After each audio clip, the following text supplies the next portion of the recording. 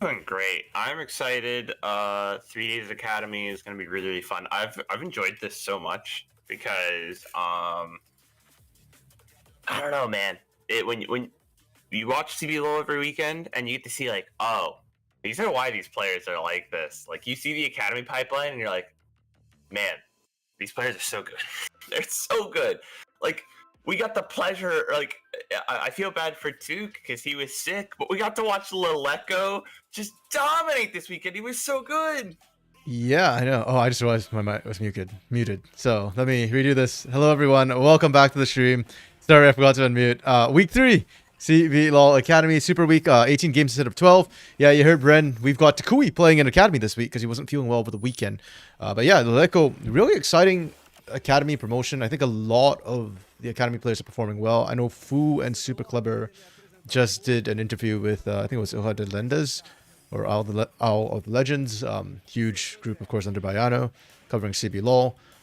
Yeah, and I think Fu, Super Clever, both really popping off as well. So, yeah, this is basically the new generation that we're getting to watch constantly. And it's kind of weird to me, too, because I didn't actually peg Fu as like one of the best mid laners last split, but did incredibly well. So, yeah.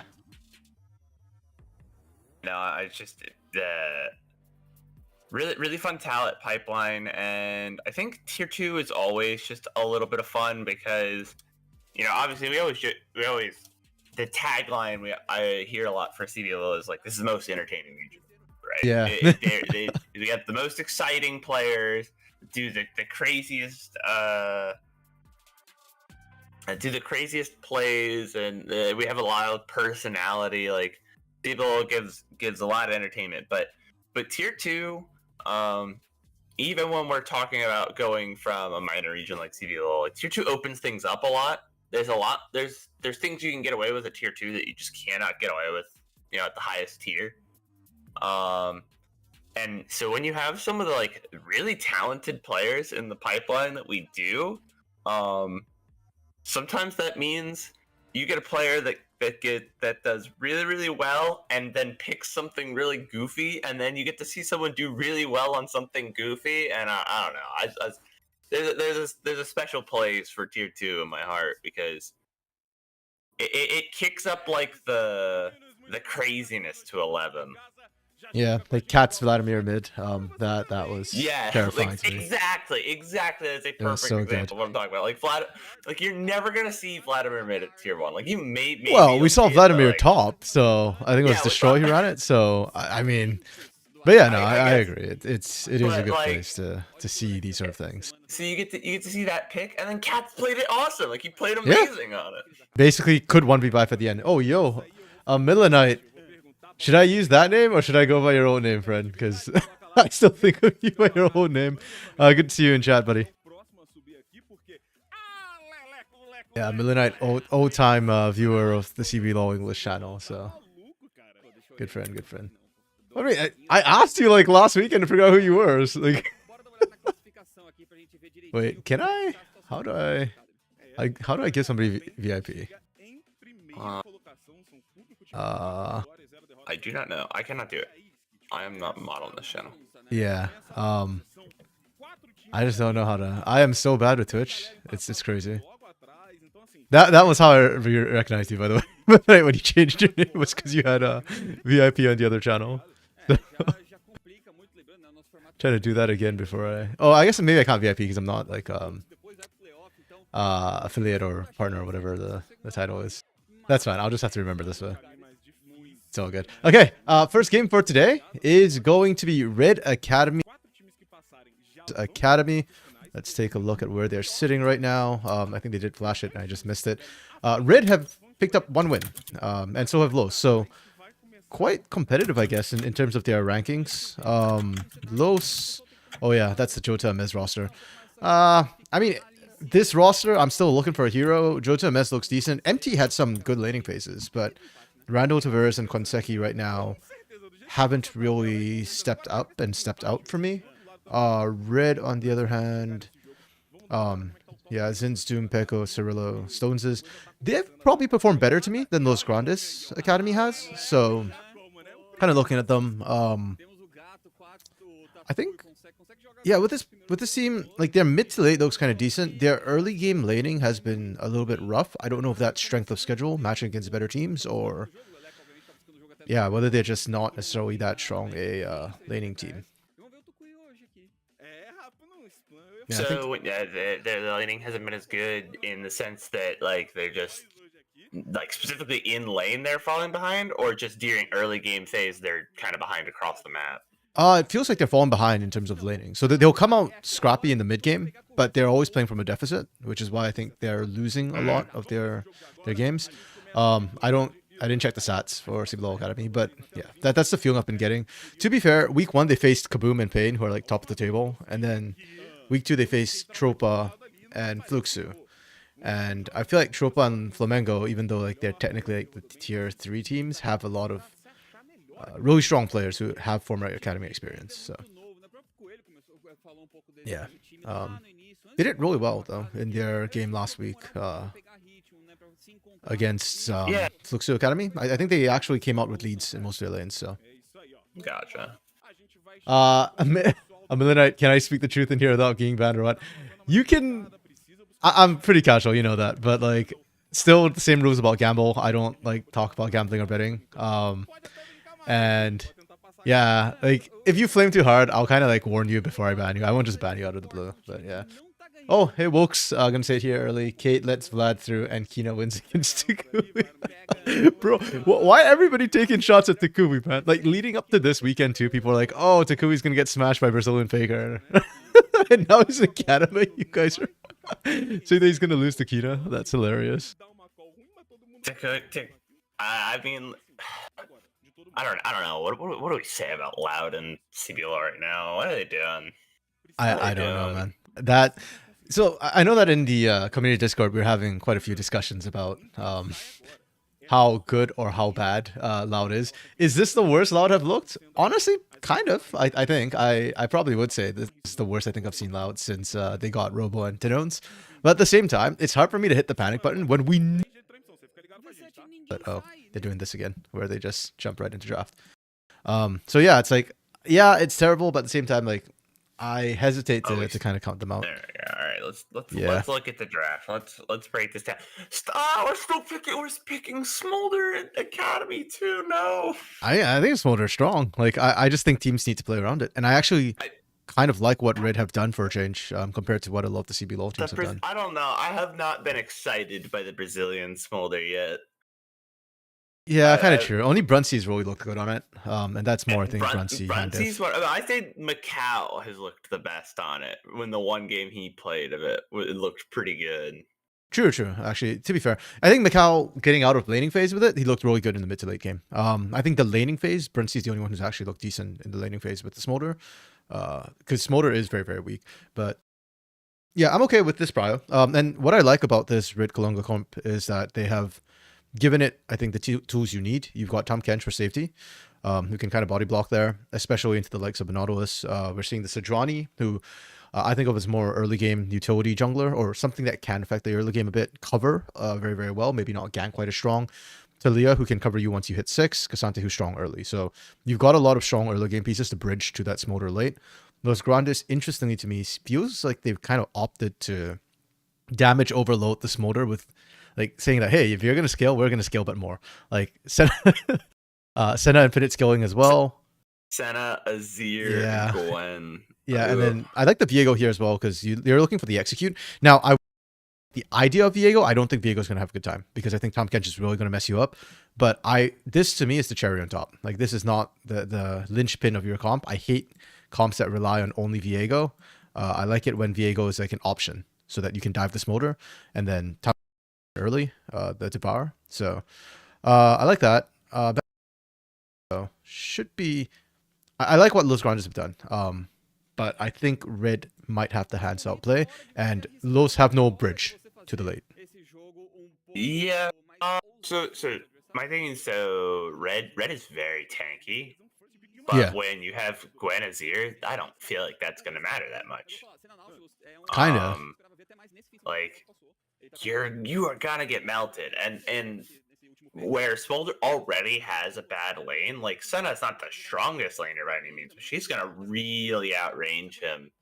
And I don't know if Tom Kent can safely dissuade Senna from just poking down the Smolder when Senna has a Nautilus. Like Yeah. TK can't really do anything about it. No, that's for the all-in. When Nautilus actually gets onto Smolder, that's when your TK comes in. But you're right, the Senna, and one thing we have seen a lot too is some supports are now building a Durant's item first instead of the support item, because it's so stacking on the support item initially, and the lane dominance that Durant's gives you as a support is huge. So I kind of hope we see Konseki or MT. I'm not sure who's piloting the Senna in this situation, but whoever picks the Senna, I wouldn't be surprised if we see Durant's Blade start and then slow down the support item just for lane dominance over the Smolder. Wook's Battle of Infinite stacking on Senna versus Smolder. Yeah, I will say I think Smolder stacks faster than Senna, because fasting Senna, obviously, right? Like less gold and all that. But yeah, if the game goes long, I don't think Smolder is sort of the Thanos button that he can be in a lot of other compositions. Yeah, and oh, empty's piloting. Okay. So, and both of them have like targets for their stacking. Obviously, the big thing we're looking at about Smolder is we want to see him at 225, where he gets the execute. The execute starts scaling. But Senna, every 20, her range goes up, and the Smolder is already kind of getting outranged. But yeah, at 20 stacks, he's really getting outranged. And at 40 stacks with an RFC, he's exceptionally outranged. And that could genuinely be an issue in this fight. These fights that we're gonna see spring up around objectives is that Red might have to initiate. Right, they're going to have to get onto someone and make the fight happen. Now, that's not necessarily hard when you have Sejuani and Cassante, but it is something that they're going to have to do. Yeah, I actually really like the start from invading and just putting the ward down here, because they're just trying to protect the Smolder lane. They care too much about the other lanes. Like they're strong enough. Cassante will win out quite strongly into the Gwen early on. Talia has good enough wave clear. Azir does need a bit of time. Because of the changes, Azir needs kind of Nashor's Tooth to really start taking over. So, yeah, I like the fact that you're just worried about covering the spot side. That's the only thing. So you just drop a ward, continue keeping vision coverage. I'd love to see Doom actually donate wards as well to the spot side. Yeah, Smolder is like the new protect. I think the way you're gonna have to play him is very similar to like when we have Kog'Maw pop up. Like he is a protect the puppy comp. Yeah, like you gotta like, and they've done that. Like they have 3 very beefy tanks. Oh my goodness, Tavares is getting wrecked by Pico right now. But yeah, and I think that speaks to what Wooks is saying in chat too. I don't understand so much of this prio to Smolder B1 at all. Seems like a good champ that doesn't fit all comps like that. Yeah, I agree, and that's why I kind of didn't like the way some of the CBLOL teams were prioritizing the Smolder so heavily. Same with the TF, but I think like what Brent's saying is I completely agree with. This red draft for me, this feels like a comp that you want to pick Smolder into. So you drafted around it. You did the protect the Smolder style composition coming through. Yeah, I'm actually pretty happy with this draft that came through from Red. I just think that Los drafted like a really good answer in general into what Red candidates want to do. Yeah, if you're gonna play for the Smolder, I do think you have to prio pick it, and then because you're gonna have if you build around the Smolder and then try to pick the Smolder, it can be picked away or banned out in second ban phase. So you have to pick around it because there are more champs in the game that can protect the Smolder than there are Smolders. If that makes sense. Right? Yeah. Like if you had all the other pieces and then you lost, like the other team picks out Smolder or bans Smolder, like you could run a Kog'Maw in that same position and you'd be fine with that. But in the jungle, you could run Sejuani, you could run Vi, you could run Zac to an extent. Like there's a couple different junglers you can run. I really don't like what Randall is doing here. Like this is unnecessarily aggressive. He's really slowing himself down. No, he didn't. Yeah. Well, also, I mean, just look at the lane states right now, right? Like, Jota Mez does not get prio. Jota Mez just, like, walk all the way through. Jota Mez was not winning. They're gonna die for this. And now Empty's gonna die too. What the hell? Oh, man. Okay. Senna's almost there, but it's too late. Oh, my goodness. Okay, so I hope they replay it. If not, I'm gonna manually replay it because there's actually I'm gonna manually replay it because I want to talk about setup for this. Like this invade to me is so screwy. Like this happens almost a minute in advance. Like when Pickle gets caught in rotation on Randall. Like at this point, Red knows that Randall's in the area. Los Grandes, like you take your scuttle and leave. Like why are you invading? Look at the get your scuttle and look at his timers. He's gonna have Krug's back up. You can see Krug's timer is almost up. Yeah, well, yeah. He's no reason to be sitting here. I mean, you can get the Gromp, sure, right? Then it's worth the Krugs because you're denying them. But I'm just looking at lane states right now, and this is kind of terrible. Like, sure, Jota Mez looks okay with this push, but because it's a defensive push and Kasante is stronger, like Jota Mez, it's kind of an iffy question mark from this top side. Mid lane, Tavares, we just saw get wiped, has no mana. This Azir can't rotate, and sure, you pushed out Pickle, but Pickle has perma prio in this lane right now, so. Fight starts, it's going to be Red collapsing into their jungle faster, and we already saw that Randall doesn't really win that. So I'm thinking on this invade, and if you watch what happens to Tavares, this is even worse. When Randall actually goes to invade, Tavares recalls. Like sure, you can TP and rejoin, but the fight has already started. Like right at this moment, Tavares needs to be there, or this invade should not happen. Dark Knight, yo, what just happened? This we're explaining. This is nightmare. We're 4.5 minutes in, and I'm already like kind of shocked. Wooksy lost faith in us after this. Randall is crazy. Yeah, I guess so. Yeah, so the invade comes through, and then the fight, by the way, it takes a while. Like, Zinz and Jota Mez don't move, and Pekko actually recalled. But because of the way teleport works as well, you can only teleport to the structures. Pekko will always be there first. If Randall wins this, then maybe you can kind of call worth, but they don't. And then another miscommunication. Jota Mez comes in, Randall's actually leaving at that point. Like, what? Jota Mez gets baited, and it becomes a 2v1 into another 2v1. Man, correct me if I'm wrong. These are Los is all Brazilians. I think all the rosters are all Brazilian. Gotcha. No imports. Not that I'm aware of. No. Yeah, not at TT. So, we can't even like look at the language barrier. Like, well, you know, sometimes these things happen. Where's your communication? Like as Tavares, right? You have to say, "Hey, I see that you're trying to invade here. Don't go for that. I need to back. Like, I don't have. I need to get items. If I don't go back and get this recurve bow, then I'm just gonna be perpetually behind. I need you to play safe." Or Jota Mez needs to say like, "Hey, this is not a prio push." Oh, we got another fight going on here. Yeah. Wait, yeah, I blinked and missed it. They just caught Empty in rotation. Did Empty know? Do they know? No, they don't. Okay. Empty comes up to like be like, "Oh, hey, what's going on up here?" And they were like, "You showed up to the wrong house." Support's just trying to ward. Well, technically Empty's the AD carry, but yeah. This surprises me a lot too, actually, because Los Grandes, one of the things that I had liked about them was I thought their mid to late game had been actually pretty good, and a lot of that's decision making and shot calling. And yeah, like it should have been. Like it just surprised me that made that call job. This one I don't blame Empty. To a certain extent, you already kind of lost control a little bit, and you didn't expect the enemy team to be there. Well, you did expect the bot lane to be there, but yeah, you kind of didn't respect Pekko. Collapsed on and get the Pekko ult out. Yeah, that's fine. I mean, a little bit disrespectful play. It happens. That one's not that big a deal to me. I like this recovery though from Los. They're still trying to go for objectives, so they'll at least get the dragon to answer the early Herald or early Void Grubs. I had a discussion with Rude on stream on Sunday. Both of us were subbing in that day, and Rude asked about what we call Void Grubs. Because Ed, and Eddie, I think is the one, or the Kevins, and then he liked Hans Gruber. I don't know where the Twitch chat one came from, but like, I'm wondering if I should start calling Void Grubs Twitch chat too. Everyone always calls the first set Ed, and Eddie. I have an idea for the second set. Okay. That's Larry, Curly, and Mo. The Three Stooges. I feel like we're doing Void Grubs kind of dirty.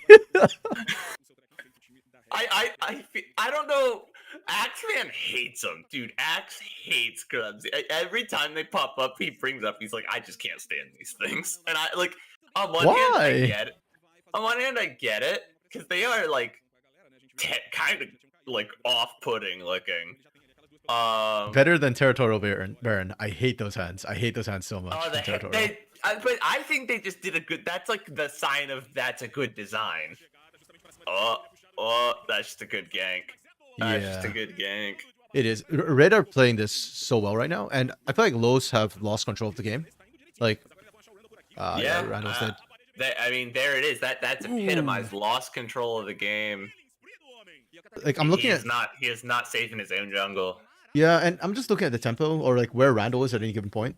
Randall feels like he's so far behind and he's just trying to farm, and the lanes aren't playing like that's the case, right? Like Tavares needs to kind of drop wards. And actually, you know what? I'll give props to Red for that. I think Red is doing a great job. Look at the vision control. 3 pinks on this bot side right now. Entire bot side is blacked out to they're risking their life. Yeah. Like call it out, but my concern about the protect the president comp is that it's very execution dependent, right? Yeah. Everyone has to do their role. Like the president has to be able to dish out 1 billion damage, and the people protecting him, like each and every one of them has to be like perfect. He still goes down, but he bought a lot of time. Yeah, he bought a lot of time, and here comes Peko.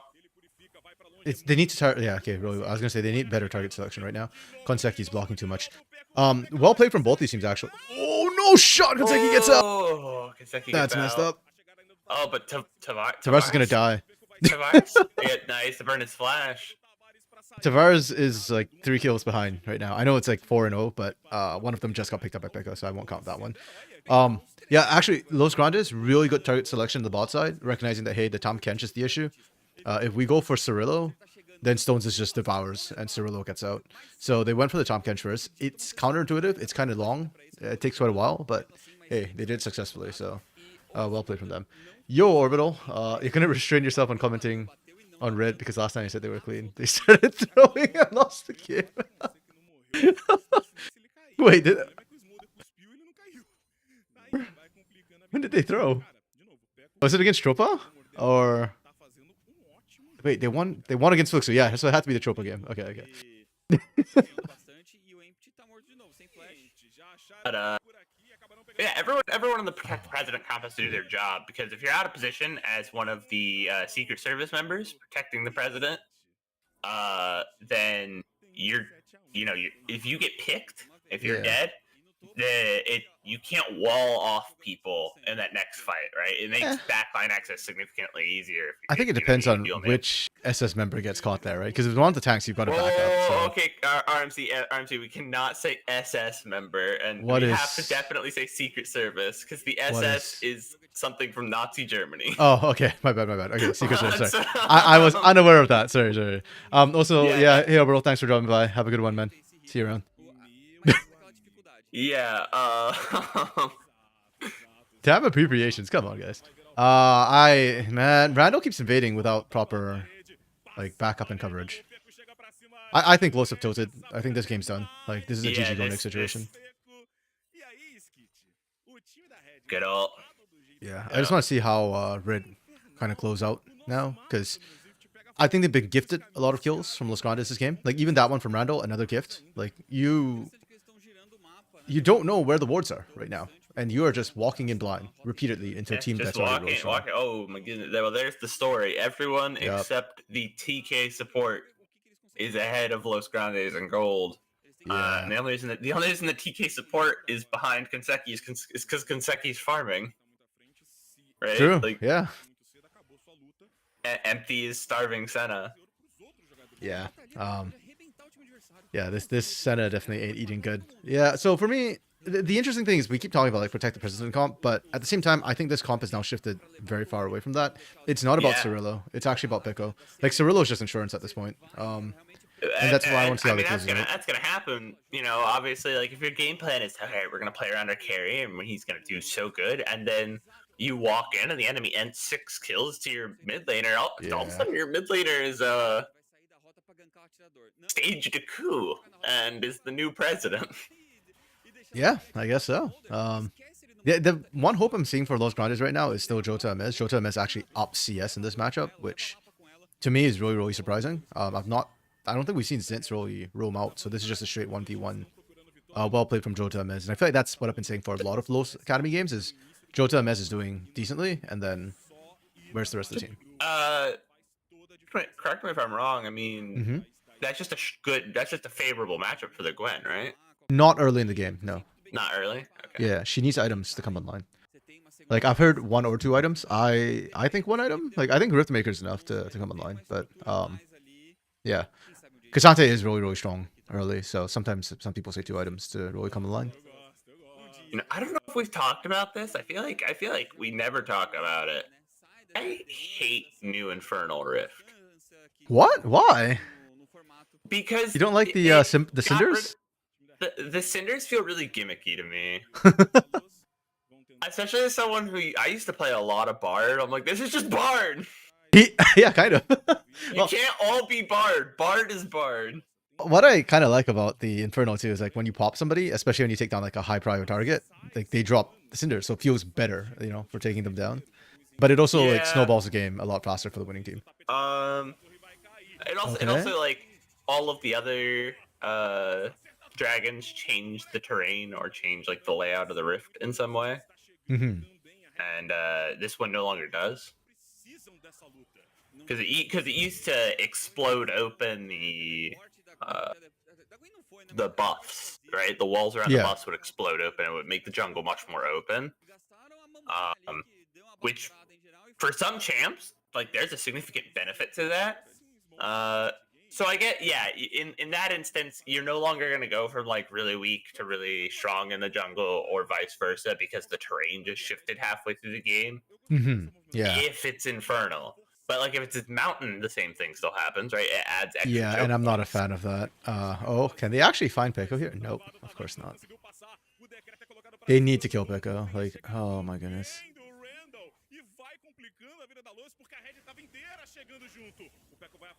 This is so good on Konseki, by the way. Like, really heads up play from the support there.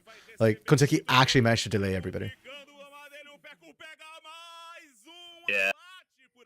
It's just tough because I mean, you delay everyone, you stop them from getting to the tower quite as fast. You probably buy Jota Amez enough time to take a tower bot side, but yeah. I mean, this is what I mean about Los Grandes' mid to late game. To me, has been actually pretty good. Like that's the best call you could make in this losing situation, right? You stall at the top side, you only lose your support. That's one for, you know, a bad sort of positioning. Jota Amez makes the right call, doesn't try and move anywhere, doesn't try and panic, continues just pushing, gets a turret. I think there was there bounty? No, there was no bounty on that. Yeah, so like Los Grandes are making all the right moves now, but you're already down like 5k gold. They don't have objective bounties. They're down that's so unfortunate. much. Yeah. Yeah, I mean technically they always have a chance to scale back in, and that's I think more in red than them right now. Oh my goodness, what the? My goodness. I don't know if MT just didn't see that, or if he just accepted his fate. Yeah, I don't think there's a way MT can kind of get out of that situation when you start recalling. It was already too... Like, you have no flash, right? So... It does... I guess, yeah, if he was already sitting still, so by the time it was on his vision that it was coming in, but yeah. I think it winds up for quite a bit. The range on that ult is really, really long. It is, yeah. But also, like, MT was kind of between turret and wall, so you can only walk forward and backward, and yeah, with the direction of Mom, it's kind of brutal there. So it is what it is. The center does extra damage on Mom, correct? I'm actually not sure. Or no, the center heals. I don't know. I gotta look this up. Yeah, I don't recall. Like all the new champs, it does a lot. The center doing anything in particular. Maybe it's just the way it's animated. It feels like it does something. No, you're right. Those in center taking 30% increase more damage and becoming slowed by 40% for 2 seconds. So it is more damage, huh? Good to know. Yeah. I did not know that. So if he had not put himself in that exact position, he probably can sidestep and probably not die. Because it feels like that did exactly enough damage to kill him. Yeah, pretty close to. I'd imagine that 30% actually made the difference. Yeah.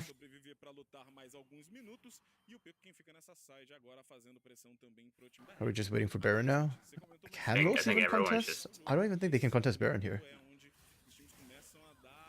Yeah, when a true support, Stones is a true support, can survive your jungler. That's a problem.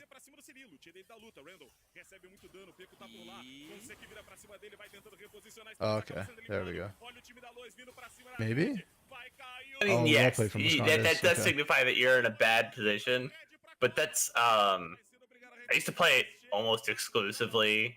Ooh, it's a really good fight from Los Grandes here. Yeah. Wait, are you watching the stream again?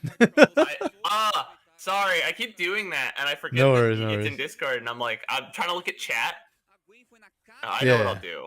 Just I can bring out the turn chat off. box. That's what I do. I think I can just get chat out of Discord or out of This is so interesting to me that Twitch. yeah, Should I be able think to do that. Red just takes kind of got a little bit overconfident and just stuck around a bit too long. And good collapse from Los Grandes. Again, Los Here we are. behind and they play from behind really, really well. I know Pop people were out chat. joking that INTZ plays well from behind because that's all they're used to doing. But like truly Los Grandes plays well from behind. Now I'd love to see them like not start from a deficit because they shrank a 5k gold lead to like a 2.5, 3,000 gold lead. Like that's really good from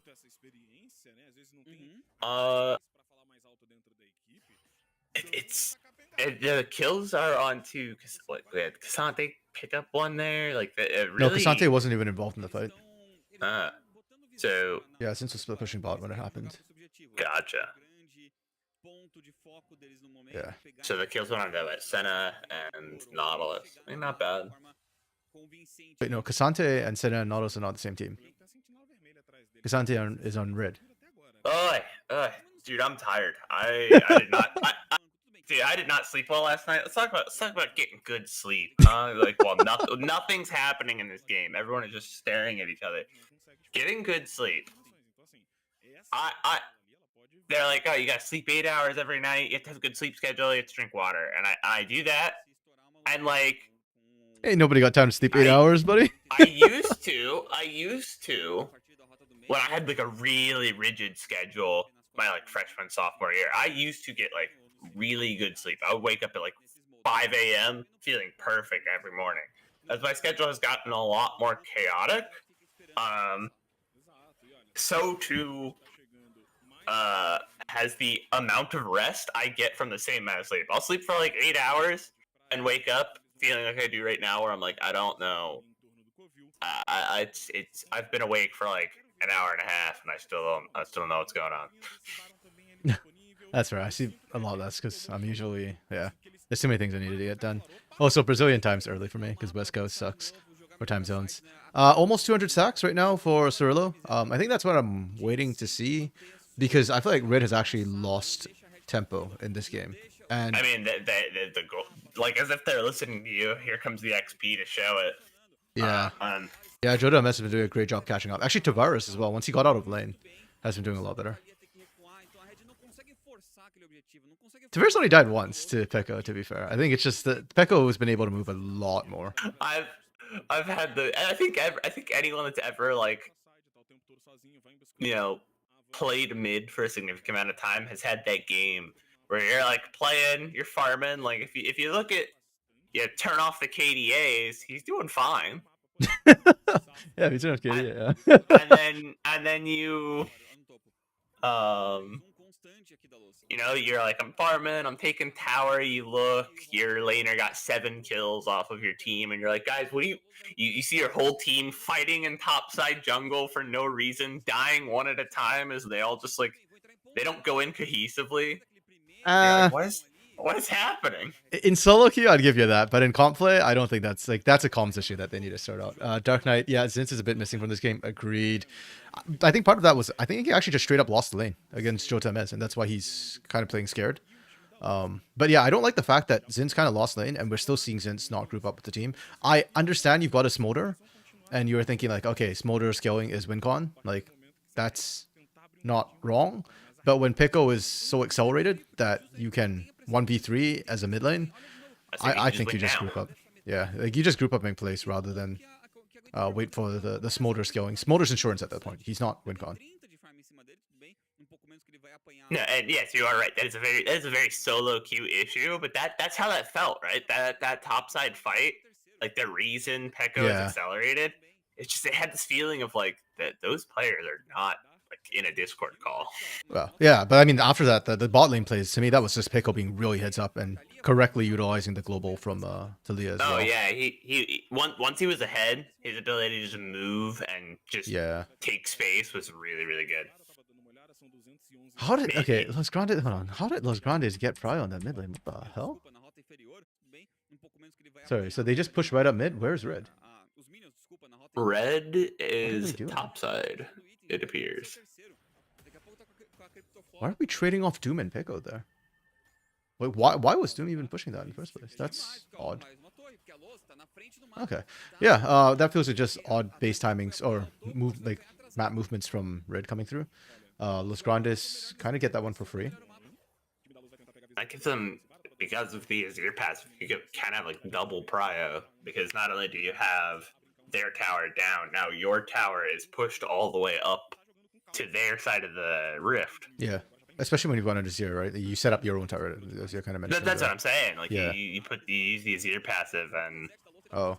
This is not as easy as it looks right now, because as Dark Knight pointed out, Los Grandes has caught up in gold, so... Yeah, Jojo Mess is like zoning 4 people. What the hell?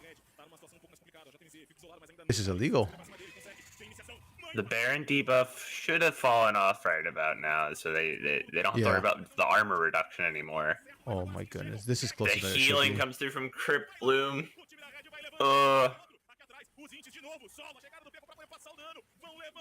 So close. They were so close to killing Pekko, and but Zinz, I think, was pretty low.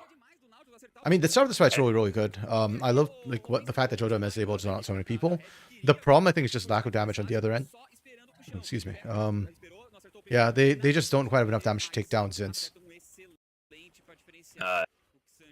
They've even though he gets low, like they're not able to kill him because of the literally because of the Crypt Bloom healing. Yeah, that's why people are going for that item. I think even into a game where they've got one tank and that tank is the support. You don't need the extra it's like extra 10% pen on the other item. I cannot remember the other pen item. Void Staff, yeah. Just an extra 10% pen on Void Staff, and the passive is like different. So you're only getting 30% pen, but that healing on Crypt Bloom, like that's such good util. I think it's almost always the better item. I think for me it depends a lot on sort of what your goal, or actually the biggest thing to me I think is the ability haste. Do you need the ability haste or not? If you don't need the ability haste, then I think Void Staff is better.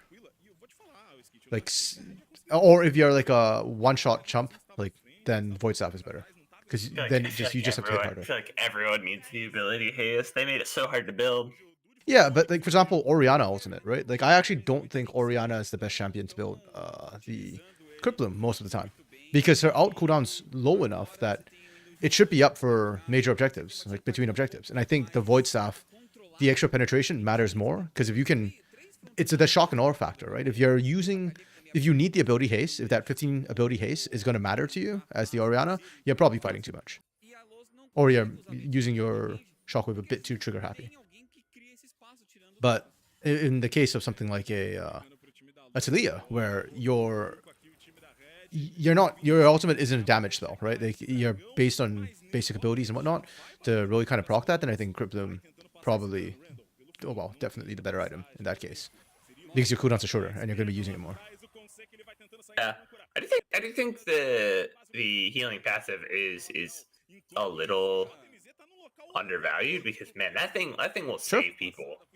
As we saw in that last fight, because and it synergizes very well with some of the more like damage dealer but not the carry mid laners, the Talia, the Orianna.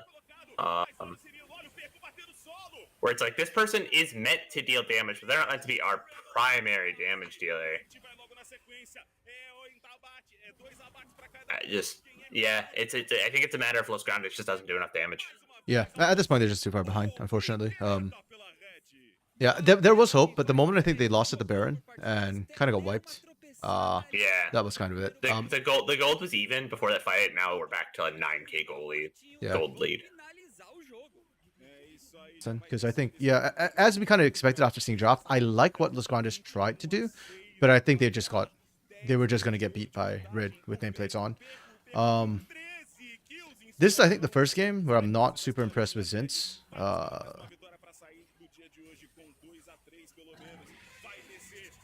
Oh, somebody back. Oh, they're already back up. Doesn't matter. I guess MVP this game. Who do we give it to? Peko?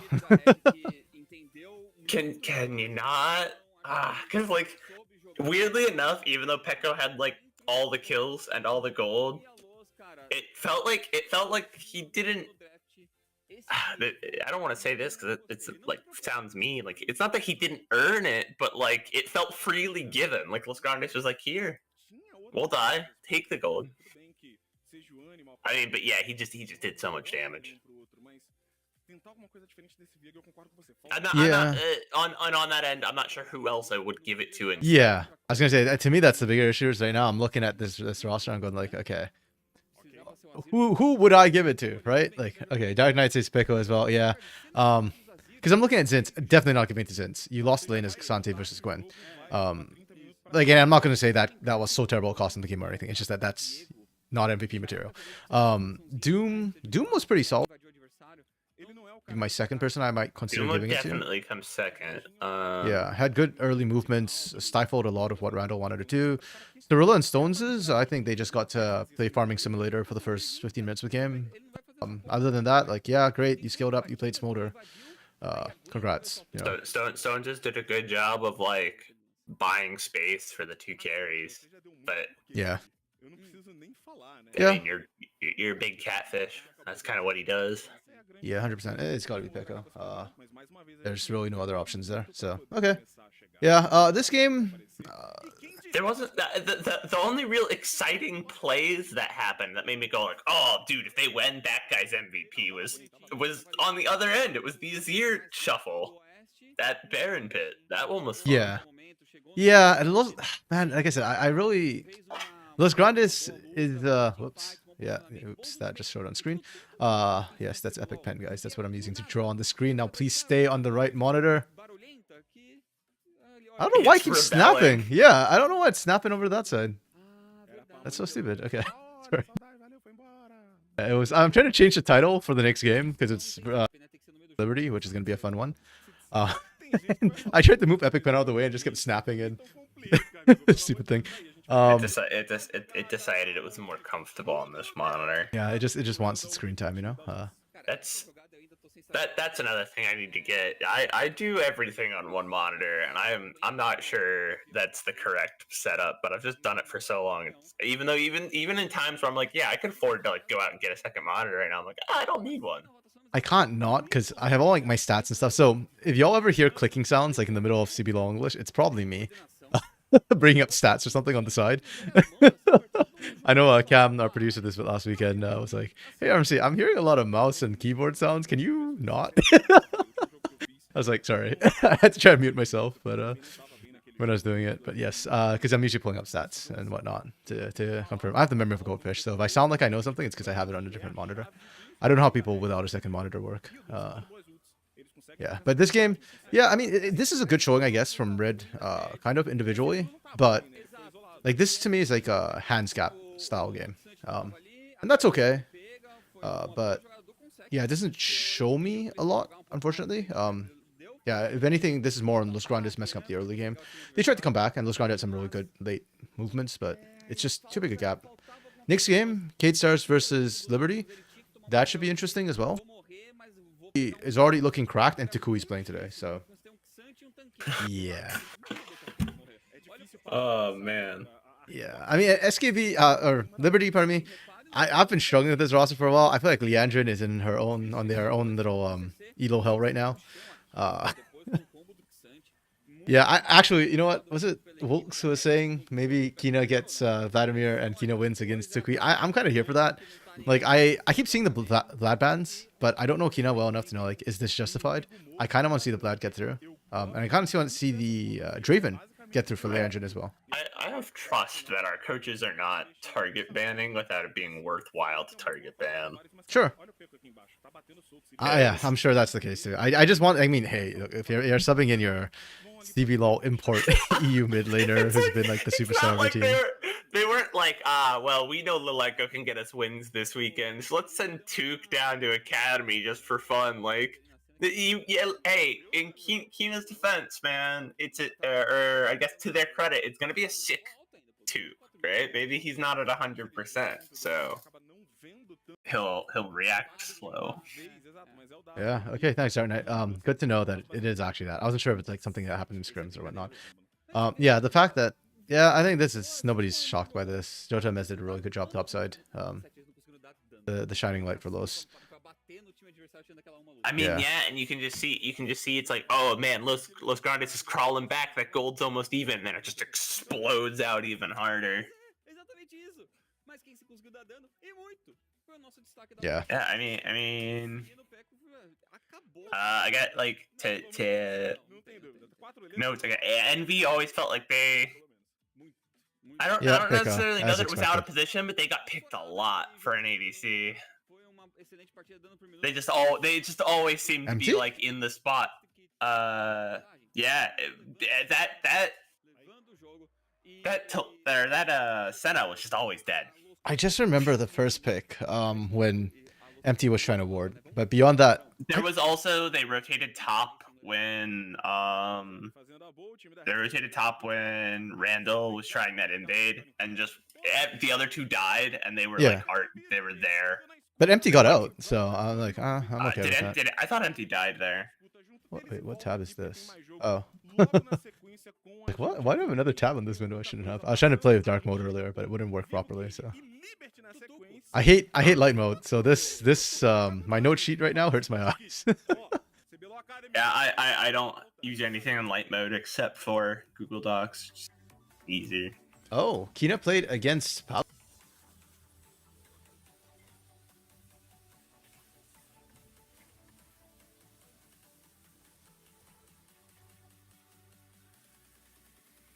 I mean, that made, you know, I won't pull up the game. I don't know if we really have time to look at that, but I will look at the. Wait, do they not have scoreboards on Leaguepedia for CBLOL? No. Results? No. Yeah, I'm freaking nabbit. Okay, you know what?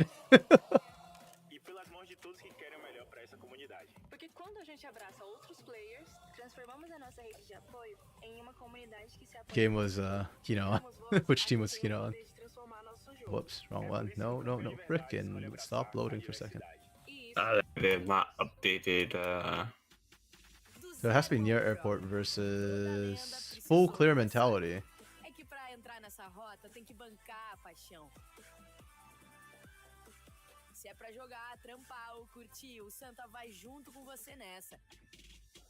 Yeah, for 100k, eternal protagonists, full clear mentality.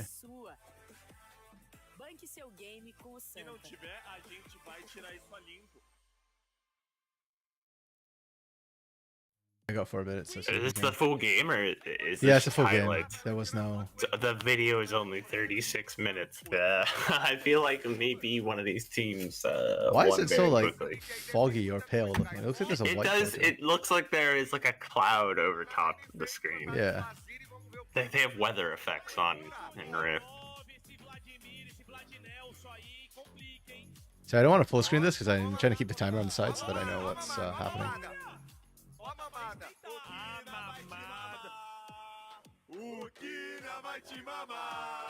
What are they singing? What is the copy pasta? I have met him in scrimmage, mid lane or Palafox, my opponent, and he is a genius or whatever. I have actually not seen that. So I don't watch LCS that much right now. So It was from Worlds, I think. Kino's gonna suck you, Drunk. Kino will suck you. Man. So I cast Collegiate quite a bit too, and it was really funny because I used to joke about Swain, especially like when we saw Swain like mid and support, like the ult, Demonic Ascension. We joke about it as the big suck. And I almost sit that on the Collegiate broadcast. It's like, that's probably not.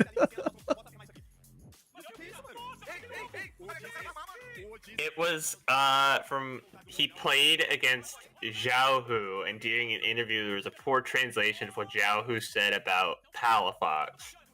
And Zhao Hu praised Palafox and said he was a talented mid laner with like a lot of room for growth. Like he can be very, very strong on the world stage. But like the translated quote is, "I have met him in scrimmage, and my opponent, midfielder Palafox, is powerful and seems like a genius." And that was getting spammed at Worlds. That's hilarious. That sounds like a Google Translate. It was a Google Translate mistranslation. Yeah. Is Full Clear Mentality like a bunch of one tricks? Is that like a bunch of monos? Oh, damn, Liquor Slip. Has to be, I guess, actually, looking at the champs. Like, who plays freaking Quinn? Shaquin.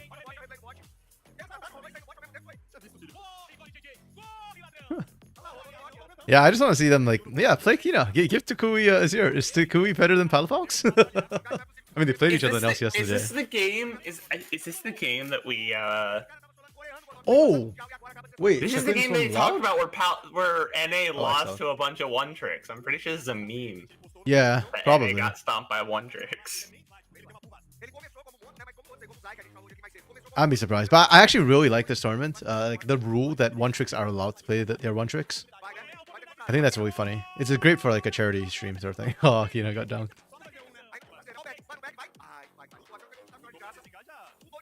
And I think a lot of times, like we've seen this in a NACL, the tier 2 North America scene, like last year when Moose Hater was stomping everyone with Garen. Like Moose Hater went and learned from the top Garen one trick on the server.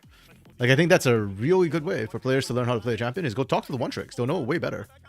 Yeah, if you're learning a champ, like, and you know someone that plays the champ, ask them about it. Like, and just be willing to learn. 100%. Because I used to hard one trick Lux, and there's some like even on a straightforward as a champ is Lux, where it's like you press buttons and blow people up. Like you don't really do much. You press EQ R auto. Like congratulations, you've comboed someone. Oh, Kina's not having a fun time. Even with champs like that, like there's generally one tricks know like the dark tech, like the secret magics that make their champion work. Yeah, or not work in some cases, which is why. Okay, why are we just watching champion stats?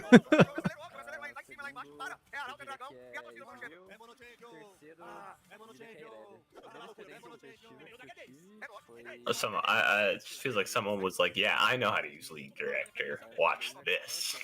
Or it might be a bit about like asking. Like, it is probably a bit. Seeing if like like the champion dancing or something. I know we've floated those sort of ideas before in tier 2, tier 3 in North America. And they won this one, but lost to another one trick. Okay. Spoods, you're here. Dude, Spoods, did you watch the games over the weekend?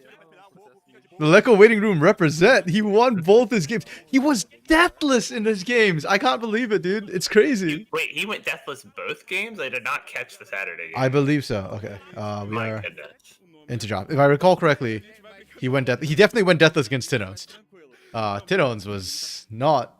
he went deathless Sunday. So he went deathless against Tinones. My goodness. That was the one that was shocking. I have met him in scrimmage, and my opponent, midfielder Laleko, is powerful and seems like a genius. Yeah. Boo, they banned the Vlad and the Draven. Guys, come on. You're gonna ban the one tricks, bro. Takui, are you that scared, Takui? You can't play against the one trick. Boo, it might not have been Alright, well, okay, let's analyze draft from an actual draft. The first 3 for VKS. Yeah, I mean, okay, I will say this. I think that it's really good that Liberty are able to constantly draw these two bans, because it does mean that Liberty gets a lot more OPs technically open, like Kallista's open, Lucian's open, Talia's open, Rel's open, all of these. It's huge for Liberty, but I don't think Caitlyn cares that much. Solid bans. You ban the Milio, kind of weakens the Lucian. No Caitlyn option. Ash, Karma, Orianna. Okay, solid bans coming through. First pick Maokai. I love first pick Maokai personally, especially because they didn't follow it up with second pick jungler. They left it open as to, oh, you don't know what we're gonna do with this guy. Yeah. So I will say, if that happens today, where we see a flex being like instantly shown, I think there are situations where it's worth it if you have enough power picks. But yeah, if you have enough power picks, sure. But like in this case, it works out, right? Because they still got a very powerful jungler in the Nocturne, and they drew a support ban in the second set of bans, and they were just like, okay, well that's cool because we already have our support. Yeah. I would imagine Tukui's going AD LeBlanc. No, I would hate AD LeBlanc here because you need to one-shot TF. This is going to be an ADTF. ADTF is broken right now. If you run AD LeBlanc, you will lose that 1v1 against Twisted Fate. So you actually need to go full AP burst LeBlanc and one shot or two rotation TF and like walk away the first one. You will lose this AD LeBlanc here. I stand by that. Maybe Tukui can make it work, but I think it'd be very, very ugly compared to see, for me, I'm thinking like Tukui in tier 2 is going to be like, he doesn't. We have not seen him play the LeBlanc. I feel like he just does the 80 LeBlanc to see if he can do it on stage. Maybe. I think that'd be surprisingly disrespectful. I don't know if K-Stars would be willing to do that as an org. But we'll see when they get into the game. Anticipate really, I don't mean really it's strong. like disrespectful. It's just like you can only learn so much from scrims, right? So he's got a chance to play in a game that now it's not for main CBLOL. He can try something that he's less familiar with. That maybe he wouldn't be willing to try it against Tinones, but he's willing to try it, here. To me, to some extent, that's the definition of disrespectful. But we'll see when we get in the game. It might or might not. Yeah, so Rel picked up here, same thing, flex. The LB we talked about. I think it's interesting, though, that the was picked blind. So we have to remember that TF is the answer here. So I don't think it's Tukui flexing. I think it's just Tukui picking a nice, strong champion, have different build paths, and can do different things. Second round, like you mentioned, because the flex bans come through, they're trying to give a good lane to Kalista, Cassante, Tristana. Wait, where do we think that Triss is AD carry? Is the Andrew known for Tristana as well? Because you see the TF, or you think, okay, there's a lot of flex here because something, I guess. Flex. TF can go 3 roles right now. Top, mid, bot. Rel, jungle support. Talia, jungle, mid. So, do they think that it's going to be Triss mid? So is that Kino or Leandra they're targeting? Or either way, I guess they just... I don't know what they're thinking here, actually, with the Tristana ban. That's interesting. It's an interesting choice. But... yeah, I don't think it really matters. Then we see the Nautilus pick up. That's fine. That tells you Rel jungle. That tells you... actually, no, this is a Nautilus. This reveals both of these picks right away. Oh, well, it is what it is. And kind of gives away the TF. It's fine. And then we see Senna with Maokai. Okay. And then Nocturne. Ooh. Okay. I like Nocturne because you said we have to waste. You said we have to delete ADTF. Well, there's a guy that can do it. He runs in. He can spell shield the gold card, and then that is a dead Twisted Fate. Yeah, I'm just thinking. Well, picking the Nocturne here, or with the Senna, does it make more sense to go AD LeBlanc now for more physical damage? I don't know. I still prefer AP LeBlanc. There can be a case made for AD. I just really don't like the individual matchup for this one. Okay, so Liberty just went like strong team fighting comp with double globals roaming. You've got a good front line. TF actually becomes really strong as AD carry later in the game. I like what Liberty have drafted. I think K-Stars also drafted really well. You've got the big Wombo combo, Maokai, Senna, Rumble combination.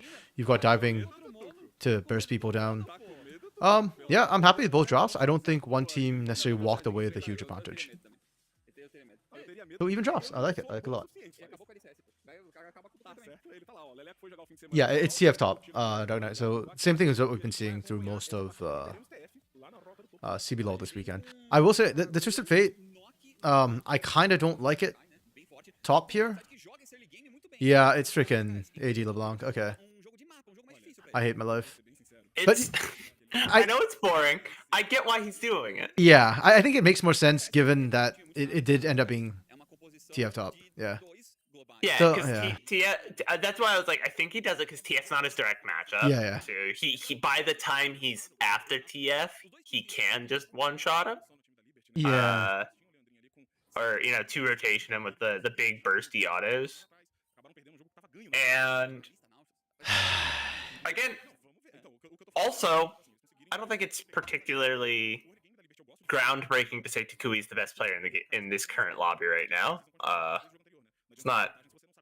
There are plenty of good players we are going to talk about that are exceptionally dude. Morpheus is another player. How does VKS have another player that people are like, dude, this guy, I want to see him on my roster? Like, Literally because of Code CL. Like that man has huge name value. There's a sentiment I saw a lot this weekend was like, oh man, I'm a fan of X team, and I man, that Morpheus guy in Academy, I wish we had him instead of R80C. It's like, oh my goodness. Like they have VKS's Academy has 2 players that would be like strong, like not even just like fringe starters, strong starters in CBLOL. Like, ooh, Fate overextends. No, Thety's fine. Yeah, it's Levison who grossly overextended there. I thought Leandrum was closer, and they were going to be able to burst down Fate after the lockdown, but I didn't realize.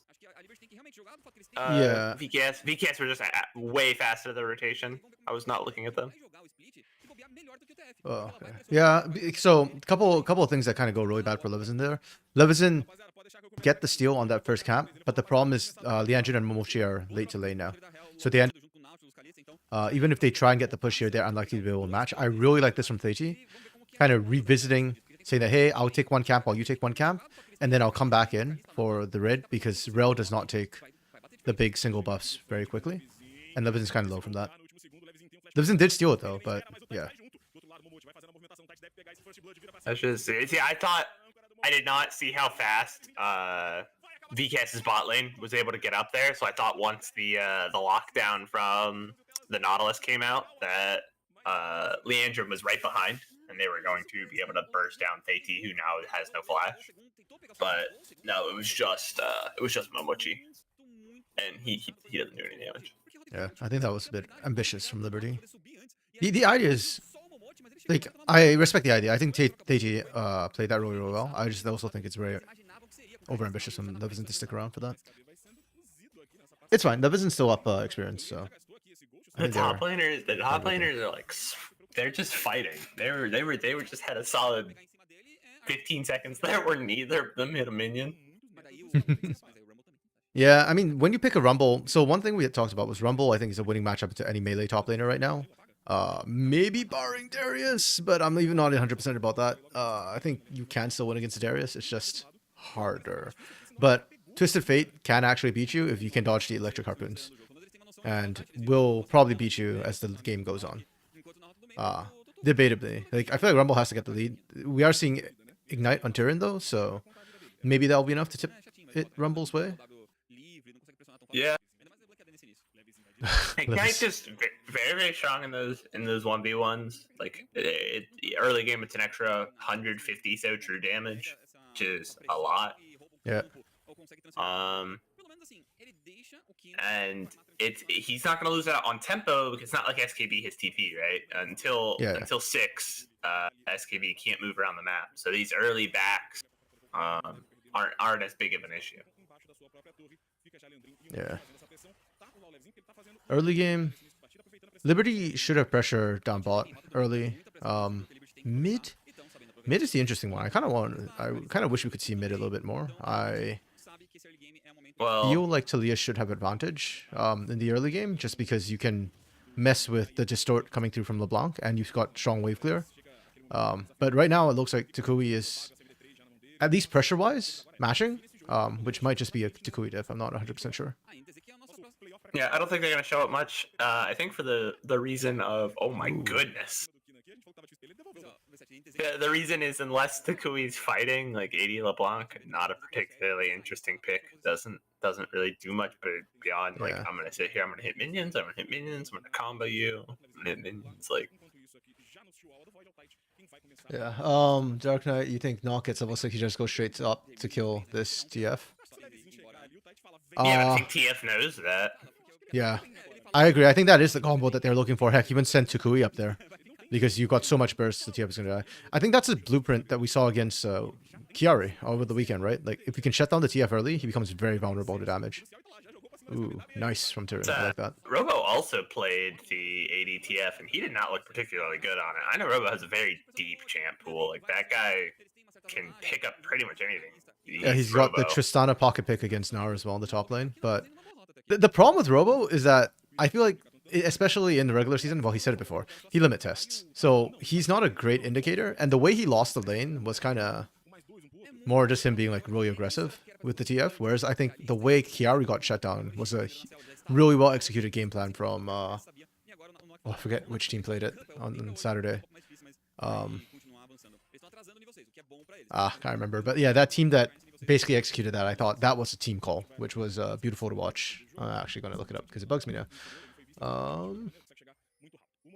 Who played Fluxu? It was Liberty who played against Fluxu, yeah. Who I think shut down Chiari beautifully on Saturday. That one felt like a team play. We had a bunch of really good games this weekend. Yeah. Yeah, I mean, well, also like when you get shut down that hard and like people just keep camping your lane, it's just what are you gonna do? You need your jungler to come and help you. Yeah, you're lying to yourself. You say you never had that game where it's like it just feels like everything you do, like the opponent jungler is there. You just so you're like, okay, I can't go farm because I'll die. Yeah, they have a freeze going. I can't just sit under tower because I get no XP, and then they'll dive me and I'll die. Like. And then it becomes a question of like how much is Sting willing to sacrifice for Chiari? Because the pathing on that game, like Sting was, I think he started bot, so by the time that he went up top, it's like it was in between the ganks, and the timing was really bad. So Sting has to like kind of sit where there's no camps in order to try and cover for Chiari. So it becomes like really, really tough and a really, really rough decision. And I guess the call was just like, Chiari will be fine. Sting, we want you to kind of help the other lanes, and then it was not fine. Okay, we are getting C mid lane. Oh, yeah, Takui's trading a little Takui just did some Takui moments. Oh.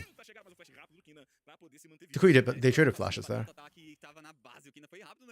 I don't know the name of LeBlanc abilities, but distortion is the teleport. Yes, it's a dash. Yeah. So, distortion is that she has one that's like an actual teleport and one that's a dash. The dash. No, so they're both distort. Going in is a dash, going out is a teleport. Gotcha. Okay.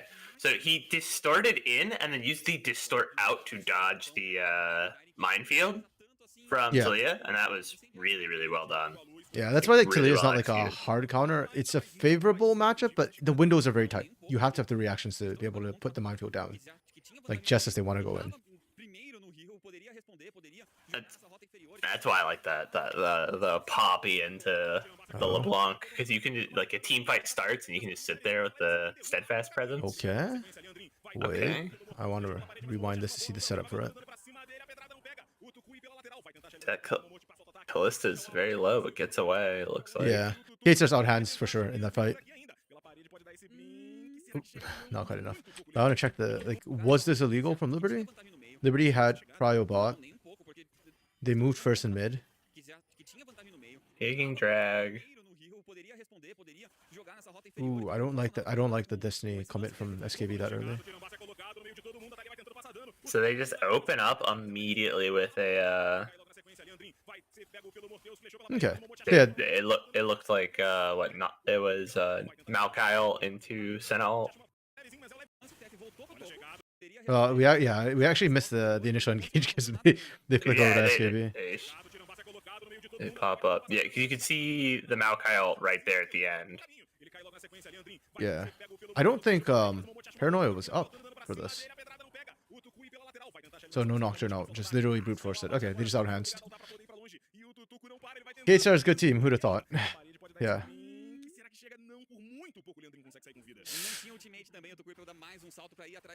Not a big fan of this knockout, yeah.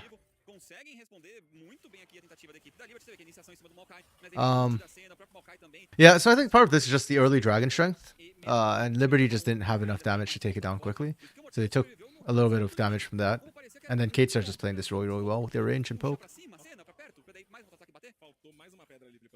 Yeah, I don't think Liberty did anything wrong fundamentally. That was just outhands. And yeah, just getting outhands everywhere. Talos goes in and lives so long because he caught the Senna ult, Senna Q, and then he was just, and then I think his own passive proc, and that guy was alive for a while, and that just let everyone else. It bought so much space for them to just walk in and start fighting. I will say I like the macro calls both teams have been making. It's really solid, even though Liberty is losing right now. The decision making has been pretty sound to me for the most part, and for Kate Stars as well. I like that they are also kind of pushing tempo. They're not just sitting back. There we go. There's the gank we're calling for. Oh, but SKB's playing this well. It's out of there. SKB played that really well, and that's a double kill, man. Uh-oh. Dark Knight SKB trying his best to change your mind right now about this TF.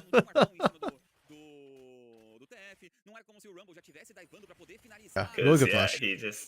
I think Tyr needed to wait like half a second on that equalizer for the Fear to Tether to go off first, because SKB just dodged everything out of that. I would have liked, especially because because Theiti came in and he immediately dropped the equalizer, but I feel like SKB was gonna flash anyways there to get away from Theiti, and it's just double value because he also flashes out of the equalizer. Yeah, exactly. Like, or either that or open with the equalizer so he has to flash first and Theiti can stick on him, one or the other. Exactly. But, yeah. It's okay. Well played from SKB though. Perfectly timed flash to break tether and create space. And Lebanon was actually in the right spot this time to cover for that, so unlike the Luxu game for that we were discussing. It was just very well played by. Yeah, there was I would say a small misplay, like the timing of the rumble, but it was just very well played by SKB. He played to his outs very well. I'm actually a bit worried for Tyrion now because I feel like once TF kind of picks up the first item, he gets really strong, and once second item completes, like he gets to trade on you, especially if it's like RFC. You get gold card, 2 autos, and walk away. And unless you land Harpoon as Rumble, I don't think you actually get an option or a chance to trade back. Yeah, so once you have the RFC, even on the AP build, like it's worth picking up because like being able to you can drop that stun from ridiculously far away. Yeah. And then if SKB's timing it right, that third auto, one of those 3 autos is also going to include his 4 auto passive. Mm-hmm. And so you're just taking a ridiculous, goofy amount of damage, and you can't respond because you are stunned. Yep. Kind of didn't like the rumble the time with the out and dive. Yeah, exactly. Okay, Dragon's coming up though. So I guess at this point, we've been praising a lot about Kate Stars. They've been just mechanically outhandsing. Oh. I was going to ask, how do we think Liberty gets back into this if they can? I don't think that was it. That's a lot of big ultimates down before Dragon spawns. Yep, and you lost your mid tower anyways, right? It's not like you forced them back before the Herald. The Herald was driven in. They have that mid prio. Here comes the TP flank from Tuke. Yeah. Big damage. Equalizer is able to slow him down, and yeah, you're not getting away from that. Wow, this is an execution. Kate Stars putting on a masterclass right now. Like it's not just the Kui, by the way. Like this team as a whole is playing super clean. It was a good flank from Tuke, but I actually, as opposed to the last one, I really liked this equalizer. It was really well timed. Yeah. Well, the whole collapse in as well. I like that they didn't panic initially and they kind of waited to actually make that play happen. Oh, they actually got the right one. I did not notice that the first time. Yeah, for Liberty, it's kind of really rough. I do think the mid play was a little bit probably too desperate when Dragon's up. I understand the call to try and say that, hey, if we can make this pick happen, we can get the Dragon. But to do that and then still go back to Dragon feels a bit... Yeah, I think after you lose all those resources, you just leave. The hell? Or you contest, maybe, but you... Oh, that's the worst feeling. No. That's hilarious. Also, I'm shocked that Tyrion just soloed SKB down bot. That's interesting. I guess he landed all the Electro Harpoons, and that's the big thing.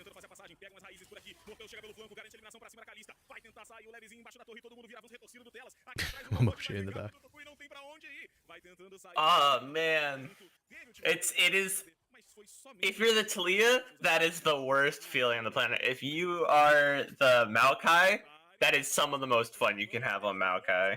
Yeah, this is more what I was expecting for the matchup. You dodge the extra weapons and you win that for SKB. Kind of close. Oh, went Rage Blade second. Okay. Went for more damage, less range. Interesting, interesting. Kaboom and Cade Academy could easily take INTZ's spot in the CBLOL. Hey, bro, what about Pain? Hey, man! Pain Academy's off the table right now, bro. No, he's cooking. But yeah, I agree. This mid laner for VKS Academy, I heard he already has CBLOL experience. True, yeah. I heard that this guy, I think he's good enough that maybe EU and NA might want to take a look at him. That's all I'm saying. Okay, but you see that trade right there. This is why I really didn't like the AD LeBlanc idea if it was going to be TF mid. Because you can see that AD LeBlanc actually doesn't win that trade. Like, SKB in one more item can just sit there and tank the entirety of AD LeBlanc and just win. Like, you don't even have to dodge at that point.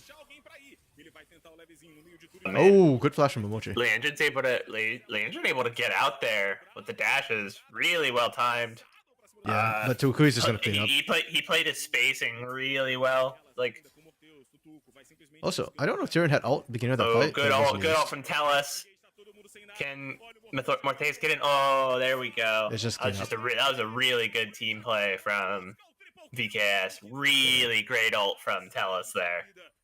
I mean, Liberty is making all the right decisions, all the right calls. They're just getting outhands in that fight. Like, over and over again, they're just getting outhands. Mortius and Tukui are just cracked with your hands. Yeah. Damn sounds about right, Suits. Yeah. I liked the play. Landon had the perfect balance, like really good positioning. Like they went in just far enough that everyone was like, "Oh, we can the Callista. We can kill the Callista. Look at the Callista!" And backs out just far enough that they don't die. They're able to get a pick, but they stick around just like a second too long, and it was long enough for VKS to just capitalize. Really I almost argue that like if all things being equal, they could have won sticking around, but things are not equal. And no. Nameplate's on though. Yeah. I don't like that fight for them. Well, but then if nameplate's on, I don't think this fight I like Liberty taking it all. So yeah, it's kind of rough. But yeah, again, I'm a big believer that when you lose, you learn more. There's a lot more to take away from this sort of stuff. So, and I'm liking what I'm seeing from Liberty as a whole.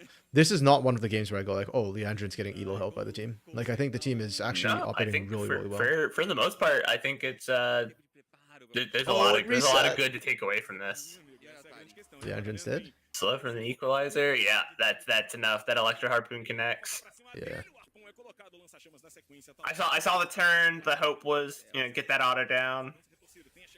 Did Tellus just dodge the?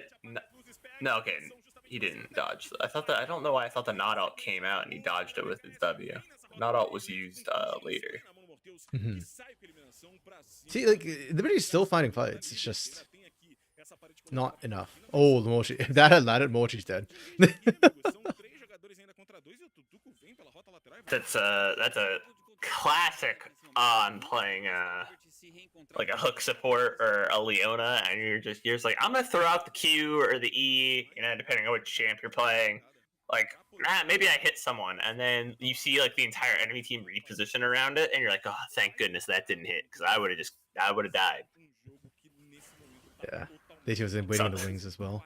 And with Mortius on Senna, like the heals and shields are still also there, so it's kind of rough. I meant to miss. It was tactical. Yeah, just zoning, The game of chicken. Baron's on the table. Exactly what you say. I'm just zoning them. Come on. Baron's on the table here. I think Kate Stars will probably just pick that up just because it's there. I don't think they need it, but yeah. Man, we see the third item come out for Takui, and that is gonna start he's gonna really just have that one burst, like half your health. Now with the Essence Reaver is really strong. I feel like most of the Sheen items are pretty good this season. Yeah, for sure. I really like Lichbane, personally. But I'm a big Lichbane guy. I think you can run Lichbane on a lot of champs you would not have run Lichbane on previously and get away with it. I just add so much burst like rotation helps it start taking. Okay, interesting. Liberty get first move and actually get all the vision out around Baron. This is good for them, but also somebody needs to go address the Kui. Yeah, he's just gonna take your base.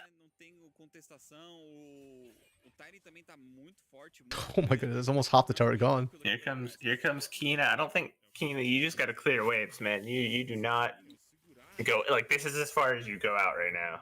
Yeah, 100%. That's the call from Kina, right? You're just cutting the wave and walking back, cutting the wave, walking back. Because the moment that minefield goes down, like you know Tukui's gonna be on you. Oh.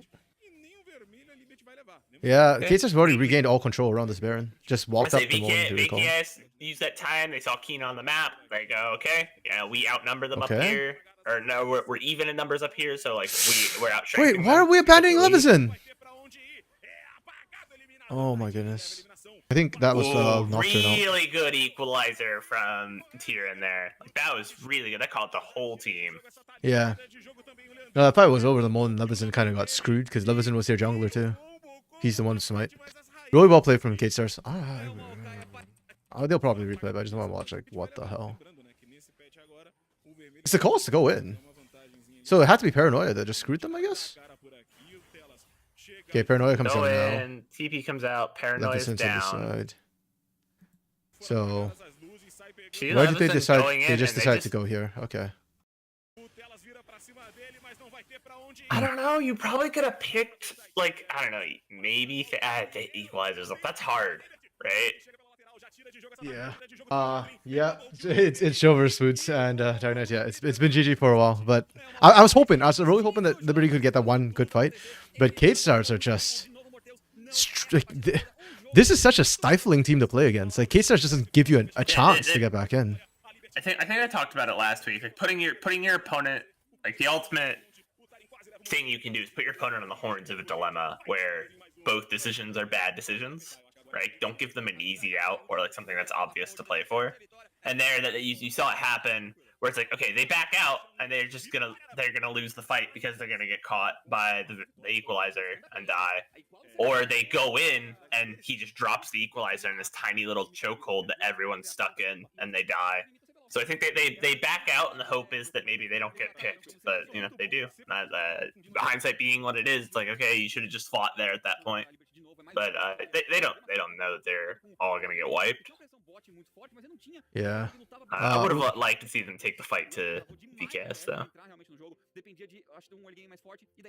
What the frick? I think Liberty cleaned up their draft. I think this draft was fine. This draft was good. I have no takeaways from this game. For Kate Stars. For Liberty, I like how they play despite the loss. I'm withholding judgment still because they did have some bad games last week, so I want to see them. If they do well tomorrow, I'm going to start saying that I think Liberty Academy has cleaned up their sort of mid game a little bit more, or their decision making a little bit more, and the Android might not be elo held. So, yeah. And then I can't tell anything from Kate Stars. Like Kate Stars just performed really well in every single lane. Like, I mean, I know Dark Knight, you hate Tyrion, but Tyrion played well last week, day 2, and this game as well, really solid. I had like one bad equalizer, that was kind of it. Obviously, I'm not gonna bother talking about Tukui here. Mortius did really well. I thought Theiti did really well. So yeah, Academy just Kate Stars just looked really good. But we already knew that. So wait, what's the next game? Because I swear, if all our games are like one-sided today, I'm actually gonna be a little bit annoyed. Loud versus INTZ. Ooh, that's Loud favored. Chopa versus Fluxu. Chopa favored. Pain versus Flamengo. Kapun versus crap. Oh no. You don't hate Tyrion. Sorry, you don't hate Tyrion. You just really don't trust him, Dark Knight. My bad.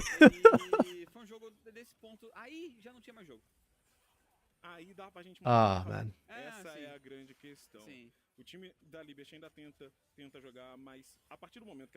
Okay, so I guess today, you know what? I'm gonna change my mindset a little bit. Instead of like saying I'm looking for good games, I'm looking, I guess, for the teams which I think are lower ranked to change my mind. You know, like show me something a little bit different. Show me something that maybe a wrinkle we haven't seen or some level of improvement. Like You know even if I think honestly, we just got that from Liberty, right? Yeah. Like, okay, they're realistically, unless a lot of things go right for them, they're not going to beat VKS, especially not a VKS with their starting tier 1 mid laner on it, you know? Yeah, 100%. So, like, we don't expect Liberty to win that, but we did see some things we liked. And so if we could get that out of all the teams, you know, it's like, okay, maybe you don't win, but like show us some improvement. Have a couple good macro plays, you know, a couple good ganks, something like that. That's what Dark Knight, tell us MVP. Oh man, I don't hate it, honestly. Tellus had some really strong grasping roots. I actually kind of want to give it to Mortius. Like, but I think that says a lot, that like we're all looking at like, or yeah, I think that anybody could have won MVP this game. I just don't want to give it to Takui. I'm sorry, Takui, but you're stalling an academy, so I'm fine with Tellus. I'm fine with Mortius. Not named Takui, bro.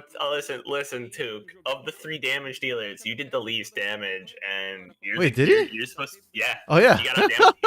You got damaged by the other 2 laners. That's hilarious. Yeah, I mean, actually no. Okay. Yeah, I give it to Leko, Mortius, Tellus. I probably wouldn't give it to Theiti. I think Theiti had a bit of a free game this game. And not because he did badly, just because... Okay, they get to Theron. Okay. By the way, this is the best profile pic.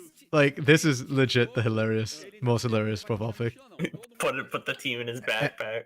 And not only does he put the team in the backpack, can I also just point out Leko bigger than the others? Because they know Leko is the bigger carry. That's all.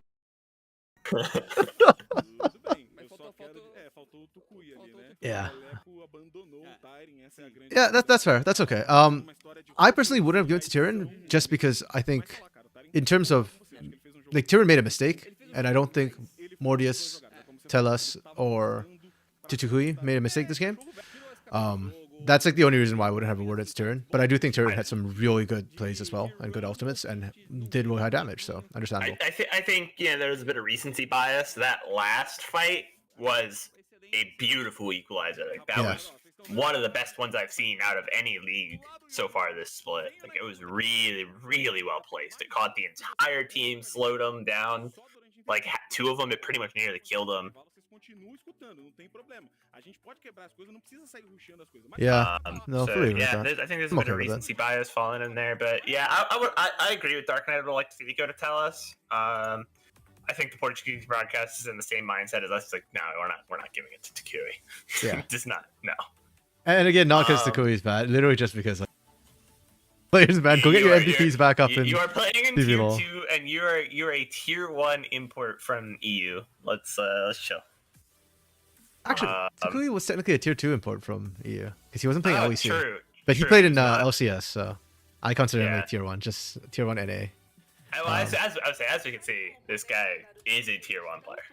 Like, this guy's really good. Loud versus INTZ. Where's my INTZ?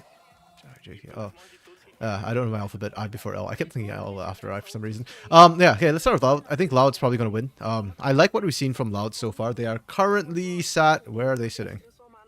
Coming into this week, they are sitting. Oh, it's tied for second, 3-1. Okay, and INTZ at the bottom. So, yeah, I think Loud's good. Curdy was the first rookie who caught my eye. So, yeah, that's good. Hugado is good for Academy. Probably a little bit weak for CBLOL. Annie is, I think, decent for CBLOL. Actually, not the split, maybe. The level's been getting higher, so. But I think Annie could play in CBLOL and not be embarrassing. Like, not embarrass himself, I mean. Sad had a really good game last week with the Lucian game. So, the Lucian game was really good. Yeah. I think Loud's just generally good. I expect them to be top side of the table.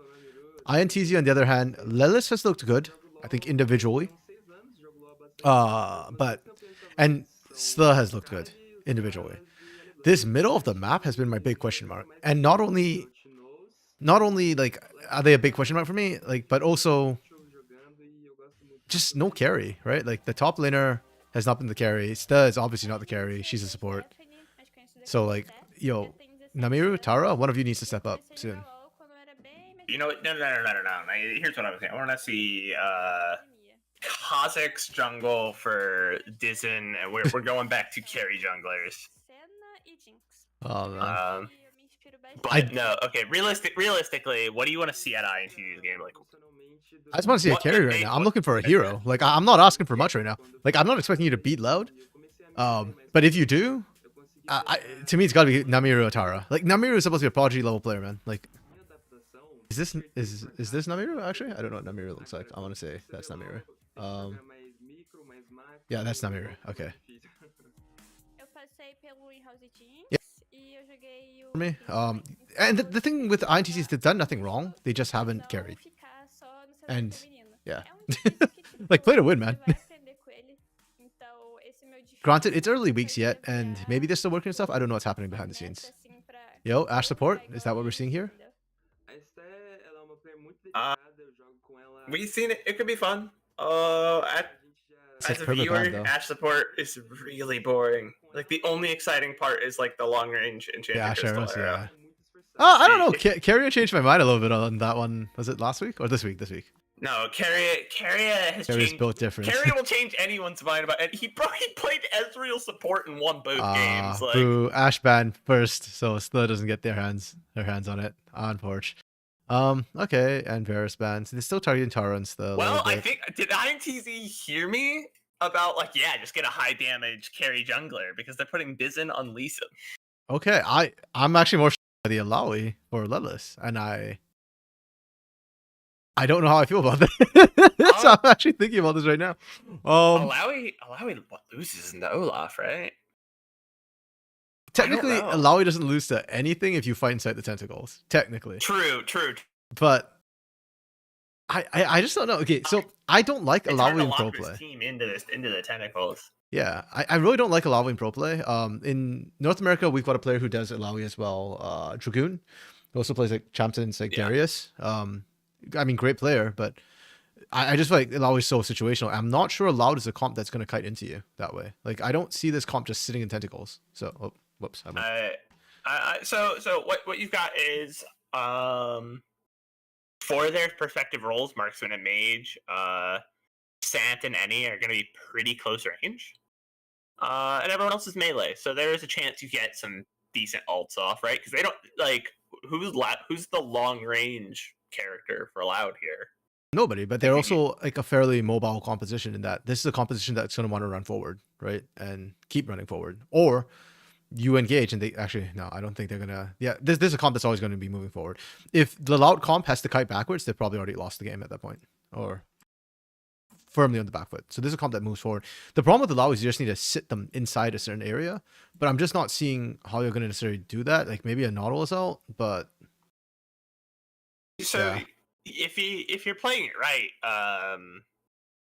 the Hui could lock people down, right? Maybe, yeah. Into that W, or you can pull them back in with the EE. Yeah. There are some ways for INTZ to sit and fight in a spot. In terms of drafting around, because like if we're looking at draft order here, we see another blue one Smolder. That's our second blue one Smolder in 3 games. Again, I think if you want to play the Smolder, you should pick it as prio as possible. I agree. I agree with that. If Smolder's the character you want to play, I just don't think you need to. Like he's a strong pick, but I think opportunity cost wise, they're just better ADCs right now. Maybe I'm gonna withhold judgment on Smolder first because I do think personally Smolder's always strong, but I do agree that CBLOL has not really shown that they know how to play around it. I don't hate this draft for it though. I do think Sejuani's a good sort of champion to kind of buy time for Smolder to scale, especially just counter ganking. I'm not a fan of the Orianna necessarily, but I don't think INTZ punished the Orianna Smolder picks. Like Hui is also a champion that needs to scale, so they'll be fine that way. I feel like INTZ just went for the you want to pick a Smolder, we'll just outscale you, and I don't hate it. I think Hui outscales Orianna. I think Senna outscales or will scale alongside Smolder, and the range can be an answer. I don't hate INTZ's draft. I think Loud's draft is pretty solid. The question I actually have for this draft is this Olaf. I feel like the Olaf doesn't fit the identity of the draft, but I don't think Olaf needs to fit the identity. Like Olaf will just do Olaf things. It's just here to Olaf on you. Yeah, as long as the rest of your comp is cohesive, Olaf is just like Olaf has space to do what he wants. I like the Lee Sin from INTZ as a bridge. I just know about the Alawi, but even now I'm still thinking about it. I don't hate it. I don't hate it. I just Yeah, there are ways. INTZ plays it correctly. There are ways for them to utilize Alawi's ability to just control an area. It is possible, but yeah, because on one hand, like Orianna is very burst oriented. Like once a shockwave down, that's a large part of her damage gone. So if you can use the Alawi to kind of dissuade that, it's okay. Ilhadis Lendis just posted that INTZ top laner has Alawi as its mono. Oh, thank you, May. Okay, that explains a lot. So I guess you're just trying to shut down the Olaf. Okay. They dominate. Interesting.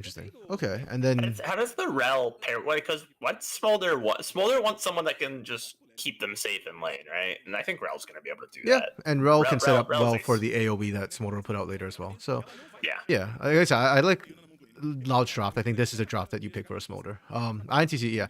Okay, if Ilawi is the one trick pony or the one trick for Lelis, and you're up into an Olaf, I guess I kind of like it. Okay, I do like it a lot actually. Now I think about it, because I think Hui sent an outranged Smolder, so it's a very execution heavy draft coming through from INTZ.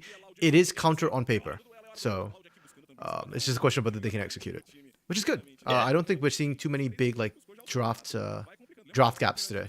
Well, I think all the games have been pretty close draft-wise. Okay. I'd agree. I'm not, again, it's another one where it's like this pick is strong. I'm not sold on CBLOL being able to play it right now. Is the TF top?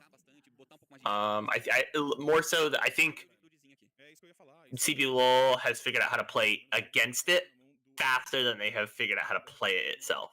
If that makes sense. Potentially, yeah. Yeah, I do think that makes sense. Well, again, okay, Academy I think has the advantage as well because they get to watch CBLOL play first, so they can think of counters and try and. But even when we saw it this weekend, the first time we saw it come out, what we talked about, it was just it got drafted against and played against really well. He got camped and shut down. He wasn't allowed to do anything. Yeah, but we just saw Jinx as like the lone sort of like the counter that came through, and I think I'm liking the Senna a bit more than the Jinx. I think it's more lane pressure. You're not as weak. And yeah, Jinx did get outscaled in the Kaboom Los Grandes game, even though Kaboom won. It was really painful, and I was getting worried that they were going to get outscaled at the rate they're going. So it's just like,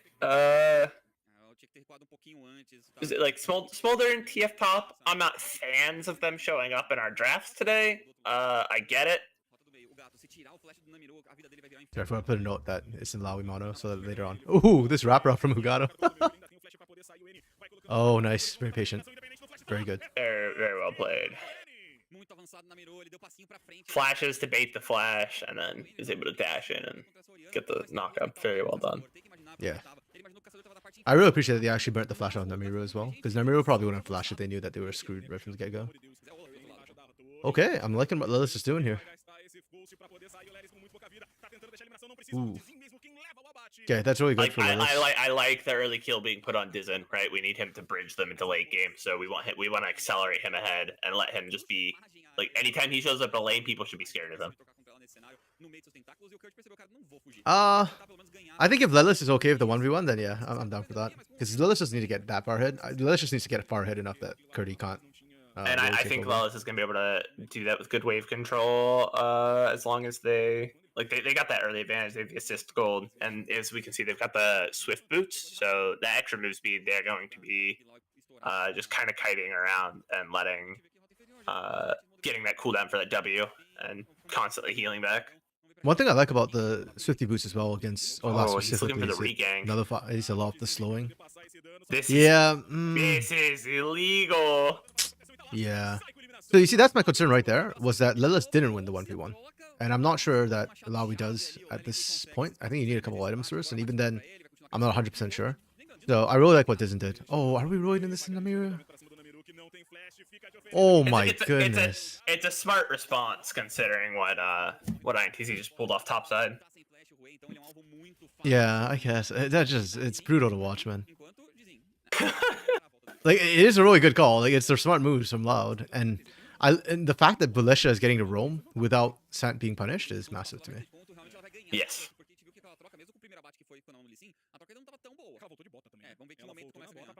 Why are they not? Yeah. Like you said earlier, we haven't seen a draft gap, and it looks like this game is actually.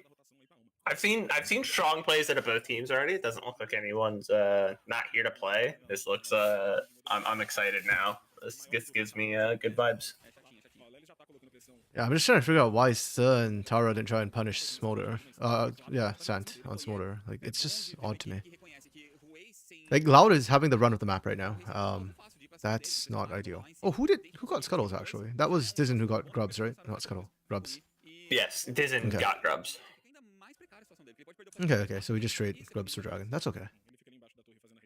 Yeah, it was essentially gank for gank in the top lane, right? The both deaths on both teams are ganks, right? Dizen double gank top. Yeah. Who got a double ganked mid and had the Lecha with him the second time. Out comes the R. Not enough damage, not yet. Just shy, yeah. That's just 2 ganks under the belt too. Yeah, I don't know how I feel about the boot so swiftness. Like, I understand. I think that's the best pair of boots. I just don't know if I'd have picked it first. Picked it over getting a damage item. Yeah.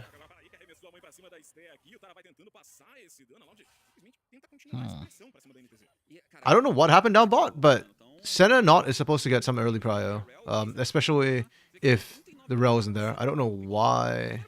Not has no mana right now, so maybe they attempted one too many thing. I don't know. They didn't really look like they tried anything though. Yeah, it's kind of weird. Okay. This game might be over just off the bot lane. Like, literally, Sant has gotten such a free lane. It's significantly up CS. Yeah, wow, okay. I know it's starving Senna, but him Smolder being on a goofy amount of CS is not great. Yeah. Okay. If I'm on TC, I'm looking for Dizen to try and find something. But where does Dizen go? Back top again, I guess. Like, can you gank mid right now? Annie has vault up. I don't know if I'm ganking into Oriole as a Lee Sin. I'll do it, but the flash is what makes like, I think you need to burn the flash once before you can really do that. What are we doing? What does INTC want to do? Do we want to fight or not? I think they're just waiting for the squad to get here, but I think Loud's doing the same, and that's a dead Lelis. Yeah, that's why I don't really. Okay, no, I'm gonna slow this down after this fight. I just want to see exactly how much they end up losing.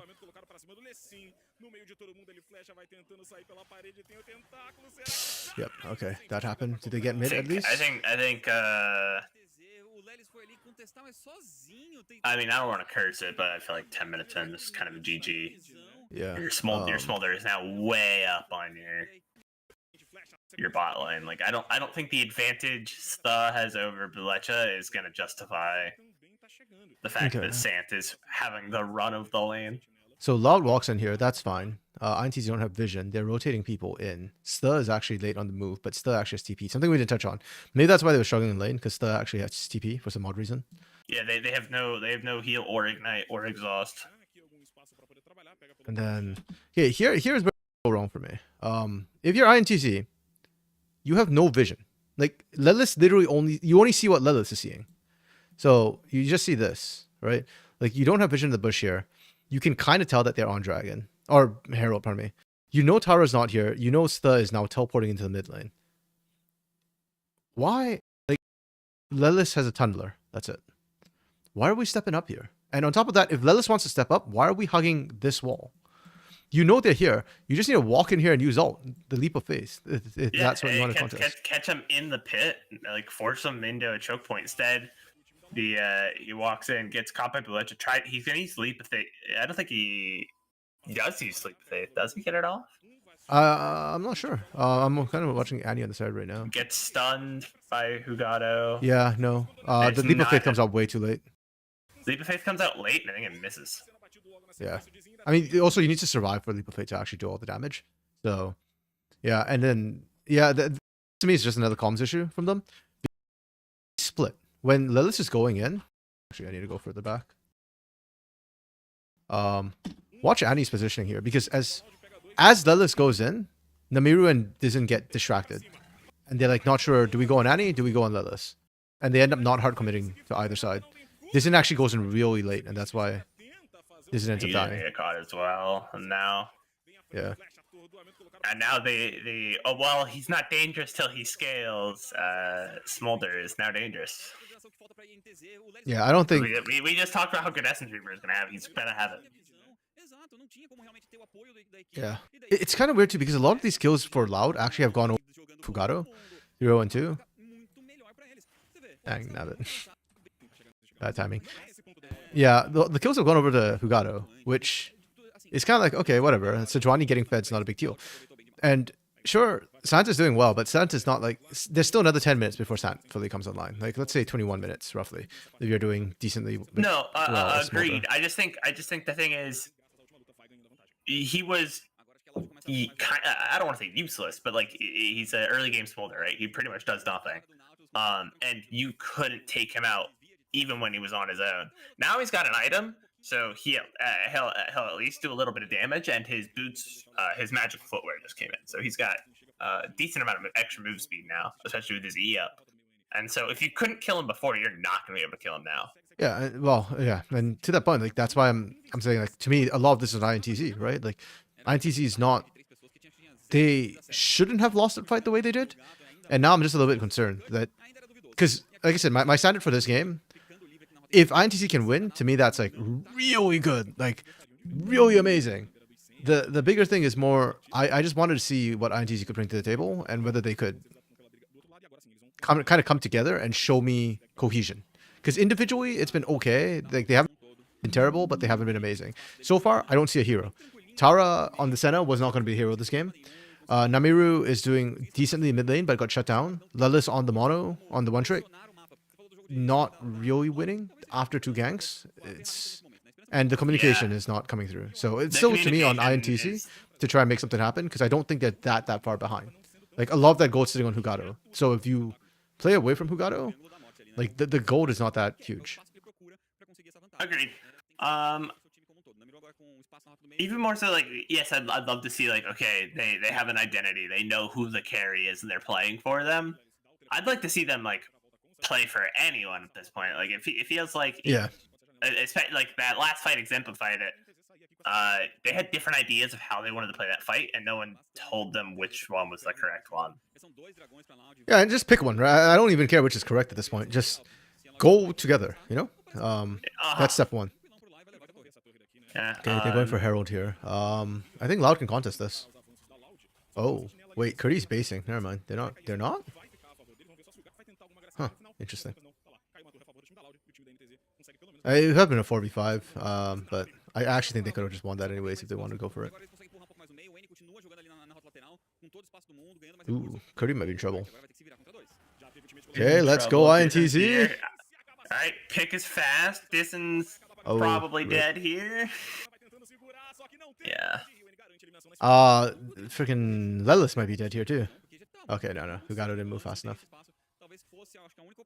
Yeah, good from INTZ, but again, sort of the individual play, top side, they are really bullying out Curdy. That's every single gank in the top lane so far. Dude, do I feel bad? I don't think I feel bad, man. We've seen what Curdy can do just, like, left alone. That guy can be a menace, so, like, deserved. It's gonna be good for them for like 5 minutes, and then Sant's gonna show up with like 225 stacks, untouched, 2 items. That's he's gonna be oops. Yeah, it looks okay. They are not showing his stacks in this one. They have it set up differently. They are actually showing his key center. It's 135 right now. Oh, okay. Cause they're hovering him. I did not see that. 135. Okay, it's really hard to see. Yeah, he's on track, if not a little ahead. So yeah, good. Yeah, Hextech sold this game though, so both teams will be fighting for that. And oh, Dragon Timers are broken again. Actually, for those of y'all who watched CBLOL English on the weekend, like, we had Dragon Timers, that was manually being done by Cam. So shout out to them for doing that. And Rose manually does it as well, because the timers are broken on season 14 and it's never been fixed. It took, you know, I'm not. Oh, no, this is dead. Oh, Riot's just a small indie company. You can't. You know. Oh, what the hell? Where did Stug come from? Where did Stug come from? I mean, Stug TP'd into the back line, but that is unfortunate. That hurts. that Stha gets the shutdown there. It's a really good play if that gold goes on to anyone that can do damage. Literally anyone not named Stha. Yeah, but then again, if Stha doesn't do that, I don't know if they get the shutdown. That's true. But I guess That's I'd a rather kill have secured no more one. than a kill steal. Yes, but I guess I'd rather have no one die there and that shutdown still be up to go on to a more impactful player. Fair. No, that TP being It was channeled a back. really Yeah. heads up play. Like, what a heads up play from Stha. That was insane. Yeah, man. Yeah, okay, so INTZ is starting to like actually show signs of life, which I appreciate. But yeah, I think it's similar to our game one, where like by the time Low started showing signs of life, it was a little bit too late. Also, I'm still not sold on INTZ's coordination. Like, yeah, that was a really good flank round from Stha, but I feel like the comms are still a little bit messy because the team didn't like push him quite as felt hard. like an individual decision. Yeah. Um, But the big team's still not on damage the same from page. Annie. Oh, Namiru's dead. Vision's there. Unless... Oh, Grave Flash. Namiru keeps surviving things, I think, that killed them. That's good, that's good. Yeah, Where do we go from here? I don't know if is it maybe just an organizational thing with INTZ? I don't know what it is because it feels like INTZ, like not Academy, like normal INTZ is very similar. It's like they look a little directionless in the game. Like No, they have man. not- CBLOL INTZ has like way bigger problems. Like they literally don't know. Like, okay, so for INTZ right now, I'm still waiting for a hero to step up. Like, despite all that's happened, I feel like it's still Stha who's kind of being the standout player for me. And as a support, there's only so much you can do.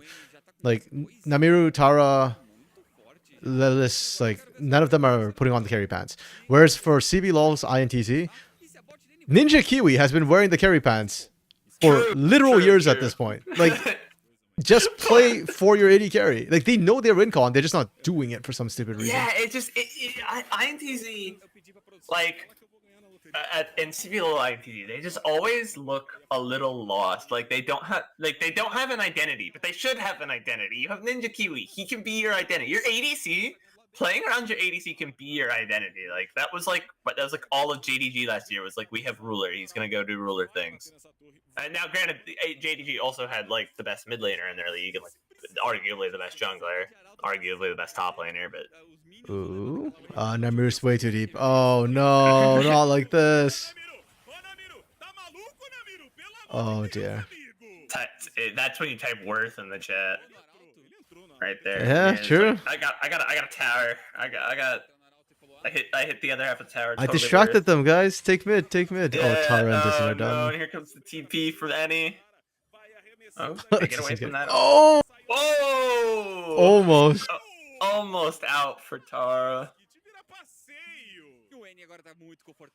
Yeah, I like the idea from ITC, what they were trying to do, but yeah, it's just kind of, it's been kind of rough. And now Sant's hurting. I feel like Sant should be almost at 225 by now. Once they hover, we'll know for sure. Oh, Liz actually winning the 1v1 now.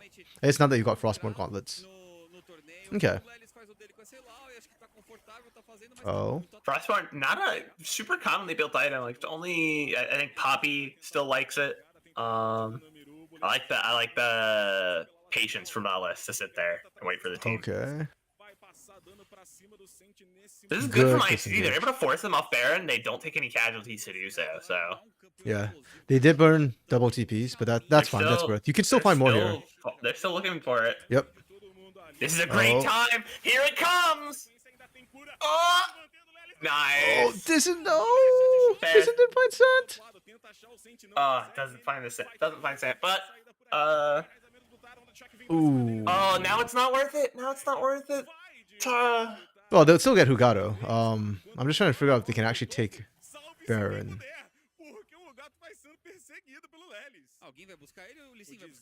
I don't think they nice. can. Wait, does Hugato get the Does execute? Hugato What execute? the hell? Hugato executes. Wait, It's Cody- not oh, worth. Cody's It's finally not here. worth INTZ. So it's a 2-for-1 trade, and you forced Hugato to execute, but you lost that. I mean, I guess you forced him off Baron. So like, We could have just forced him off Baron and then gone and done something else.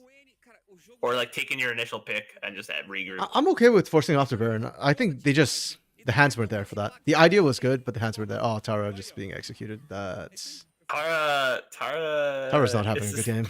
Tara, dude, Annie is just a menace. It's what is it? TF2, where you like if you keep dying to the same guy, like it gives you like a notification. That's happening to Tara. Annie just has Tara's number. Yeah. That's Which I mean, I guess is your job as a burst mage, right? Find that squishy little ADC guy and don't let him play the game. yeah. I mean, we were questioning Empty's positioning a little bit. Like I thought Empty screwed up once, Tara screwed up now 3 times. All 3 of those have been Tara just being really far up, and you're kind of squishy, unfortunately. Low mobility. Yeah.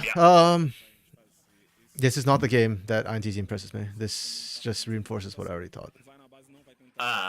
Agreed. I mean, there have been like embers, but there's not a flame. There's no spark. Oh, Dark Knight, your internet. Oh, so you missed the whole draft thing. May PBF was kind enough to inform us that apparently Lelis is a one-trick Ilaoi. So I guess the idea, they picked the Ilaoi trying to counter the Olaf, and say that, hey, the Olaf doesn't get to play the game, doesn't get to come online. That's how we got here. And unfortunately, it didn't work. They ganked Lelis twice in lane, and it did not shut down. They ganked 4 Lelis, and it did not shut down Curdy sufficiently.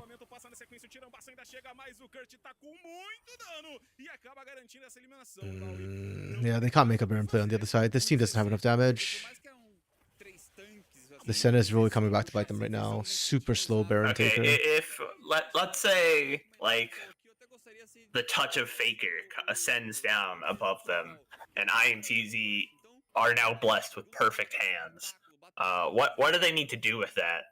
If they are going to play a perfect game from here on out and run the table and come back. That's kind of the problem. That was my issue with the Ilaoi, because compositionally, it's not a good comeback mechanic. You still have to wait for Lao to play into you if you want that. Because yeah, like if you try and play forward, to engage. Yeah, and Loud can just choose not to engage either, right? That's my problem. Is even if you have perfect mechanics from here on out for INTZ, you've already fallen behind.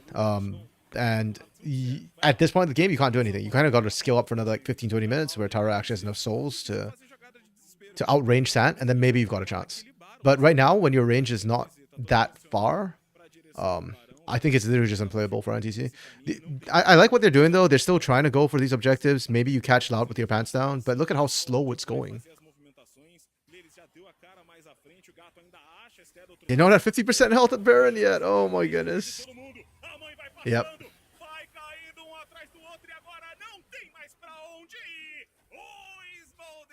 Oh, Curdy could potentially die. Oh, never mind. Sant's still there. Yeah, Curdy could actually die here if he's not careful. They have the damage, but more skill. Oh. Whoa, he still got him. Okay. He did kill Curdy, but boy, he does disgusting amounts of damage once he gets a couple items and levels. I think.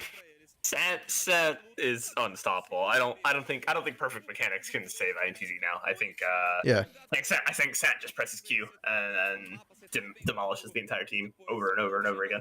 I will say though, this area was probably the best place for INTZ to fight in, and we saw like sort of how they can. We saw the blueprint of how Lelis ideally wants to play when you play into him, and then all the tentacles come out. But the big problem for the particular area was that they were already tanking Baron. So they had the debuff and damage already dealt to them prior to that. So we're allowed to just walk in and roll you over. If Lelis wasn't, or if INTZ wasn't so far behind, maybe they could. Maybe that would have been an okay place. But yeah. What a combo. Smolder plus Raw plus Ori. Yeah, exactly. That's what I'm saying. Like, I think CBLOL Academy has more time, and they're setting up better comps for the Smolder right now.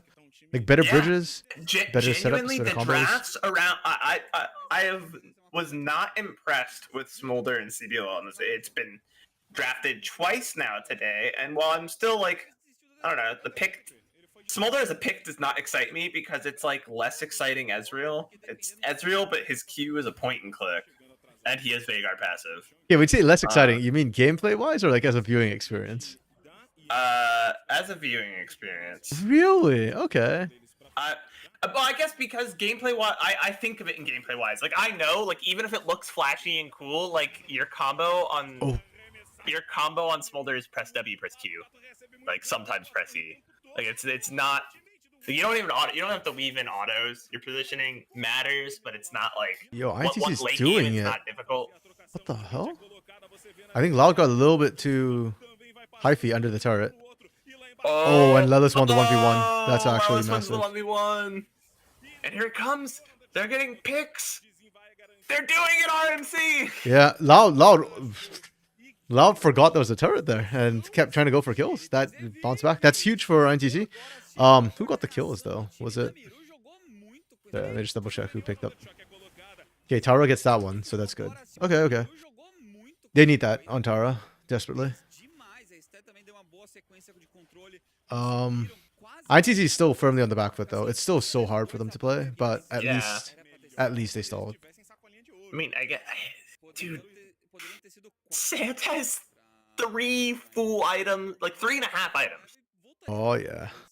Like that's gonna be RFC that is next. going to be a ridiculous amount of damage, and all that crit scales on all his abilities, and man, this is a champ.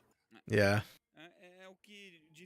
I want to see the solo. You know what? I would like Smolder if I got to see the solo Q build. What's the solo Q build? Beerus Sojins. The Riftmaker Leandries? Into Riftmaker Leandries.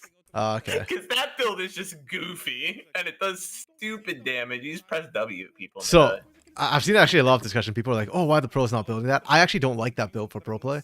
I think for solo queue it makes a lot of sense. It makes you really tanky, but I think it takes too long to come online because I think you need all 3 items to really make it worth, and the fights have to be a lot slower for it to be worth. I agree. Yeah, no, I fully agree with everything you just said there. I just think it's a fun build. Fair enough, yeah. No. Lelis, I have bad news for you. Holy crap, Sat does damage now. Yeah. That was like 2 Qs, a W. That was a QW like auto Q, and there was no more Lelis. Yeah. Yeah. I don't hate what INTZ tried to do in draft. I just think it didn't work, and I guess this is why we might not see Alawi that much in pro play. She's doing way less damage than I thought she would, even with her ult. So it's kind of like, I appreciate it though. I do think if you can do what Liberty Academy does and force like bans with that champion, like with the Vlad and the Draven, it adds a lot of dimension to your draft. And if Lelis was able to pull off this Alawi, I think it would have been huge for INTC Academy going forward to other drafts. And the win would have been nice. But yeah, in this case, I don't think we're going to see Lelis Alawi bans coming through, sadly. Yeah, no. Really good. Really good thought. But really good to play has not been. I don't know. I don't think Lelis has even been like playing terribly on the Alawi. It's just like the pick's just not strong enough. It's not a pro play pick for a reason. Yeah, and it's just hard to work in with the comp now. I'm gonna just start thinking about MVPs at this point for Loud. Annie, I think to me either Annie or Hugado. I'm leaning towards Hugado personally. Honestly, I was leaning towards Hugado. Yeah. I just think just the early plays were really smart. Every time, like, yes, he left Curdy out to dry, but they go, okay, Curdy's not the win condition in this comp. That's kind of thing about Olaf, right? It's like you said it. As long as the rest of your comp is cohesive, Olaf does whatever he feels like doing. And if at the moment it's dying, like, oh well, you know, he'll be fine eventually. Yeah. Dark Knight, yes, Alawi was a response to the Olaf. If you blinded that, I would be criticizing it a lot more.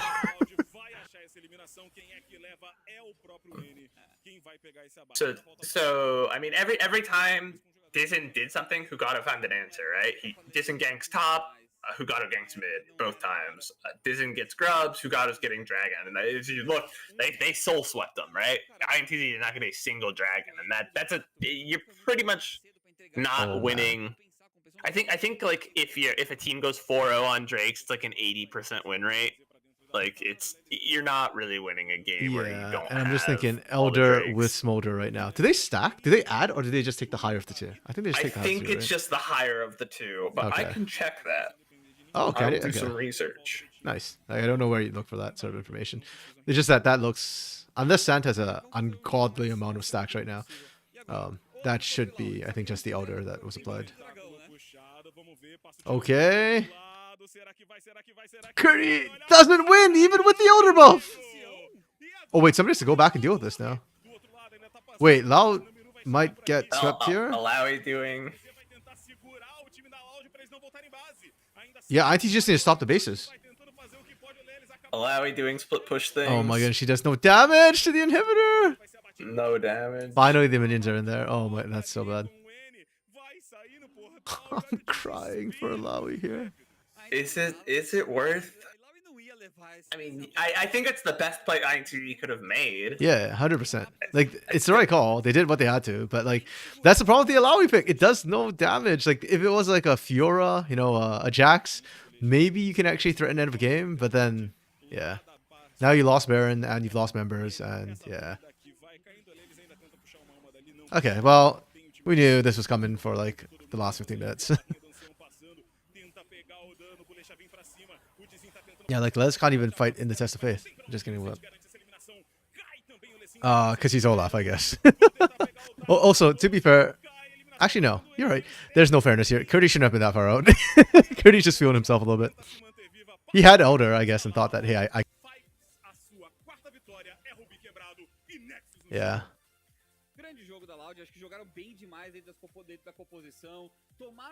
Looking for answers. This information does not seem to exist. I'd imagine it doesn't. I don't think they would add together. Yeah, exactly. Right now, he just needs to sit under turret and just wave clear. Like, you didn't actually have to go fight the Alawi, but he had Elder. He was feeling himself. So here's the draft, Dark Knight. So, oh wait, I'm wrong. Alawi was blinded. No, yeah, Never mind. Okay, I was like, I feel like RMC is not correct, but I don't want to No, be that's like, wrong. hey, RMC, Yeah. you're wrong. No, say if I'm wrong, I'm wrong, man. Call me out on it. I am wrong. Okay. I didn't know. I'm not gonna You call know you what? out and be. This be sucked. looking This silly. sucked. This sucked. This sucks so Never much. do it. Never do it again. No, okay. So here's also, Curdy. This sucked. Like, why are we picking Olaf into Alawi? Genuinely, what the hell? Hey man, it Like, worked. that's why, like, in my head, I was like, oh, it surely had to be the Alawi counter pick. Why are we picking Olaf into Alawi? Like, this is not okay. Like, you pick the Alawi as, like, it's like a Darius-esque champion, right? Like, you win that match, and then you use it to just, like, stifle people or bully them out early. Olaf is pretty strong early too, so it makes sense if you pick Alawi to counter it. You blind Alawi, he could have picked, like, Kennen. He could have picked, like, Rumble. He could have picked, like, a half dozen different things that would just... Or like, he could pick something that outscaled you and just it did interact with the Alawi and then outscale the Alawi. Like, this was an ego pick. Yeah, I agree. But I guess, you know, it works out. It's the Olaf, right? As long as he's just kind of a guy that's there. Like, he slots into most team comps, so it doesn't really matter what everyone else does. Even if you lose lane, like, eventually you're just gonna do ridiculous amounts of true damage on your E. Yeah, I don't beyond just don't get gapped. I don't hate INTZ's draft. I think blinding. Other than you, why are you blinding Alawi even if you are a one trick?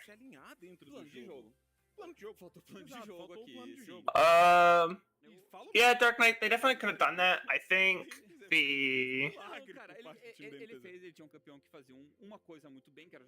I They mean, definitely could have looked for jungler on red 5.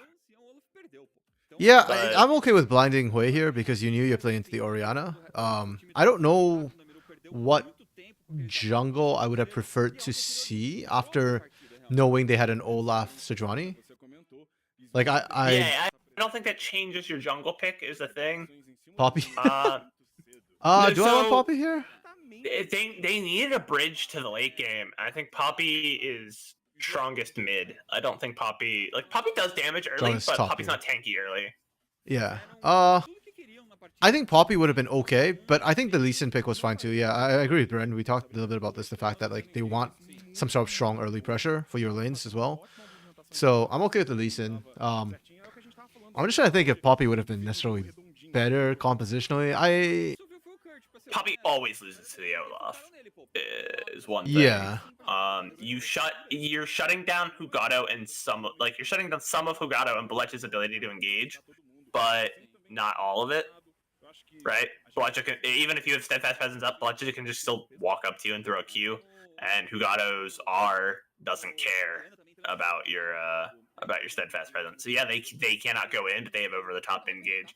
So I don't think Poppy would have, like, if they picked Poppy, I wouldn't have been complaining about it. But I don't think I would have, if your game plan was, hey, we need an early strong jungler, Poppy's not the answer I would have picked. And I think Disn't did his job early, so I'm okay with it, at least. And I agree they could have done that just because the Hui last pick didn't add anything to me. Like, you could have Hui'd without seeing the Sejuani Olaf and have been fine. So that is true. And okay, either way. Maybe picking the Poppy dissuade picking or not putting. Oh, this is such a bait number. Holy crap! It looks like Lilith did so much. It's just ganking. Those are not real numbers.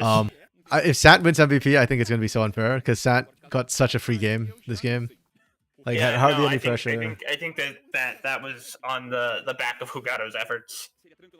Oh, good. Yeah, they get to Hugato. I'm down with this. They get to Hugato. Yeah. To me, it's either Hugato or So yeah, I'm good with that. Loud. Where's Loud? This is alphabetical, and I still can't find my stuff. I'm such an idiot sometimes. Also, Dark Knight, the reason I think you don't pick your mid on 4 there, you do pick your jungler on 4, is because your mid jungle duo, like your mid laner, is getting ganked by the enemy jungler. So you actually want a mid laner that can deal with the enemy jungler, right? I don't think Hui was the correct choice, but I think putting your mid as your counter pick there is the correct choice. I just think the fact that they picked Hui was a bit of a that's throw. actually true. Yeah. The problem though is that they already knew the Orianna, so they could have countered at 4 and still been fine. And they could have countered Orianna at 4, but they couldn't have countered whoever they decided to combo with. Is what I'm saying. Like, so, like, having a jungler that can deal with the Orianna Sejuani gank might have been nice, but they picked Hui, and he can't do that. Okay, I'm gonna quickly go off for a bit and grab food because it's lunchtime for me, and we've got another like 3 games to go. So I'll be back shortly. Brandon, if you want to entertain people, that's fine. Yeah, if you want to chill, that's fine. Guys? It's time to just talk to me. Was Talia banned? I don't remember. Do you want me to just keep it on that screen actually? Yeah, honestly that's fine. We'll talk about the intricacies of draft here, guys. Was Talia banned? No, it does not appear so. The biggest thing you missed, Dark Knight, is like, see the difference. We talked about this, like the difference of the Smolder being picked in CBLOL versus the Smolder being picked in CBLOL Academy is, I think CBLOL Academy looked at like main CBLOL and said, like, okay, you guys are picking Smolder and it's not working. It's looking pretty bad.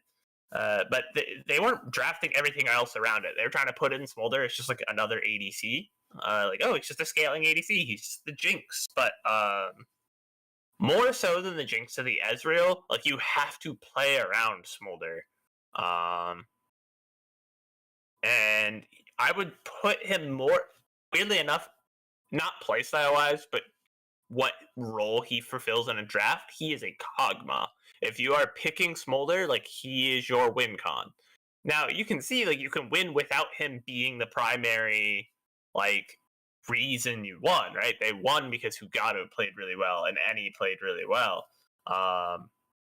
But your primary damage dealer was still Smolder, right? Like, you are playing around this guy scaling into the game, and he's, unlike Ezreal or Jinx, who have their merits in lane, right? You can pick people with Jinx. Ezreal's actually really strong in lane because he's just hard as hell to catch. Like, you just, if someone is really good at Ezreal, like the Uzi, like, how did you ever beat his Ezreal? You had to ban that thing. You do not let Uzi play Ezreal because you can't touch him.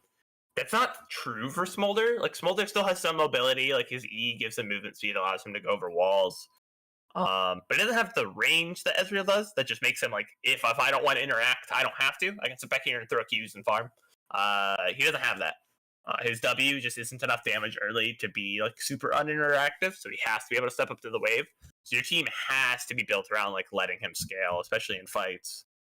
You need to keep him super duper safe. And you saw that. It came out Rel, Sejuani are both massive melee space fires. Like, they are going to get up in the enemy's face. They are not going to let you touch that ADC.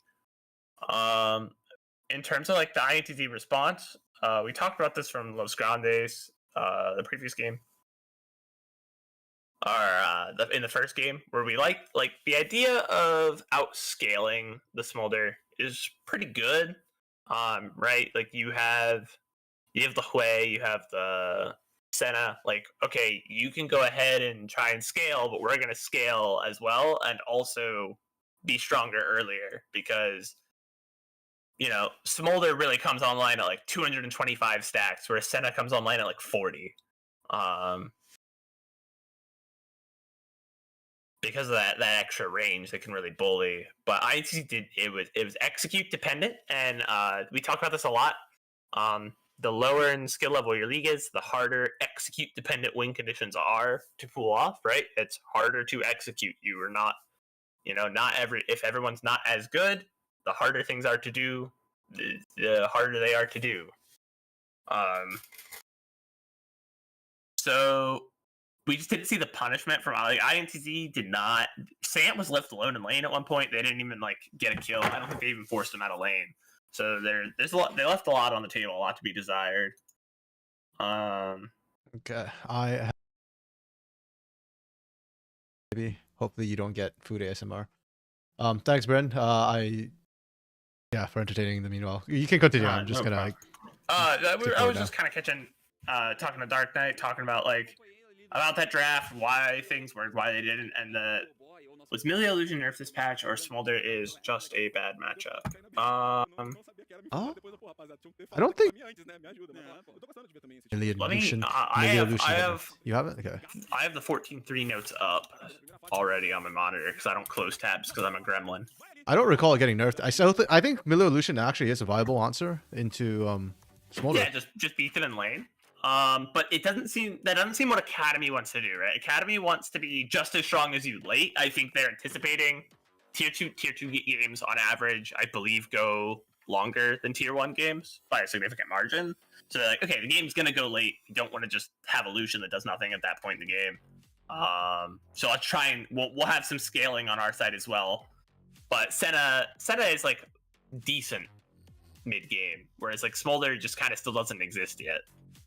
Yeah, I think it's more just the risk. Because technically you could run like a Kalista too, or I called it for in CBLOL too. Run a Draven into it, but I think it's just the fear that if you don't shut it down, then you're screwed, right? It's very it's a very narrow win con.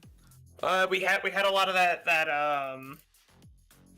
discussion last week where it seemed very common that teams were like, okay, we're gonna just run this comp that really wins early. It's like if you draft around that and then you don't win early, you don't really have a comeback mechanic. You have no way to get back into the game. Yep. So I think this draft was INTZ hedging their bets, right? Saying like, okay, even if we don't win, we can still come back into the game. We have a chance. But it just never really happened for him. Alawi? Oh wait, Alawi got adjustments this patch. What did they adjust on Alawi? Probably buffed her a little bit, I'd imagine. Items. Items. Parazig, Seri, Yorick.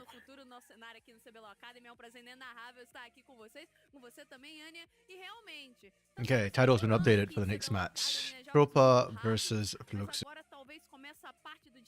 Alawi got changed.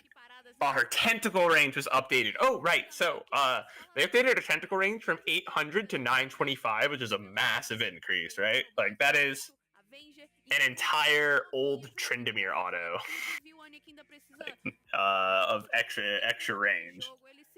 And the tentacle damage went from 10 to 180 based on level plus 120% AD plus 40% AP to 9 to 162 based on level plus 115% AD plus 40% AP.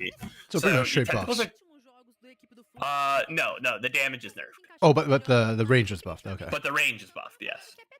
So the damage has 5% less scaling, and at top end, 18 less base damage. And at bottom end, 1 less base damage.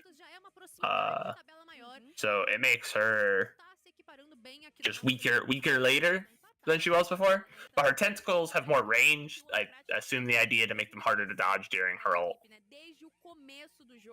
And her tentacles, okay. 14.1 resulted in a drop in power for Alawi because her tentacles were designed around old terrain spacing. And this patch, we're looking to make her tentacles more reliable on the new Rift. However, that reliability means more overall damage, so they've reduced the damage on the tentacles. So yeah, another thing is they didn't update the animations for her tentacles, so they still show the old animation. But I am looking now, I'm seeing draft is up on screen, so I'll stop talking about Alawi. Okay. Chopa, Fluxu. I think I prefer Fluxu's nameplates. I think this is the Ankra team. They've been doing pretty decently. Zoska and Juliera have been a bit more missed than hit for me. I'm a little bit sad because Juliera really impressed me when I watched some of his VODs from 2022 before he joined CBLOL. And he was dumping on Academy players. And now, not so. Zoska, I've been struggling with his ults a lot. I need to see more from Zoska, 100%.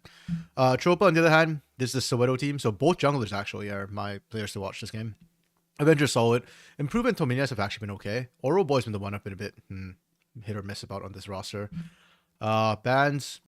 Well, there you go, Dark Knight. There's your Lucian taken off the table and the Milio taken off the table.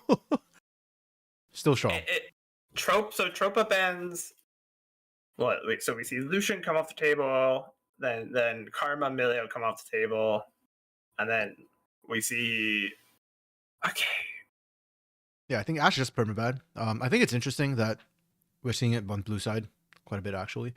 I feel like that's a red side bad. Unless things are shifting around right now, did they blue one Nautilus?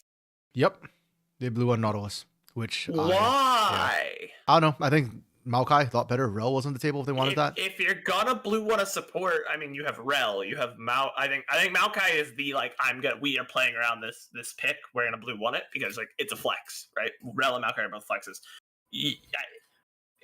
Before someone in the chat's like, Nautilus used to play jungle, and he actually was originally designed as a top lane. That's a support. He can't play in it. He's a support. Yeah, I don't want to see another jungle Nautilus in my life. If I see a jungle Nautilus, I'll cry. Yeah, it is weird that Rel was completely ignored during it. Yeah, that's why I said like it's Rel or Maokai first pick, I think. Or if you want 80 carries, Varus, right? But I agree with Bren. This Nautilus makes no sense to me. And so Flukes who see that, they're like, okay, cool, free Smolder draft. Pretty much. And they picked the Maokai, which we were just talking about. Like, I think Rel or Maokai would have picked it. They got the Maokai on red one, which is cheating. Yeah. Oh, is Zoska a Tristana player, Dark Knight? Is that why he has to show up? Or are you just saying it because, like, Tristana has strong early game? It's funny. We were talking about the Tristana ban earlier, and now we see the Tristana pick. Yeah. I mean, I think Trist is strong. I like watching Trist mid, actually, personally. I think there's a lot of pressure that comes out of it. I prefer Trist mid over Trist ADC. I think Trist ADC is actually boring somehow. Well, because it's harder to get the kills in the bot lane. But I do like Trist bot early. I just think you need to pair with something like Leona or Braum. And I don't like it, the Nautilus. Nautilus is like, oh, engage, good, cute. But not damage. So yeah, so then they respond with Maokai Smolder, which like, okay, we're gonna see a Smolder draft. We're gonna see. You should expect then space buyers, and Tropa's Smolder answer is the same as CBLOL's, which is Jinx. Yeah, which is fine. I'm fine with that. It's just it doesn't scale infinitely. Jinx Nautilus is a fine lane. Like Jinx is gonna be online much earlier than Smolder. Zoska's been a mixed bag, and on Tristana, he has to impose his game. Yeah, I agree with that. And one thing I do like about the Trist is we've criticized Zoska a lot for the Nico ults. Tristana ult is not the same. That is not what you base the champion on. So hopefully, not as big a deal. You can't miss Tristana ult. That's a fun fact. Oh, you can. You can save enemies with it. True. I guess, yeah.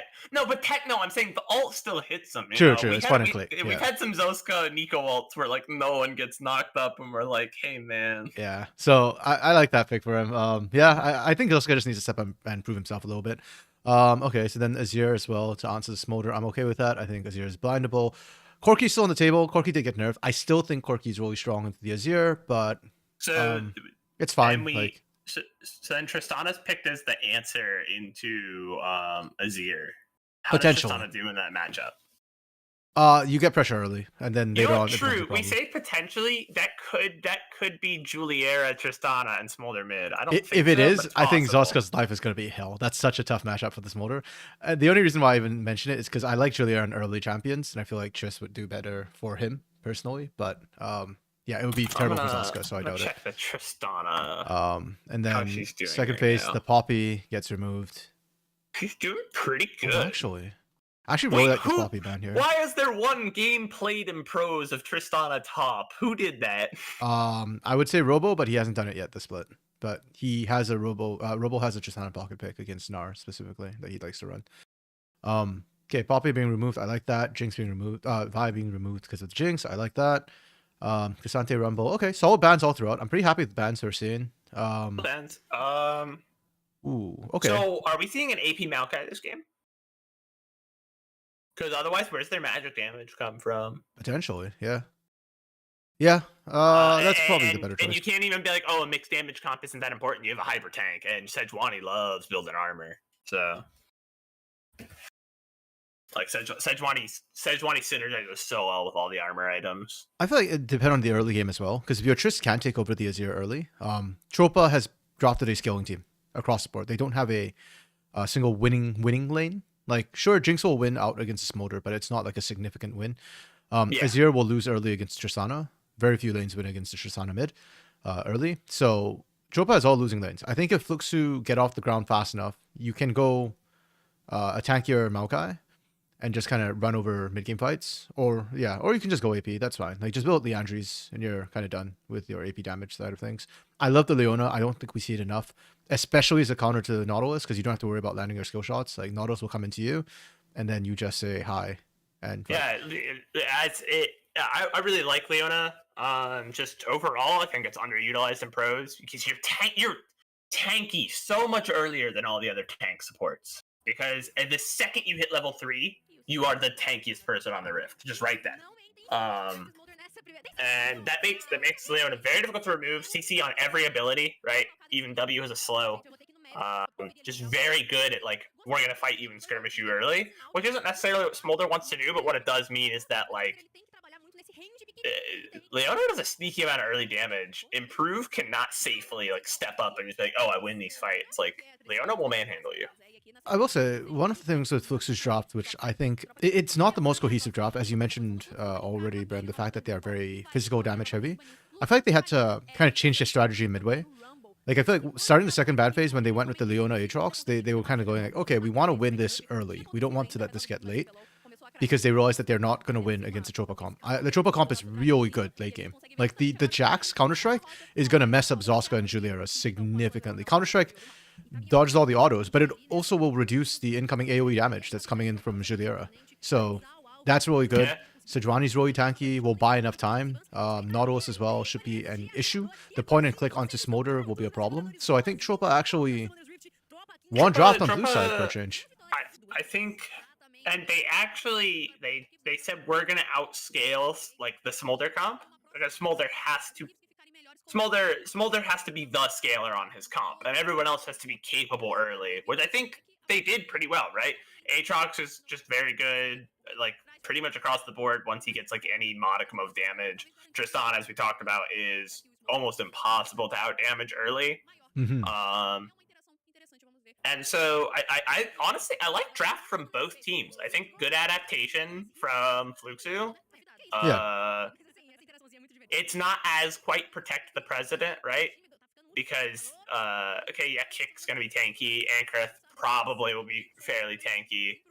But then it's not quite as much space buying. I still think it's pretty good though. And they don't have to focus too hard into, like, oh, we just need to keep Juliera alive, because they do have Zoska, like, a second ADC, a second marksman really helps out with that.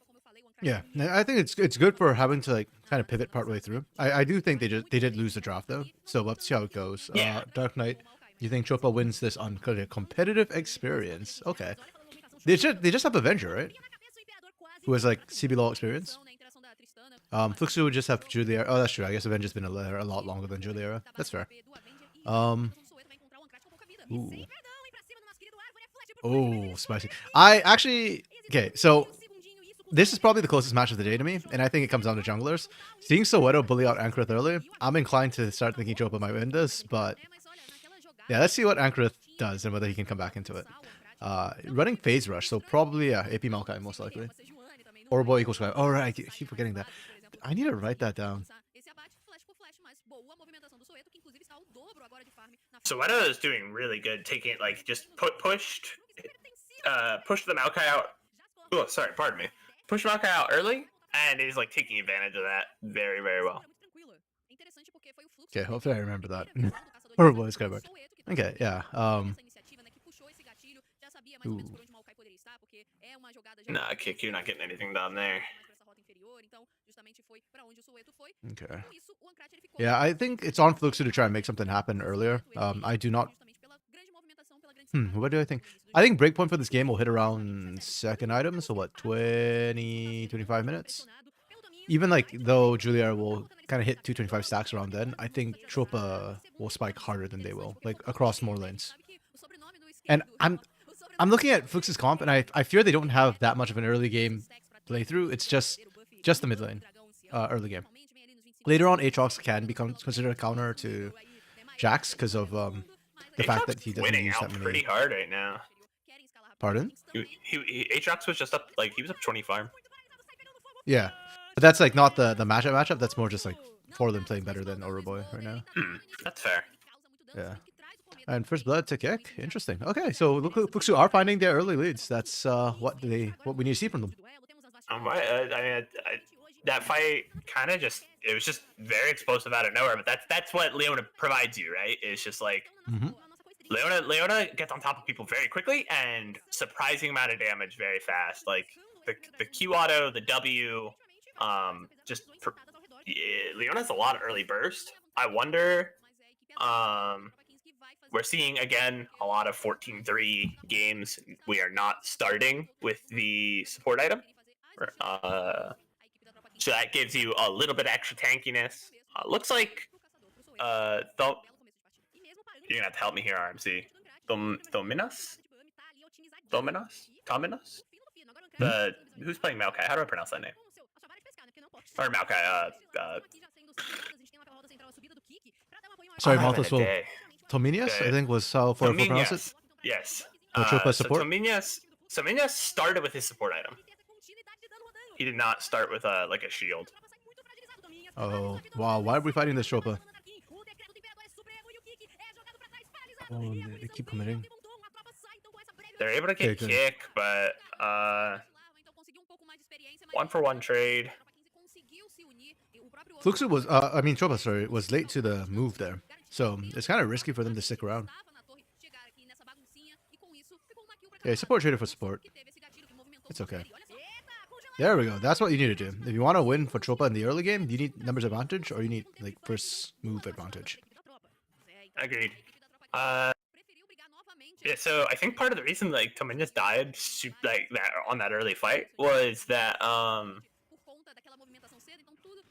he actually didn't have Doran's shield. He went straight for a support item, and so Kick took that first blood, knowing like I'm just tanky this guy. I can walk up to him because you're already really tanky because the extra resists you get on your W, but add in the fact that you've got all that extra health and all that extra healing. I wonder if Orlin knew Soto was there because of the Sejuani passive.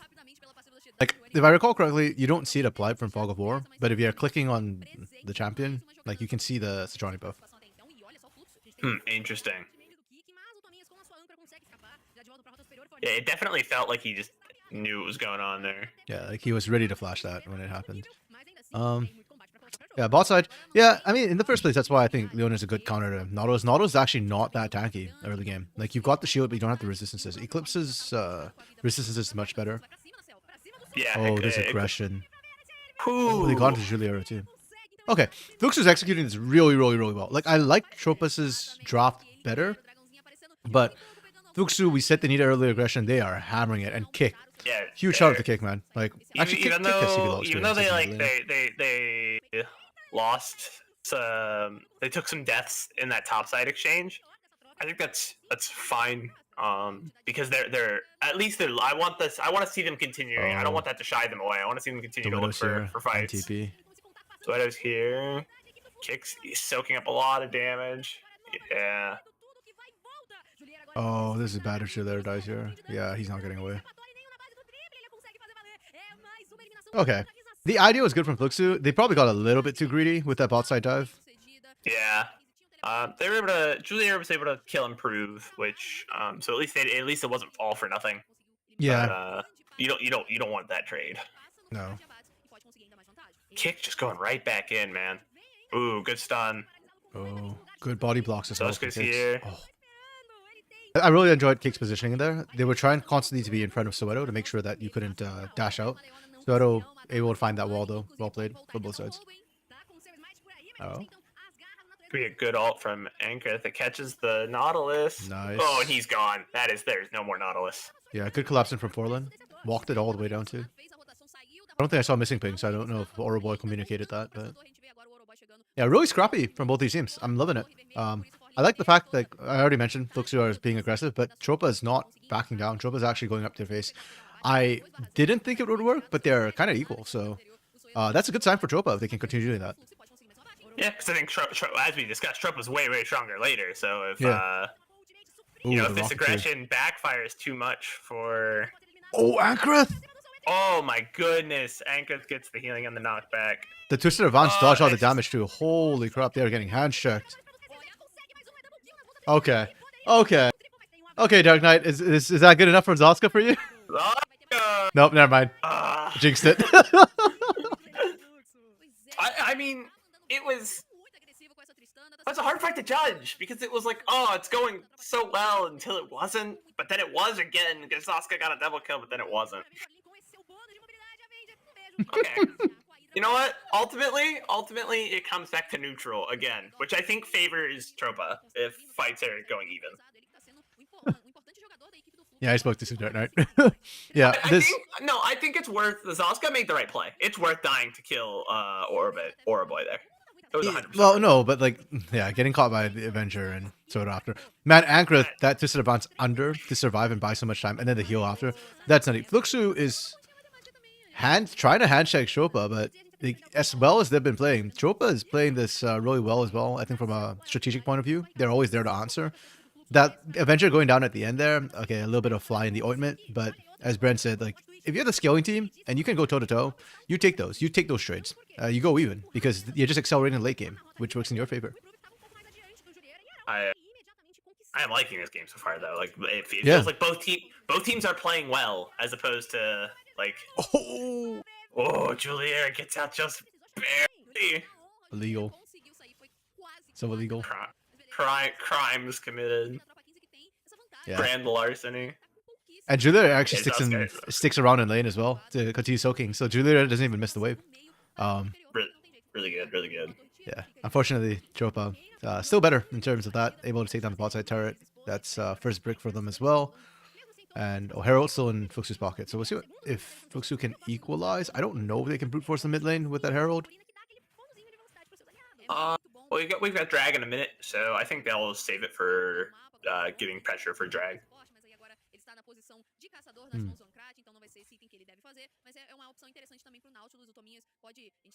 Been a fun game so far, at least. Yeah, kill a minute. Oh! RMC! Julier's doing it! He's doing it! Look at Julier's items! Oh! He's doing the build! Oh, man. He said, you guys want this game to go late? This game can go late. I'm okay with that.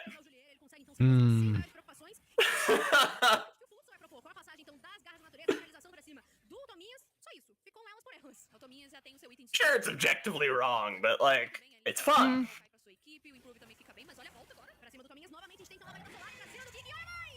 Oh? Mom doesn't quite connect the way you want it to.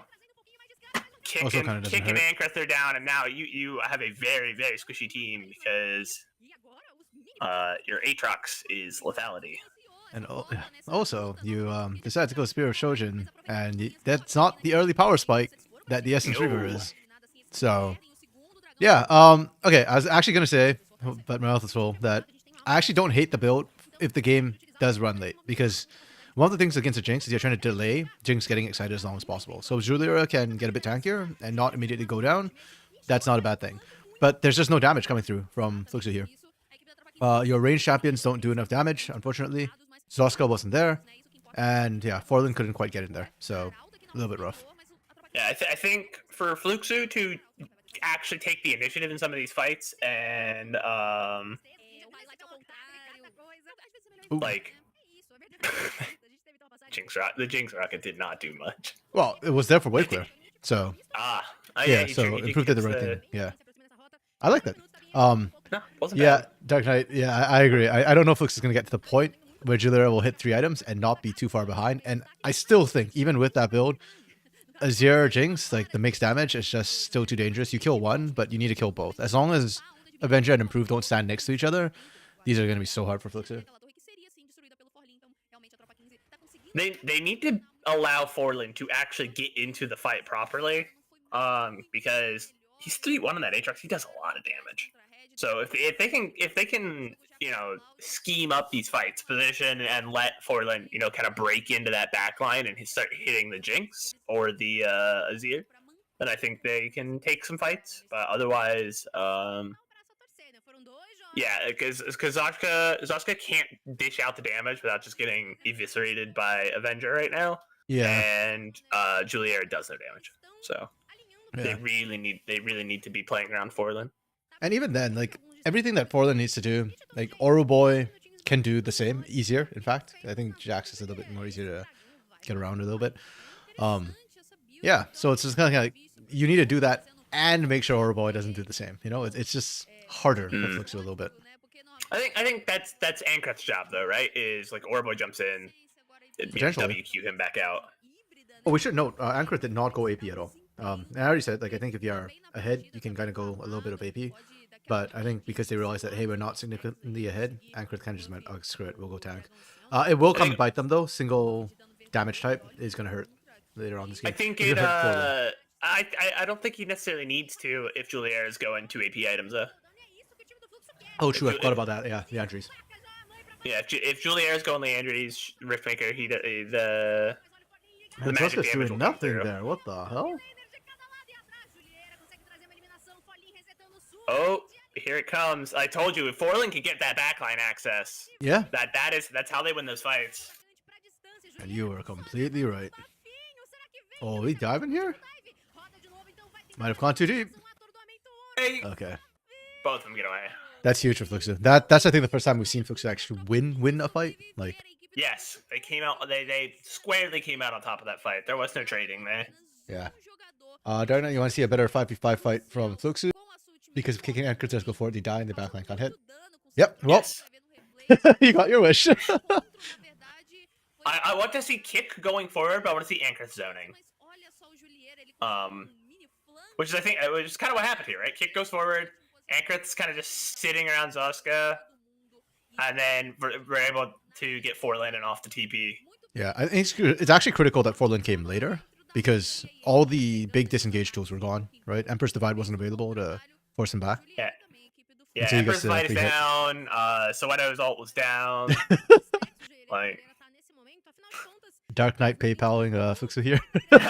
Like Dark Knight's literally like he's on the phone with Fluxu, like, listen, coach, this is what you got to do. Yeah, right? If you do this, I'll send you money too. Yeah, listen. I don't know how many more times though. They should be sending Dark Knight money. All right. True. They did it. He's the coach. Yeah, new academy coach over here.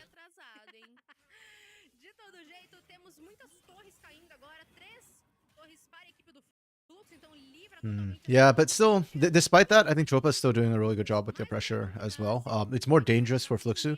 Their split pusher is Zoska, who is very, very squishy. Whereas Tropa's split pusher is Oroboy, who it's kind of hard to gank with Sundered Sky.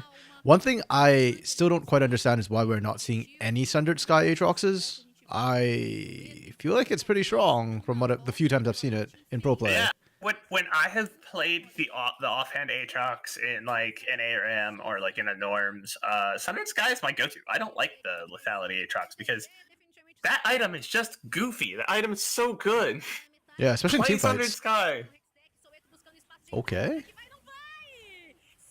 That was a choice from Tropa. Oh, that mom was huge. Like, genuinely huge. Oh my goodness. Do we get the reset? We do. Tropa's on the back foot, and Josuke's able to get the kill, so, like...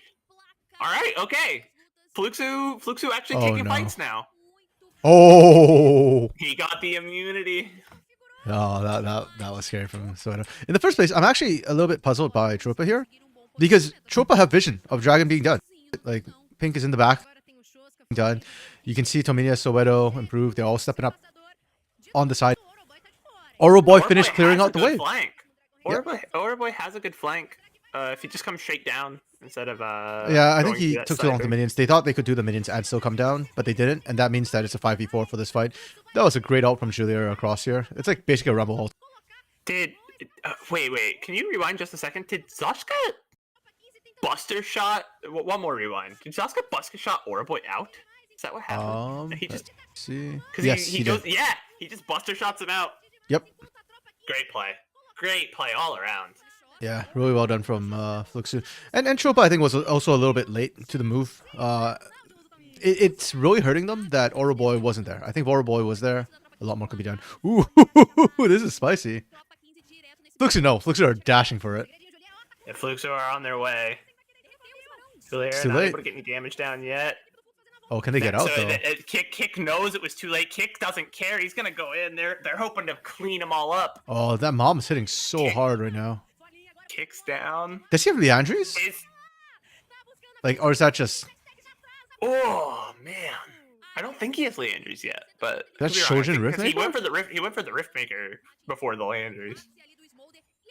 Because you can kind of, depending on whatever stacks as well. Yeah, Riftmaker. So no Leandries, just haunting guys in Riftmaker. Yeah. Damn. Okay. Because that mom really hurts. Like, when it comes down, you can see the health bars in the back line. The nice advantage of his Riftmaker and haunting guys were pretty much fully stacked by the time True. Mom hits.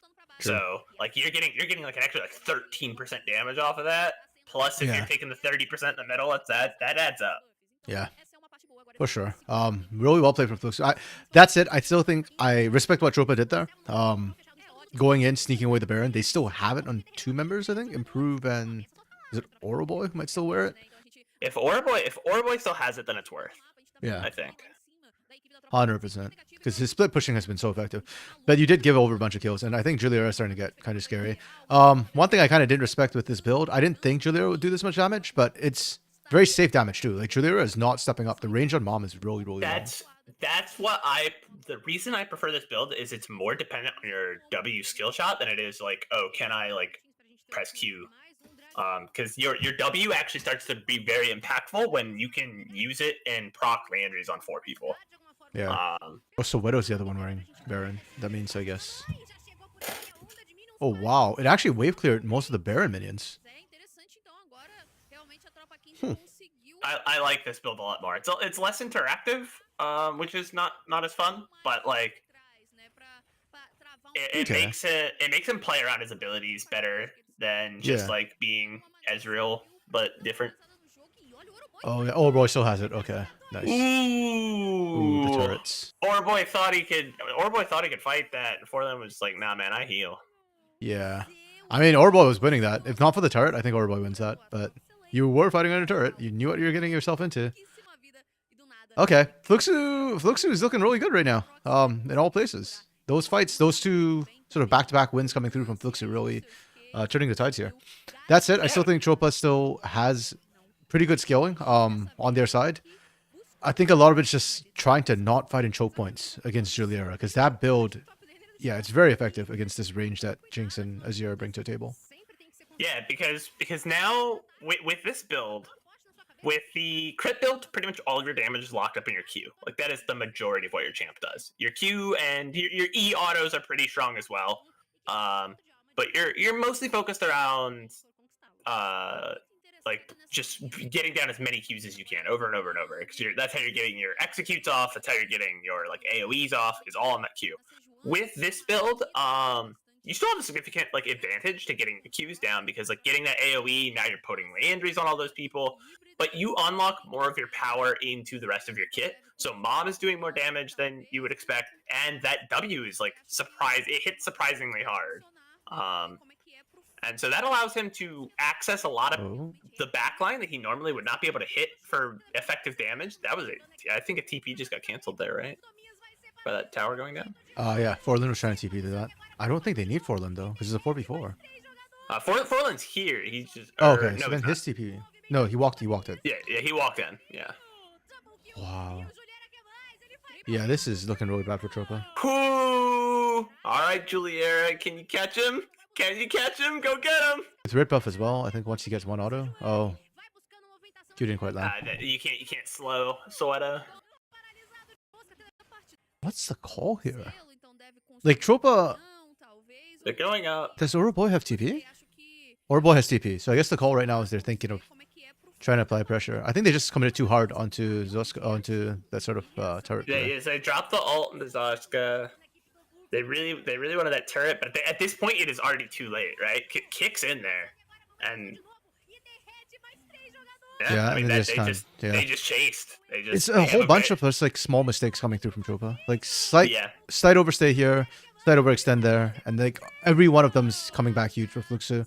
I mean, Tropa's still trying to make the best of it. Boy going for that dragon, like for the we saw Boy he sees what's going on. He's like, I'm just gonna take drag. Yeah. Which does set them up nicely. They're on soul point, so that forces Fluxu to fight for this next. You gotta survive another 5 minutes. But I don't think it's gonna matter much, man. I even if they I think they're gonna force Fluxu back. They're gonna live to fight one more rotation. But like, do you even want to fight at drag? Because Julier, that's like great for him. Like, cool, you're stuck in drag pit. I'm just gonna do all of the damage to your whole team. Yeah, I think Tropa actually needs to focus on the fight for a change instead of the objectives, because they've got great objective focus, but almost to their detriment. Wokes, you like this motor build better? Yeah. Bren does too. Bren was selling us on it. At first I wasn't sold, but this game, it's been looking great. It's really good, man. Yeah. I think this is what... I guess this would make Smolder more blindable or B1-able for me, is if the enemy team starts running like Senna or Jinx as an answer, then you just go with this build instead. And then you don't have to worry about range disadvantage. Yeah, like, okay, I have a range disadvantage. I just press W and you just have your health from Landry's turn. And if they want to go for like early Lucian, Kalista, Draven, then you just run the Navori build instead. Yeah, you run the crit and let them play into you. And now, now you're inside my Q range all the time. Nice murder. Exactly. I think if we play, if Smolder, if the expectation was that's how Brazil is going to play Smolder, was like, hey, we have an answer to whatever you do. Like, we're going to change our build based on draft. I would like the pick so much more. Like, the fact that I can see someone not only play the quote-unquote, like, solo queue build, but also be successful with it, like, do damage and play, like, their role within their team. That makes me excited because it means this isn't a power pick for the sake of, well, the new champion is strong and we're going to pick it. It means they actually understand why the champ is versatile and what it can do. So that makes me more excited than just, oh, new champ is good. Me pick new champ. And that's what I said as well. To a certain extent, like, CBLOL Academy actually gets more time than CBLOL to adapt to these sort of patches. They get to see the pros actually play it first and then kind of decide where they want to go from there. So, yeah, I'm pretty happy, that we're seeing the adaptation, because to me, this suggests that next weekend it will be different as well. Okay, Mom doesn't hit anybody this time. This is Tropa's best shot. Right on the edge. They're still getting burned down because. Yeah, there we go. The comp's coming through. Can they catch Juliera? They don't need to. Out of there, but it doesn't matter. They kill everyone else. Yeah, they don't need to. Okay, so literally right now it's coming down to can Juliera find Mom, and Tropa finally found the fight not in a choke point. Huge for them. Yeah, they should take. I think Mom was a little too high up on the map as well. I would have liked to see that drop more through the river. Yeah, on the replay, we'll see where it goes. Not a fan of Forlin in this fight. I'm going to be honest, I did not track what Forlin was doing. So in the replay, I'll be watching Forlin. I was staring at our little baby dragon friend. Yeah. I was more watching Avenger and Improve to see, like, would they survive the initial burst of damage? Because, yeah, that's what I'm looking for Tropa. I think if they survive, they can carry the fights, but the Moms have been really on point. Hello? Do we have a replay? Really? We're not replaying the fight that just turned the game? Okay. It's not worth trying. Too far. Sorry, I clicked way too far back. Dang it! Here we go. Oh, there it is. There it is. So I just want to see setup where everybody is. I'm missing somebody on this map right now. Oh no, okay, everybody's there. So mom comes up really down the high middle. and like almost through the Baron pit because I think he's expecting Tropa to go in towards them, but Tropa sees mom coming and backs out. And I think that's a good call from them. I mean, they're probably expecting Soweto to try and force the Baron here. I think too many people from Fluxu peeled off at the same time. Like if that's the call, and again, as well, that this happens in the span of like a second, so they don't have time to communicate this. But it's really unfortunate because I feel like if mom was coming down this way and you're trying to stop people from getting in, then you should actually walk in there and hard commit to the Baron. If the call is to turn and fight, then like you're saying, Bren, it needs to be further out. More of them. Because it only catches Soweto and it doesn't even get the bonus damage on him. Yeah, it's barely burning whatsoever.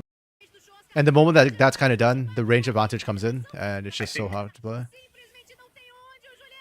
So I see what you're saying about Forlin here is like he's playing too far away. Like see, he's got he got hit by the Emperor's Divide, no?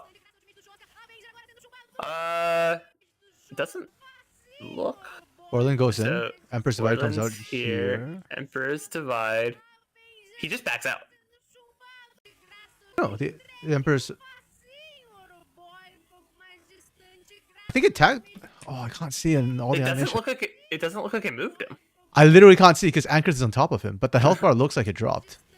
But even so, right? He has World Ender up. He can flash over that wall and be on top of Avenger and just murk him. Instead, he backs out. I get that you have. He doesn't have a flash up. You don't want to get stunned. Oh, it's not up. Okay, I thought it was up. I missed. He does not have Flash Dark Knight. You're baiting me. Stop gaslighting me, Dark Knight. Chat is gaslighting their. No. No, it's just fair though. I mean, there's a lot's happening, and I think Forlin's positioning was not ideal. Given what he had on hand, I guess there was no choice. But yeah, if he had Flash, that would have turned. If he had Flash that turns, I don't think he has his dash up. Yeah, okay. No, fair enough. Yeah. No, that's fair, Dark Knight. Like I said, that's really fair. That's why, like I said, I didn't even watch Forlin that fight, so I didn't realize like his position was critical. I was literally just tracking Julia. Yeah, so that was a really good wall from Avenger. Like obviously it knocked I think Ankrith out of the back line. But it also prevented Forlin from going in. I think it might have hit him. It didn't get like the knockup, so he might have just eaten the damage. I could not see. Ankrith was so fat that he literally blocked Forlin's health bar and his. Regardless of Forlin getting hit by the Emperor's Divide or not, he can't walk through it. So yeah, that was the bigger thing. Like if he had his if he had his E up at that point, he just eats over the wall and everyone dies. But, yeah. I also wonder. I suspect Forlin blew all his cooldowns, and was just waiting for them to come back up. Yeah, but I agree. I think if you had just walked in there, even if you die, like it does more than you walking away. It's another body that tanks up for Zuska and Juliera to get damage down. So the problem is it doesn't, because it is Azir and Jinx who do splash damage. So it doesn't matter how many bodies you're chucking there; they all get hit anyways. If you're all the way up in the front, maybe not for Zuska, but the range on this Juliera build means that he can sit far enough back. So we have a tower. Okay, Ankrith. Really big engage from Ankrith there. Yeah, again, Tropa is slightly overextending. Like they're slightly too forward for a tower. Oh man. No, like also you have 4v5. Like you can't be pressing up that far. Like if you're 5v5, I understand it. Time, I think the logic is we will be 5v5 because Auraboy just tell. Yeah, but TP is like a 4-second channel. Exactly. They're like, we'll that's game. This is game. Yeah, that's a game-losing mistake. I know Azir was low because he got burnt down by Juliera, but him getting 1v1 by Kick was really fun. Yeah. Okay. No, I think Tropa's like, no, we're 5v5 because he just TP's in, but it's like by the time that all of the CC is on top of you, it's too late. Okay, I think Fluxu has literally just changed Smolder for CBLOL with this game. Yes. Like going into the next weekend, I think Smolder might actually be pick ban, like 100% pick ban going into the weekend.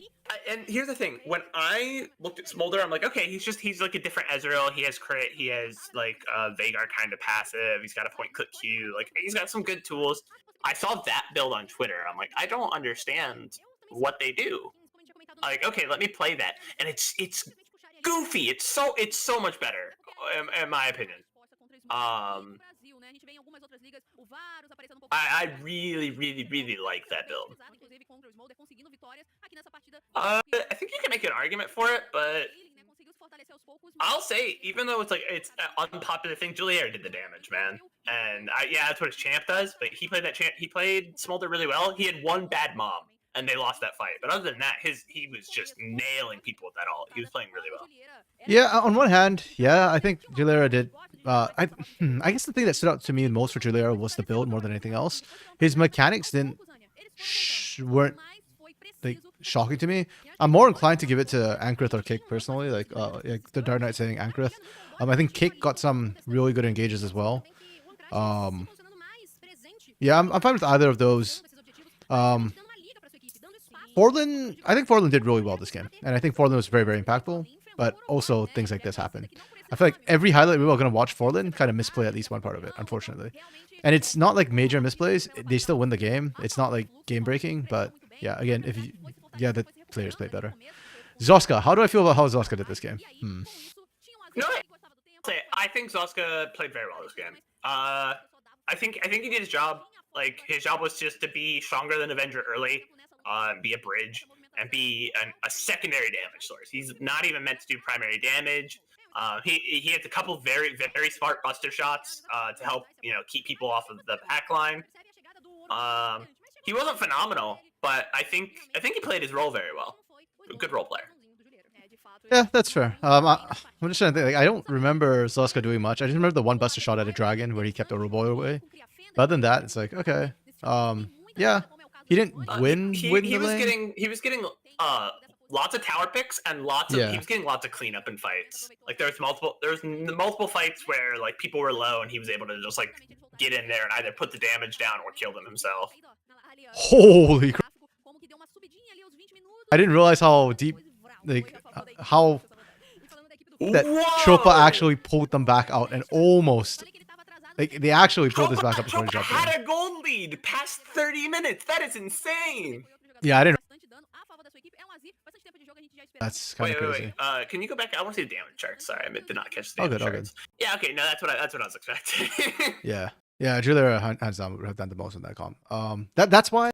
To the next, I was like, how do I feel about Zoska? Because, like I said, I don't think he was.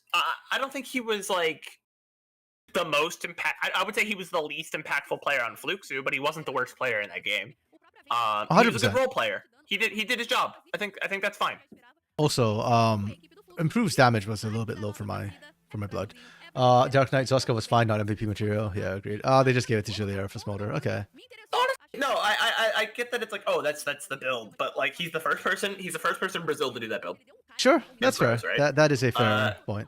And he was like 7-1-7, so it's easier to position with this build. It's because you don't have to get in as close because, like I said, your power is not locked up in your Q and your E. You can shift it a lot to your W and your R, which are much longer range. But his positioning was really good. He was never getting picked. He never died. Like I know that it's always but that's what the ADC is supposed to do. That's their job. How often do we see people? Well, no. Also, right? He was just never in range. Like he hardly queued most of those fights. Yeah. No. That's smart. He's playing that correctly. He's doing his build. True. You know the build is. You can only like judge people based on the games they played, right? And so you can't just be like, oh well, like he was strong because he never died because he never had to queue, but like, yeah, he put himself in that position. It's like, oh well, they only look good because they played, a bottom team. It's like, but they still looked good.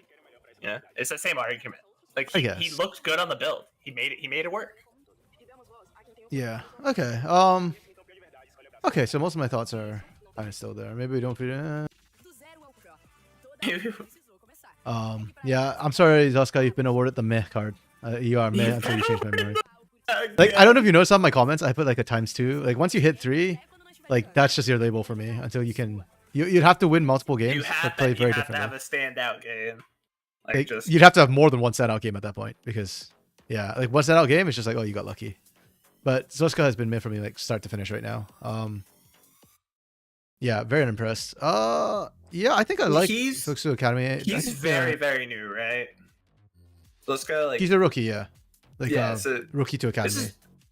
This is probably like his first real competitive experience. Like, I'm sure he was on an amateur team at some point, but like, you know, tier 2 and tier 3 are wildly different. Same with tier 2 and tier 1. I mean, it's just how it goes. He can improve. I think lack of experience. There's two different things that happen with lack of experience, right? Like, either you play too bold and you make mistakes that are like, oh, like you were just not ready for that. Like, you just weren't prepared, kind of thing. Like, oh, you're just gonna go after people, and sometimes you're out of position.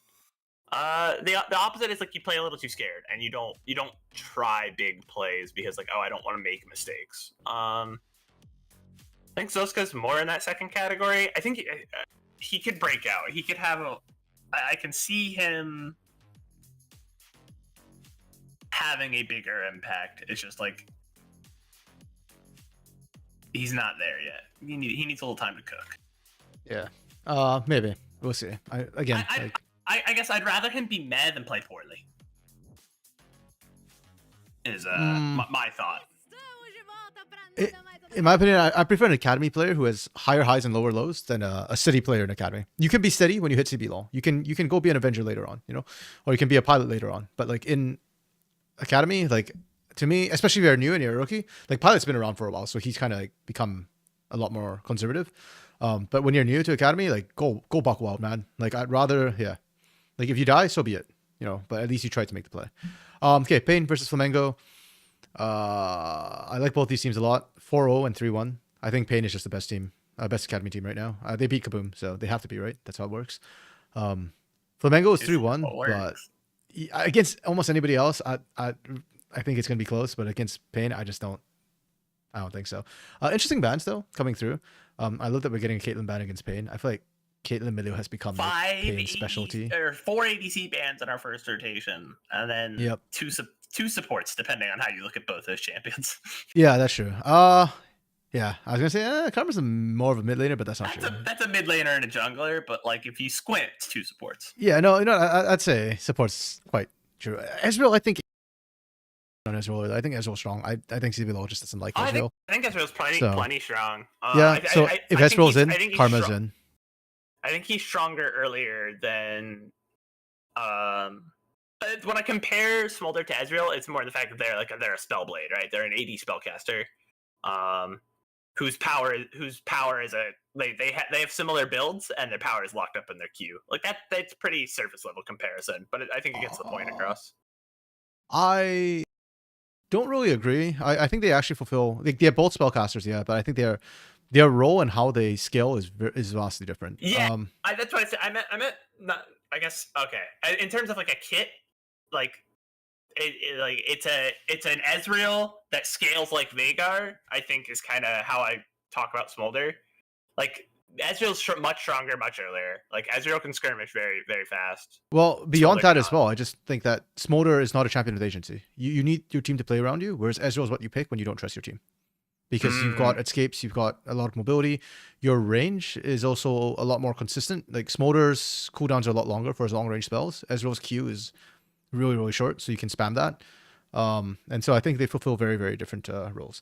That's it. Dark Knight. Zoska is 16, and this is first competitive. Okay, yeah, that's fair. And you know what? Like a lot of times, like your first competitive experience, you're gonna be, like, you don't want to get kicked off the team, so you play it safe. Understandable. I just want to see more out of him. Is all. Because right now, I've seen, like, yeah, I don't think he's ever thrown a game. Like he's never been that guy who's like, oh, he got caught up position, he cost him the game.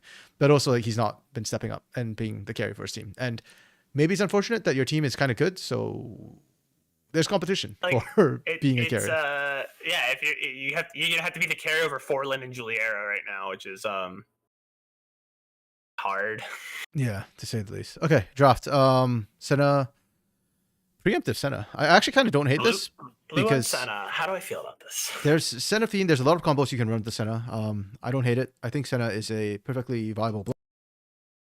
It's a preemptive counter to Smolder. If Mango wants to pick Smolder, they have to fully draft around it, and I don't think they did. And then we see Orianna, Nautilus. Okay, fine. You want to first pick Ori. That's okay. You blind it. You get answered by Azir. I think Pain won that. They get Maokai, which actually, wait. Yeah, why are we doing this again? Why? Why are we picking Nautilus when Maokai is up? I don't. Let me get on UW.GG. Maybe something really shifted on the latter half of 14-3. I mean, I'm with Axe on this. Axe hates Nautilus right now. Like, Nautilus is very weak, actually. He's just got a point and click out. That's why we keep seeing him. But like, Leona's better. Brom's better. Like, there are. Nautilus is not that strong. Anyways, Nautilus is not good right now. Yeah, and this is why I kind of don't. Flamengo went with, because this is not your setup for Smolder whatsoever. I'm gonna look at D2 plus. He's sitting exactly at 50% win rate at D2 plus. Nautilus or Shinjao? Nautilus. Okay, yeah, he's not that good. Shinjao is still good, Dark Knight. In fact, a lot of other regions are still playing it, especially with Karma mid, because Karma's nerfs mostly hit her late game. The Malignance nerf hurt Karma a little bit. Okay, it hurt her, but she's still really strong. And paired with Shinjao, Karma Shinjao is still meta in a lot of regions. I don't like the Nautilus over the definitive best support for 3 straight patches. Like, it's not a question. Like that Maokai is just ridiculously strong. And he did get nerfed this patch. He got nerfed on patch 14.3. They dropped his base armor. They did a bunch of tweaks to his durability and I think his cooldown as well on his E. But that's it. Yeah, like, I don't know. And then you're picking Smolder here. And the reason why I kind of really don't like this is now you need a sustained damage top laner. Nara is not it. Like, you can get away with the Aatrox and then you can build the Juliera build. Oh no, sorry. His base armor drop is next patch. 14-4, I think I have heard that he's losing some base armor. But he definitely got nerfed on this patch as well. Yeah, so he lost 1.2 base mana regen. He lost his base healing on his passive. So instead of like 4 to 34 healing based on level plus 4 to 12% based on level, it's now just 4 to 12.8% based on level. Max health heal. Okay. So he no longer has base healing on his passive.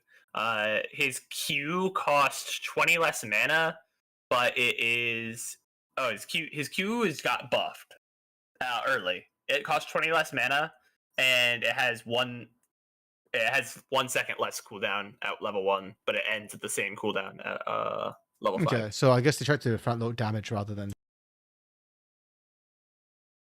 his R cooldown went down by 10 seconds late game, but it's up by 10 seconds early game.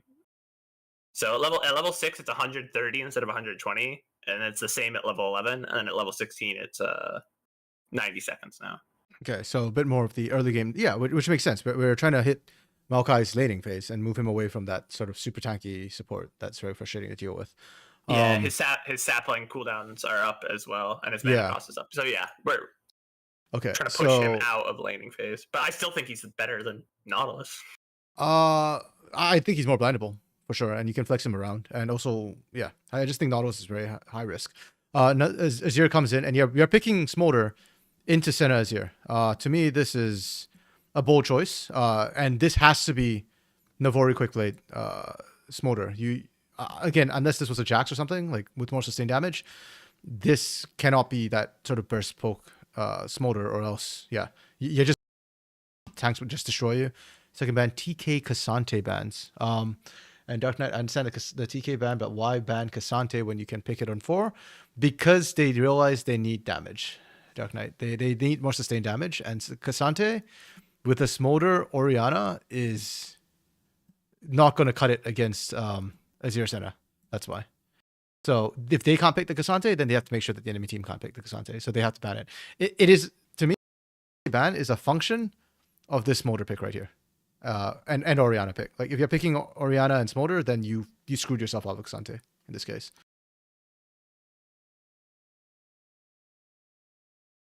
that can do damage in the jungle. Like if anything, I know you don't like the Viego.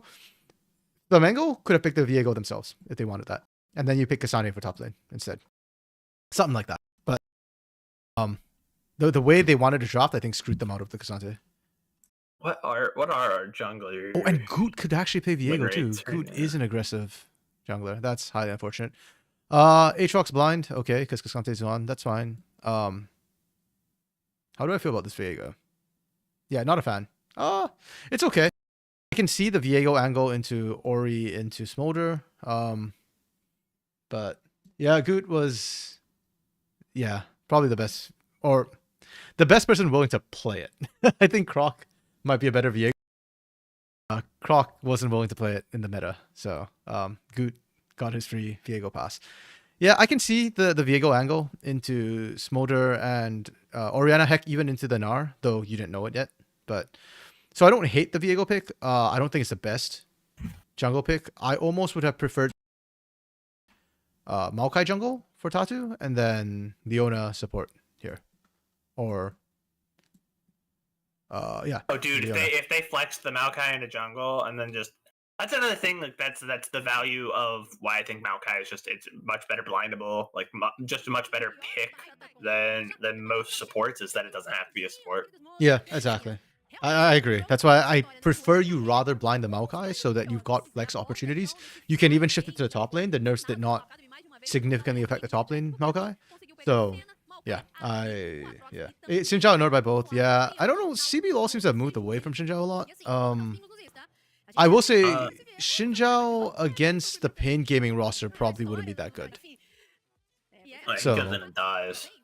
Yeah, Aatrox will still get in there. Yeah, so if anything, I'd have Pain picking Xinjiao would have been better, I think, for me, than the Viego, actually, now that I think about it. Yeah, I just don't. Okay, like the Smolder feels like they've half measured. It feels like a lot of what CBLOL did over the weekend with Smolder, which is like, oh, we're gonna pick a normal comp and then just slot Smolder in at ADC. Steps is going the Riftmaker build. Interesting.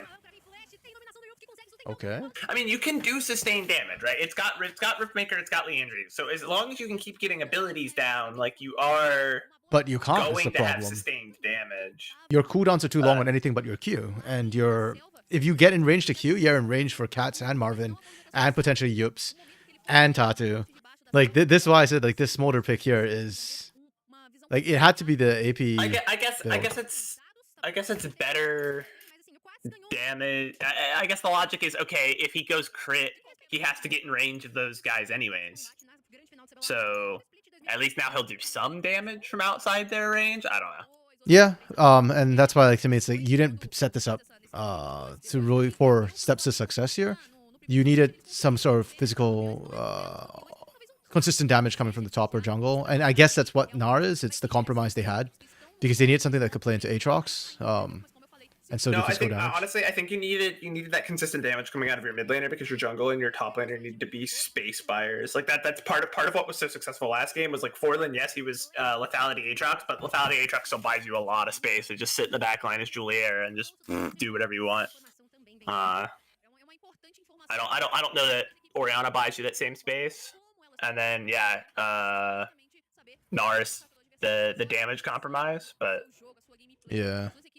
I guess Gnar does both, right? In mini Gnar, like he's a consistent damage marksman, and then as Mega Gnar, like he is a space buyer. So, but the problem's you're one or the other, right? And in this case, you kind of needed both. I was just thinking about the Orianna. I think I'm okay with Orianna as a. I mean, she's a control mage. I think she's okay for buying space for the team, especially when I'm looking at what Pain have. They don't have a dedicated tank to eat through the shockwave. So they actually have to be very aware of the ball. And so I'm okay with Blackie here being used to control space with the Orianna. Ooh, yeah. Touch it to okay. That. I guess you also don't need to like hard protect the puppy as hard if he's doing the AP build because Fierce Ocean does give him so much health. So I don't know. I would have liked to see a different ADC this game. Yeah, I agree. I just don't like this combination. Is it Smolder number 3? Smolder number 4 today? I want to say 4. I didn't double check. Stop picking him, please. They don't have enough damage. Oh, but Oh, Marvin dies here. barely. I mean, Bounty's gonna get this, but never mind. Or never is mind. he? Never Holy mind. crap! Marvin's insane. The minion block was unreal. Okay, okay. Okay, well, if I'm... So is this what we're running now with supports for who go with Senna? We just run TP now? Not combat spells? I guess. Like, I know sometimes that would happen with TK, but I always thought it was a situational thing. But, like, now I think both the Senna lanes we've seen, was it TK? I can't remember what the other one was. Or, no, it was a Nautilus who ran the TP. That had TP. It was the who ran the TP, right? And had that flank where the team did follow up. And had the goofy, crazy flank that was cool, but didn't like really accomplish much. Like it was the only reason they got a kill, but like also like we could just not. It was a cool flank though. Like, for cool factor, I do have to give it up on that point. Yeah. I don't know. I'm not a. Easy to say from the sidelines. Not a fan of the Smolder picks. Not a fan of the Nautilus picks. Really not a fan of the Nautilus picks. Oh, Cats is trying to go for the steal. I appreciate that. I really like this from Pain actually. Like they attempt and the aggressive. He just. I mean, sorry. You go ahead because I'm collecting my thoughts here. Black, you should be able to get the execute. Oh, Tatu's just buying time. I really like that from Tatu actually. You slow it down, and just make sure that Cats actually gets the full push in the mid lane. Goot's there to pick it up, but the idea was really, really sound. Yeah, so I really like the fact that Pain actually took their time with that dragon. They went for the high risk, high reward, which is like we are going to try and steal the dragon and get the kills. As it stands, they only got the kills, but the single kill and lost the dragon, so it kind of ends up biting them a little bit. But I like the confidence to go for that. Ultimately, and sorry, I did not mean to cut you off earlier and then just have absolutely nothing to say. I just blanked for a second. But what I liked is that they're very close to taking the dragon, and the way they entered, like the way Cats entered, both took the dragon and set up the kills like simultaneously. It was a really well designed play. It was a very good call. Ultimately, they only get the one kill, but I think if you back out, you get nothing, and they still get the dragon. Yeah, you lose the time, but the way Tatu forced, Blackie should have just run down and immediately executed as fast as he could. He tried to back, and then Tatu obviously made himself known and forced Blackie to execute. That wastes a lot of time, whereas Blackie just kind of, as soon as his execute window was there, he just walks into the tower. It would have taken a little time. I mean, if you're Blackie though, you. Oh yeah, no. That's definitely a hindsight is 2020 moment. But because of that. Because of the way Tatu played that, it bought a lot of time for Cats, and Cats was able to get a lot of advantage in the mid lane off of that. Yeah, that's what I was saying. Like it's a really heads up play from Pain. So all the decision making that early was good, risky, but I appreciate that, despite the fact that it didn't quite pan out the full way they wanted. And they were seeing that lead already kind of materialize in pretty much all their lanes. They have a lead in every single lane right now, which is kind of nutty. Yeah. And earlier, this is what we want to see out of a farming Senna. We had the moment earlier, 3 games ago, where the Smolder just had 80 farm already, and each Senna and her support had 40 farm, and you go, oh, that's even. It's the same amount of farm, but that's not what you want to see. Because the idea of Senna not having all of that farm and all of that gold, consequently, is that she'll have extra stacks. But if she's farmed 40 minions, then she doesn't have the stacks and she doesn't have the gold. So Pain actually able to play the lane correctly and let the Senna just scale. And Smolder, not necessarily behind, but wait, okay, so Smolder has Comet, but he's building. He's got a Essence Reaver. Okay. Yeah, so that will be the Essence Reaver build. Interesting. Very, very interesting. He also has a Dark Seal. Yeah. I mean, he started with Drawn's Ring, right? So he's just going AP, I guess, for early trade power and wave clear. I mean, I don't know. I'm either very intrigued or very appalled. I'm not sure. Okay. I And don't Pain think just I get a like free it. second Drake of the game.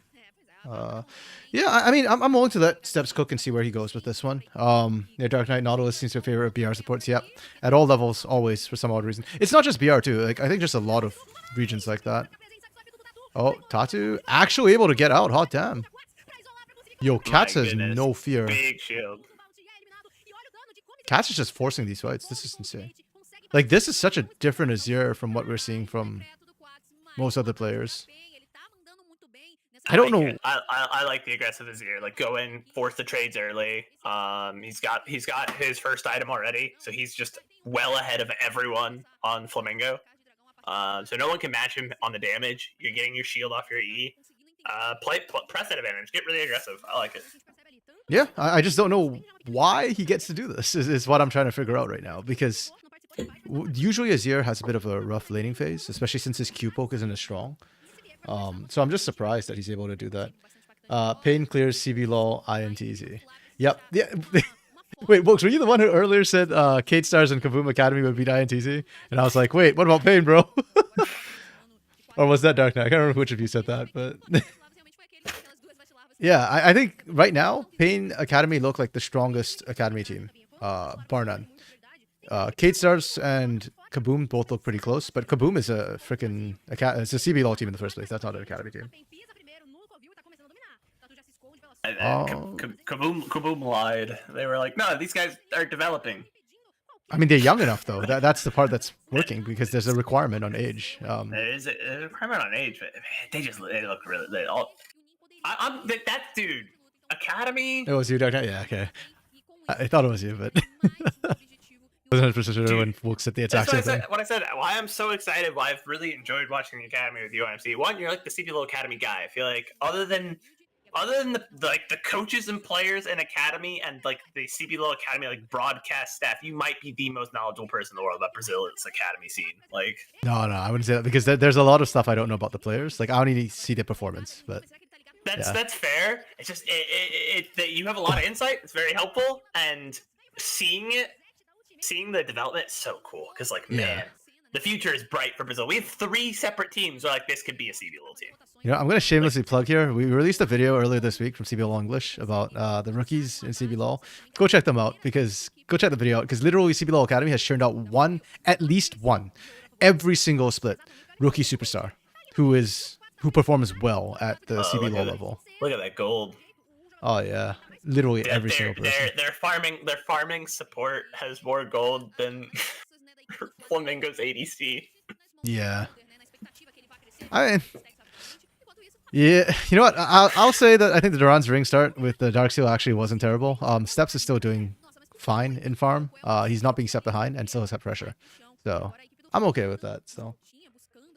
Pain Academy went for the best player from other lineups and put the best team they could. Yeah. You know what? That's fair. I don't think they got the best of all the Academy players because Kate Stars existed. Kate Stars locked up Maleko and Mortius. Yeah. And Kaboom has Dioj under lock and key as well. But Cats is also really good, to be fair. I just thought that Dioj was more consistent on meta champions. Cats has a much more interesting, unique champion pool. Yeah. It's good. Dude, Cats is... we saw it on the Vladimir last week, and I was like, oh, that's just how Vladimir plays, right? Vladimir is up in your face as a mage. Like, he's gonna go after you. This guy's actually just a maniac. Hey! Volhendo cum successo. Welcome. Yeah. Because I coached him, so I matched their time now, right? So. Oh. Yeah, there's the Naragon. Yeah, yeah, I coach him now, right? So I'm following the CBLOL Academy schedule, so it's not my choice on timing. But that should be better for Brazilians, I think, to watch. Ooh, yeah, Pain's just running away with this one right now. Ooh, that's your tank. What's our fastest game in CBLOL right now? I need to check this. We could be looking at a real fast game, but yeah, I mean, 26:52. Okay, There's a chance. There's a chance. I don't think we're gonna be faster than that, but there's a chance. I don't know. I'm kind of scared right now. This is my fear as well with the Gnar. Okay. Hello, Arashi. Oh, Arashi. Okay, yeah, yo. Your joint channel with your friend. Oh, okay, bro. Welcome.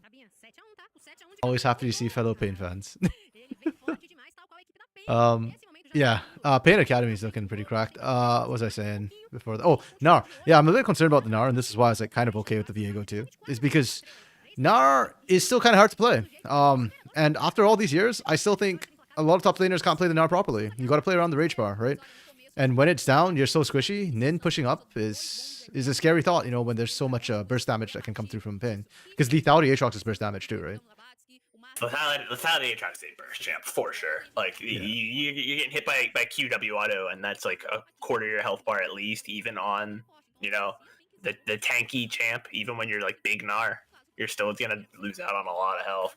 Yeah. And when you're squishy Gnar, it's not a good time. Oh, can they actually find cats here? No shot. They still can't kill cats. No, this guy's a maniac.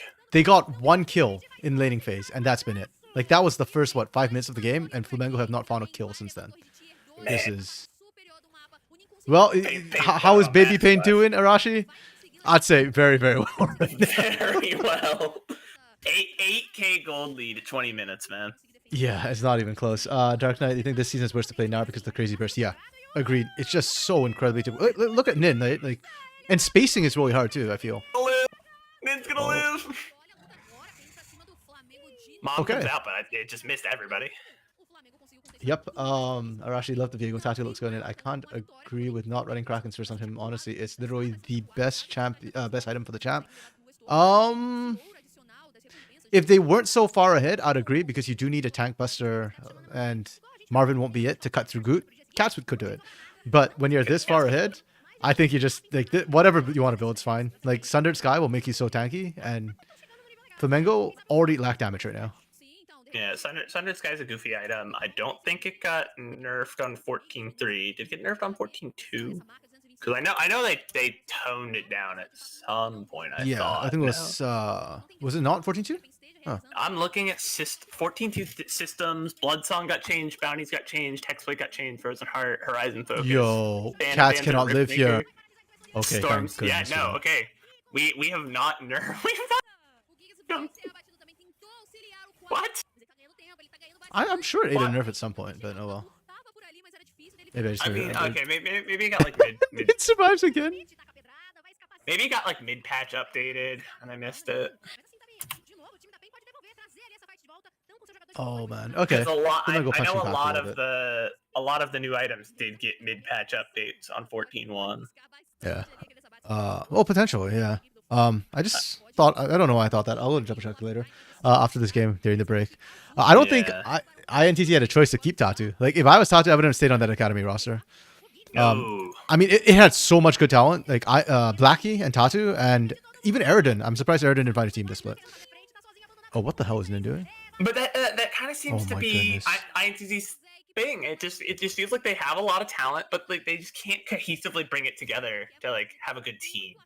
Well, I mean, last split, I think INTZ did a good job with what they had, which is why it's really sad when they kind of blew apart the roster, only retaining Ninja Kiwi and Yampi. So, yeah, I mean, that feels like an issue from this split. Or maybe those signs from the academy. Ooh, that was just a tip onto Blackie. Tatu's just rocketing there. Rip. Yeah. Yeah, I don't know. The INTZ Academy roster this split, I don't feel like is as mechanically strong as last split. And I wonder how much of that's because players might not, or might have had better offers or not valued INTZ quite as high. Lethality Aatrox is nasty. It is when you're ahead. I personally am a fan of Thunder Sky Aatrox Arashi, so. But yeah, this game you can't deny that lethality looks really good. No, yeah. Once you're ahead, and your ult, like World Ender makes you just unbelievably tanky because you have so much healing, and because of the way like the game is super bursty this season, people aren't gonna build anti-heal against you. Yeah, I actually noticed that too. Like even against Xenophene comps, nobody wanted to build anti-heal. Like dude, at best you build a. You can have like Sarah. You can have fucking. So sorry. I don't care, sir. Bad words. Yeah, it's just bad habit. I gotta break it. You can have Xenophene bot like.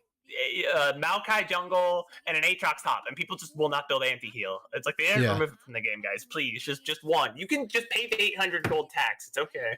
it feels like the only people who do it are the tanks for Bramble Vest, because Bramble Vest is actually a good item, anyways. But Dark Knight, from what you heard on the second split, team kind of shattered, but they didn't manage to keep anyone.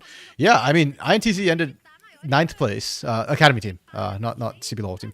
The Academy team ended 9th place with a team with freaking Eridan, Tatu, Blackie, Juzo, and Look. Like, literally all of them could contest for, like, could I say top 3? Okay, maybe not top 3, but, like, definitely they were all top 5 in their row. So they should have been at least 5th place just on their hands. And somehow it just never came together. So, I mean, to me, in an Academy roster, that's a coaching problem, right? Like, your coach needs to figure that out. Oh, do they want this? Yeah. They don't want this. I don't think it matters if they do want it. Can they even damage him? No, and that's the support too. That's not even jungle. Heard the reason why lethality is the go-to for Aatrox is because he ends up getting even better in zoning and destroying the backline, especially good on squishy champs. And we try in a meta for more squishy carries in bot lanes. Yeah, that's probably true. I mean, no, I agree with that. I just in a lot of my games, you want the Aatrox to be chunkier. You can get away with it in this because like you have Sundered Sky on Tatu and you have a Maokai support. Like you don't really need him to be that tanky. You can let other people soak the damage while you just zone.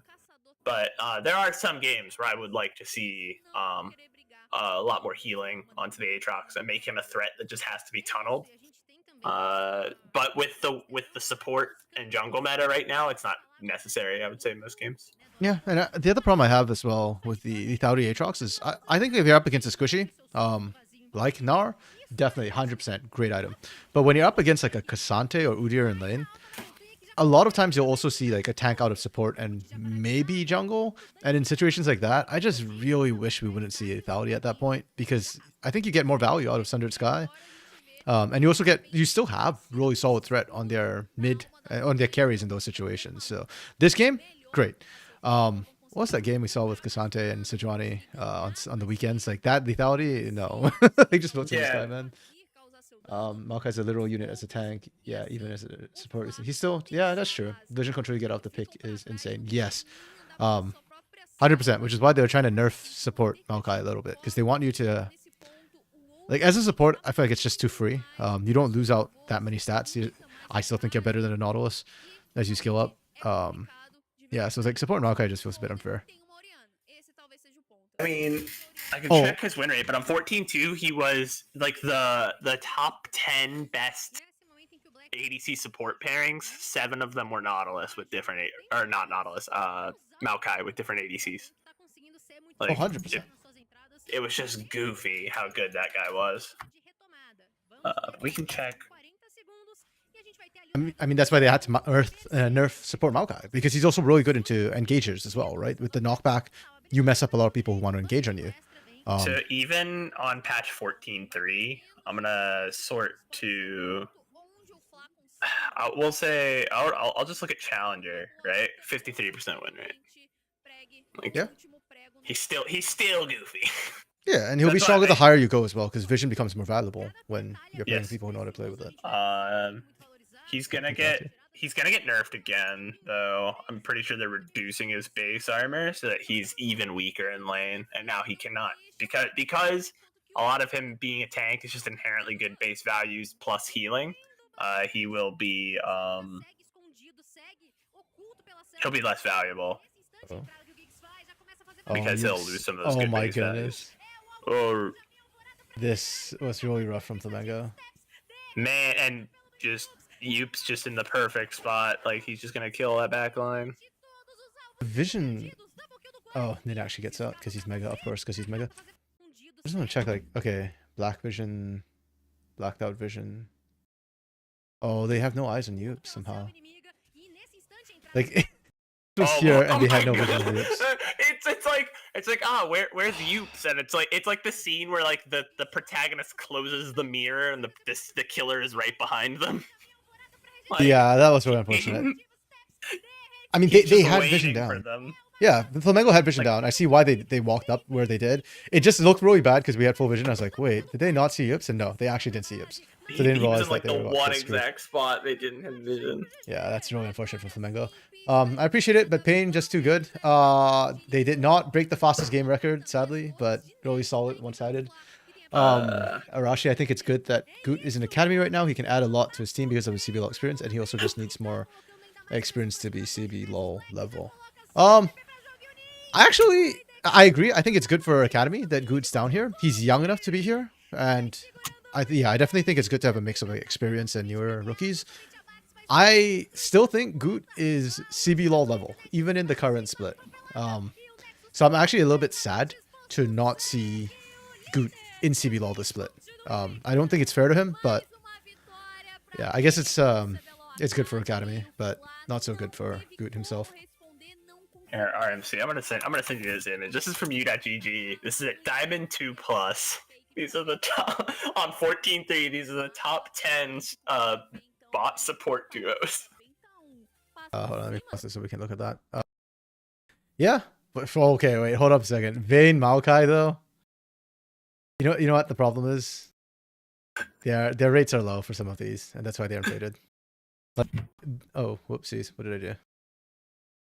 That's just an image. It's not a link to anything. Yeah, no, because I was trying to change to a pen, and I accidentally doing it in the wrong window brought up some weird window. So out of these, what's actually meta is this. That was the only meta pick. Everything else is non-meta. So they have high win rates, I think, because the people playing them are specialists in, or like I think it's hilarious that it's just Maokai. Oh, that's true. Yeah, Maokai is completely utterly busted. Like if I sort by lower and I go by duo pick rate, obviously Maokai. If I go by pick rate, Maokai only has there, right? He has 3 entries in the top 10. Okay. That makes more sense. Yeah, Smolder, I did a big oopsie with with Maokai support. Smolder Maokai, Ezreal Maokai, and Misfortune Maokai are all top 3 by pick rate. Keep in mind, our top pick rate, if we go by Emerald Plus, top pick rate is Lucian Milio at 2.72%. Oh yeah. So like under a percent isn't crazy. You get a lot more variance. The lower you go, the higher 100%. We go, the less variance there is. Yo, Arashi, don't curse it, man. We gotta get through playoffs first. Every freaking split, man. I'm very for them. But I'm also scared for playoffs. So I'll enjoy regular season for now. Okay, this was Flamengo. I'm gonna be honest, I can't see much from Flamengo this game. I didn't like the Gnar pick, but I also don't think it was the worst thing to do, and not something that I'm willing to find them over. And then they just got run over by Pain, because Pain is just built different right now. Like, yeah, I really don't know if we learned anything about Flamengo. Like, I don't know. Eu achei muito interessante essa movimentação do Marvin, né? Como eu falei durante o jogo, ele é uma festa em cena, ele não precisa ficar farmando. Então ele pode fazer essas rotações. Yeah, it's pretty standard draft from them as well. Nothing too crazy. They've played some interesting picks, and they've also played kind of like solid picks. That's all. Wacky draft from Flamengo. It's okay. Honestly, besides the Gnar, I actually thought everything else was pretty decent. I don't think it was set up best for Smolder, but like I'd say I'm not a huge fan of the Smolder that game. Yeah, but you know what? Yeah, but we'll put it on draft. Dark Knight, we'll put it on draft. Yeah, from Flamengo. I think Flamengo could have gone away with a lot with this draft against a lot of teams, but just not the top 3 teams. And yeah, draft. Yeah, it's rough. Was Rel ignored again? Yes, Rel was ignored again this game, this series. That's why I thought the Nautilus priority, because it's like, okay, Nautilus is like Nautilus, but guys, come on, like Maokai Rel, please. It's just better. Rakan, just better. There's Maokai, one more game, Rakan, Leona.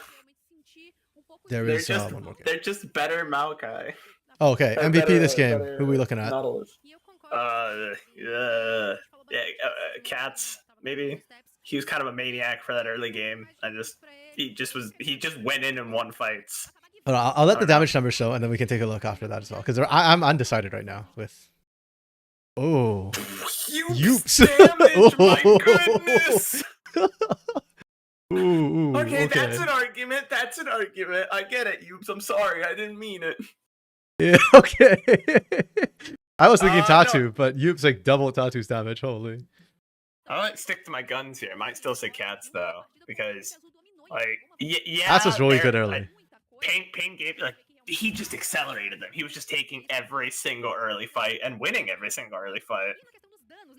Okay, like I agree Cats did a lot early. I was thinking Tatu personally, but after seeing this, I'm changing my vote. I'm going Yoops. I'm stalling up to the damage. I'm stalling up to the lethality Aatrox. Oh man, that's lore accurate Aatrox, yeah. Yeah, literal world ender there. Holy crap. Like that Aatrox literally hit different that game. Holy. Oh, they get the Cats. Okay. I'm a maniac. You're right. You're right. I just know. You're right. I mean that Aatrox though. That certainly hit different this game. I cannot not. Yeah. This is nutty. Last game for the day will be Kaboom versus Furia. So, Arashi, you're actually here to watch some of the best teams play today. You missed the Kate Stars game, which was Takui playing. Also very one-sided. Kaboom Academy. Have you been following Academy, Arashi?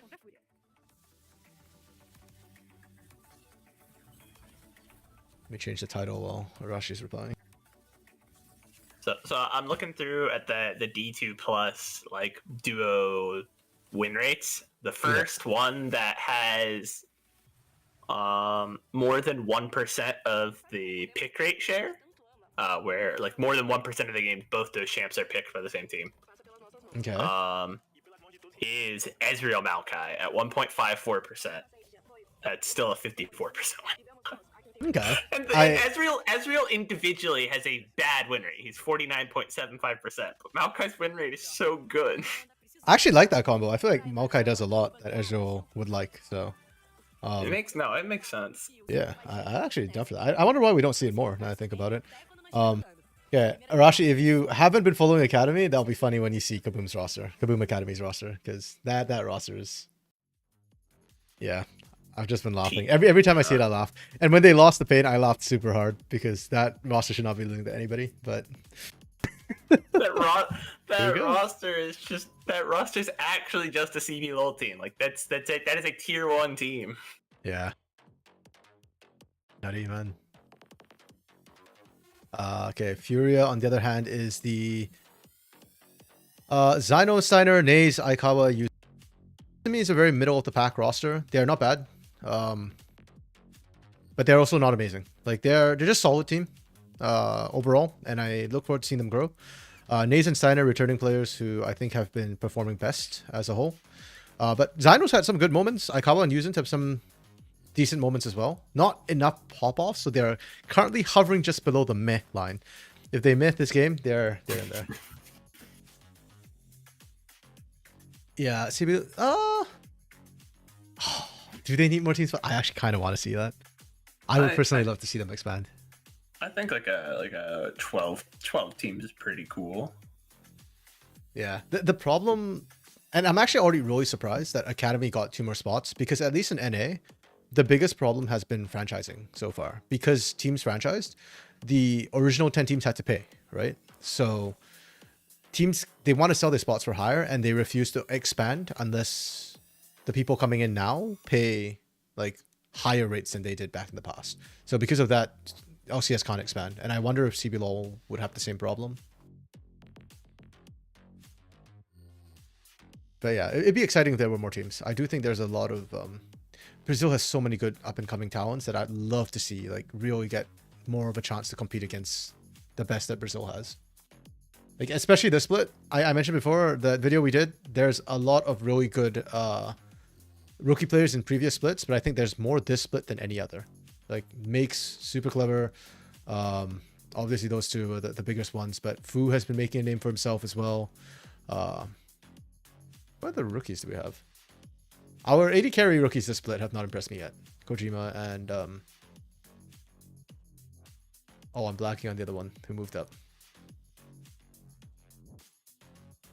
Time to pull the rosters out. Kojima and Silla.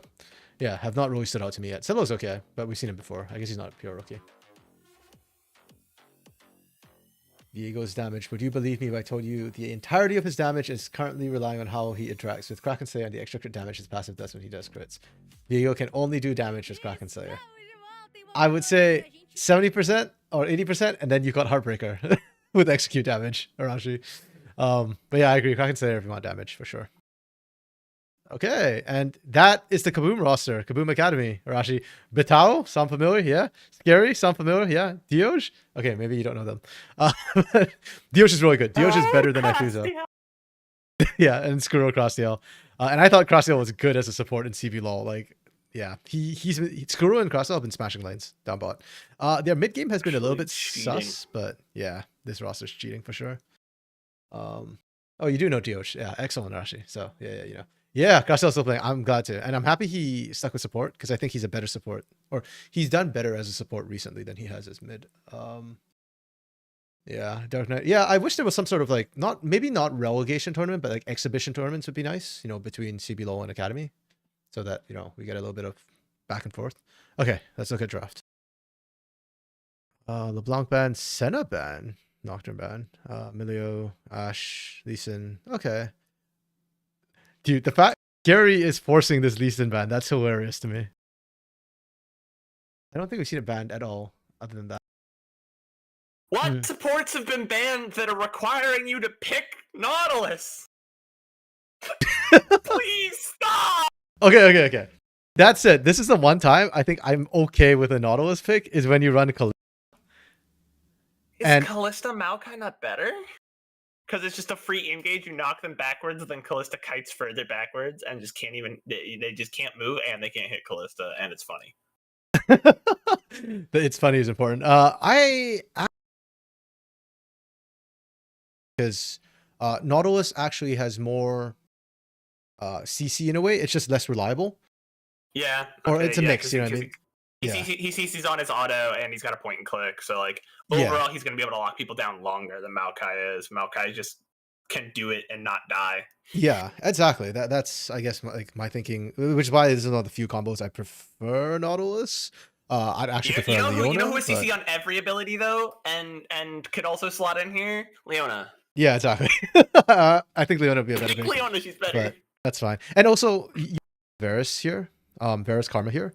So yeah, I think Nautilus would do better into them than Maokai because Karma can just speed buff and run away. Grant not be a support Karma, but you know that when you pick the Nautilus. Yeah, you don't know that when you're picking the Nautilus. That's fine. It's fine. Dark Knight, Maokai is nowhere to be seen. Yeah, I don't know what's going on with Maokai and Rel and why he keeps sliding through the cracks in Academy. In CBLOL at least, like Maokai is super high prio. Karaoke has been like relegated to Maokai duty every time it's open for him, crying for him. And Arashi is such a huge Brazilian Academy thing to have a lot of young players that just love Lee Sin because young players tend to go, yeah, exactly. And I was just saying earlier, I don't know if you're here, I prefer new players to have that mentality of like wanting to do the highlight reels, rather than, you know, have the mentality that, oh, I just want to be safe and I don't want to lose my spot sort of thing. Okay, so then we see Karma and then you see the Orianna, so we send Karma mid. Okay, that's good, that's fine. I think Karma's still very strong. Then we pick Alistar to counter Nautilus. I like that. It's not Leona, but Alistar also very good. Oh, Garen ban for Patao. I don't think we need this. I have not. It's okay. I don't think it's ban worthy. Oh, I like this though. The Xinjiao ban with the Karma. I like that. They're not letting that through. Very smart. Sure, you've got a Viego. It's not as good. I'm surprised Furia didn't.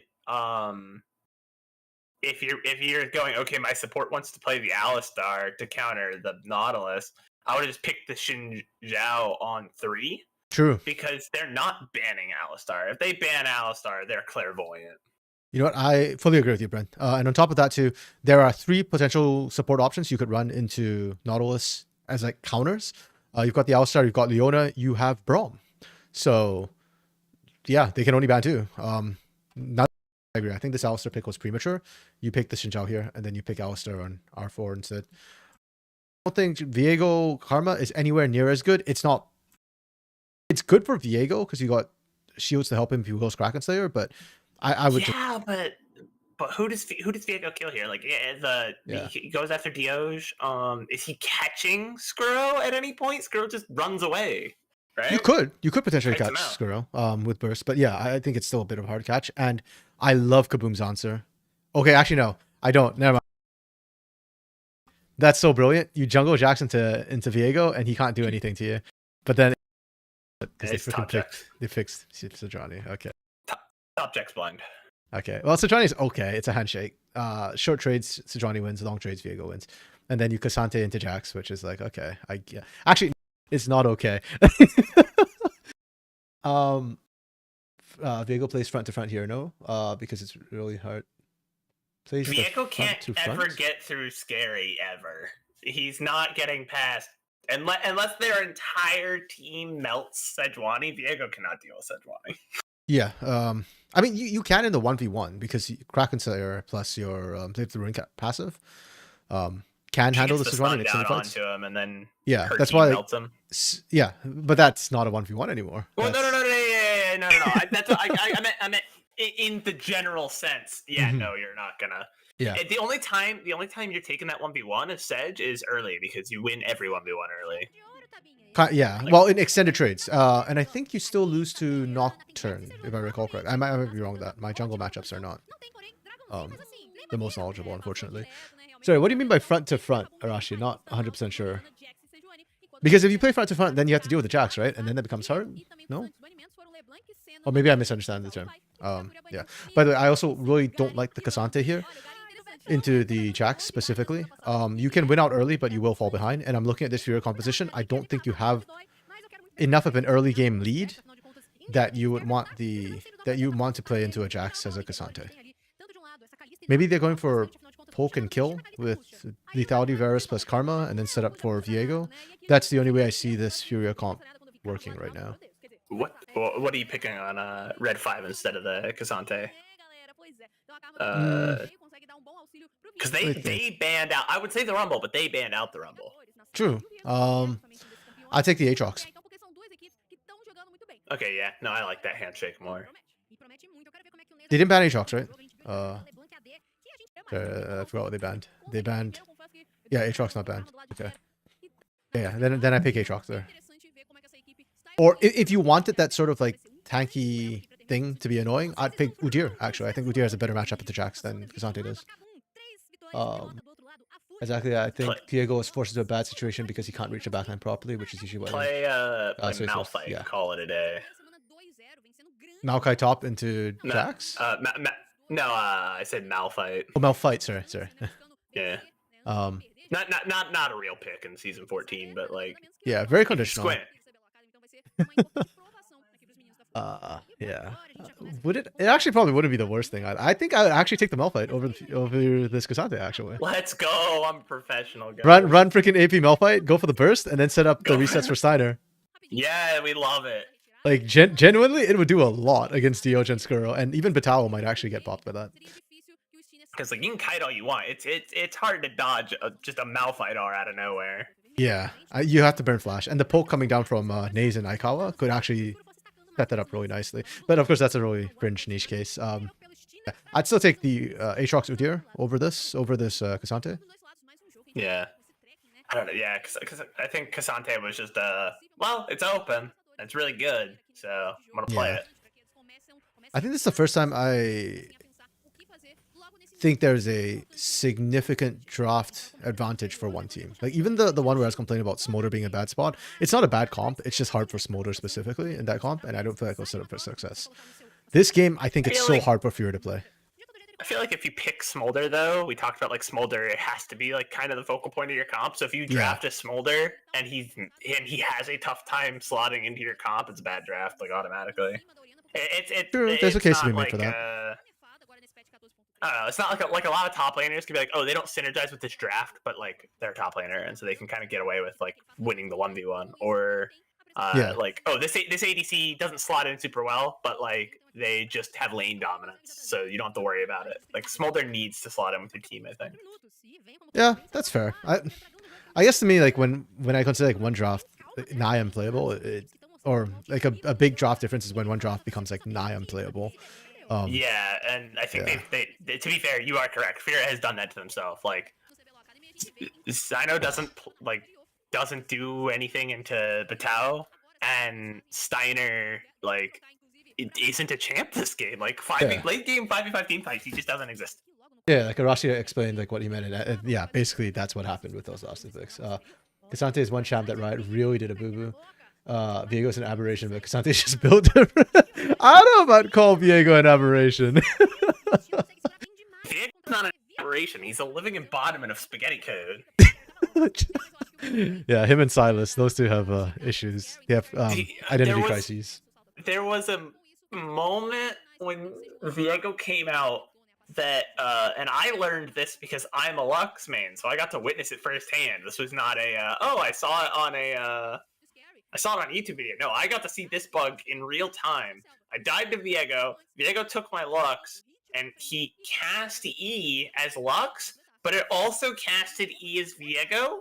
But What? it cast E as Viego as if it was a Lux E projectile. So it cast E in every direction at once. The hell? I wonder if there's a video of it. Oh, man. I can't even imagine. That's so weird. Yeah, that's just super messed up. Dark Knight, even with Karma, Kaboom just throws out. Yeah, agreed. And keep in mind, we're 14-3, so this is post-nerf Karma. Malignance is weaker. And her skilling is not as strong either. So that's kind of why, like, when after Bren and I can't remember who mentioned it about the Xinjiao. I think it was you, Dark Knight. Yeah, that's why after you all mentioned that Xinjiao should have been Arthi, I fully agree. Because I really don't think that Viego is going to be at all similar to the early strength that the Xinjiao would have given you. Do you remember when Viego first came to the game and thought being bugged as hell, impossible 1v1, he would win every single 1v1, right? Made the same mistake with Akali's W on Vigo's E. I actually don't remember it being quite that bad, but also to be fair, I didn't play that much when he came out, so. Chat, for your viewing pleasure, here is a 1-minute video from Vanderel about the Viego E Lux E bug. We'll take a look at that after this game. I'll just bring it up. That is the goofiest thing I have ever witnessed with my own eyes in this game. Yeah, I'm old school. To me, like the most OP champions on release was still Xinjiao and Twisted Fate. Not many will remember Twisted Fate because I think he got fixed pre-season 1. But he used to have his ultimate on his E or W. It was his E, I think. So he used to be able to portal all around the map, like just teleport basically on a fairly low cooldown. Yeah, so there's a I know a bunch of people that play Dota, and there's a character that's like that in Dota, and I'm like, how is that balanced? And I'm like, I don't know, it just is. Yeah. Because there's a lot of things in Dota that are like that, where if you think about it in League of Legends terms, like, nice oh, that would be insanely broken, goofy, stupid, like, that would never work. But in Dota, because of, like, just difference in game design, it works in Dota. Yeah. Well, to be fair, back then too, people didn't realize how broken it was because, like, macro wasn't much of a thing, right? Like, back pre-season 1, it was just mostly laning, so people just used to get back to lane faster. That was it. I am a newer player. I didn't start playing till season 9, so. Oh yeah. I've been playing since like near the beginning. To me, I came in, I was like, yeah, macro. That's the dude. You gotta be able to take dragons. You guys aren't cross mapping. What are you doing? Okay, Fear just kind of got caught, like the pants down there a little bit. For rotations. Unfortunate for him. Dude, so much of early League of Legends was like, it's not balanced, but people didn't know it wasn't balanced because like the internet didn't disseminate information like that in 2010. Yeah. Also, communication was very, very poor back then. Damn. Okay, so Kaboom just seeded all of that. They went for dragon stacking instead. We'll see if they regret it. Is this dive doable? I don't think this dive is doable. Who does Furia split with to get the real advantage out of having 6 scrubs? Yeah, good question. Like, I think Kaboom's fine to seed those and be like, we're just gonna dragon stack because you don't have a split pusher. Like if Furia gave 6 scrubs to Kaboom, game's over because Patao just split pushes and wins the game. Oh my goodness, they find another hook again. Good hook from Cross, yeah. Wait, Aikawa should not be stepping up here. Oh, because of TP. Yeah. Okay. There's a good knockup from Uzant, but they're still able to get out. Yeah, I was like wondering why Akawa was stepping up there. That's kind of borderline suicidal at that point, but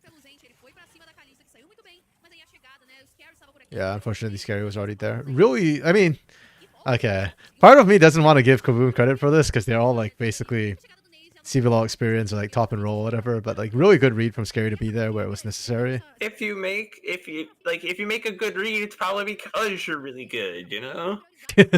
Yeah. It's the same argument to Kui. That's why like I struggle to give Kaboom the accolades they deserve because this roster just feels too unfair and stacked. It's like, oh, if they do something good, it's expected, you know? But no, it was a good read from Scary. That's why we wanted to see him in CBLOL. Actually, I think I'd rather see Scary over Goot in CBLOL, even though I think they are comparable in skill.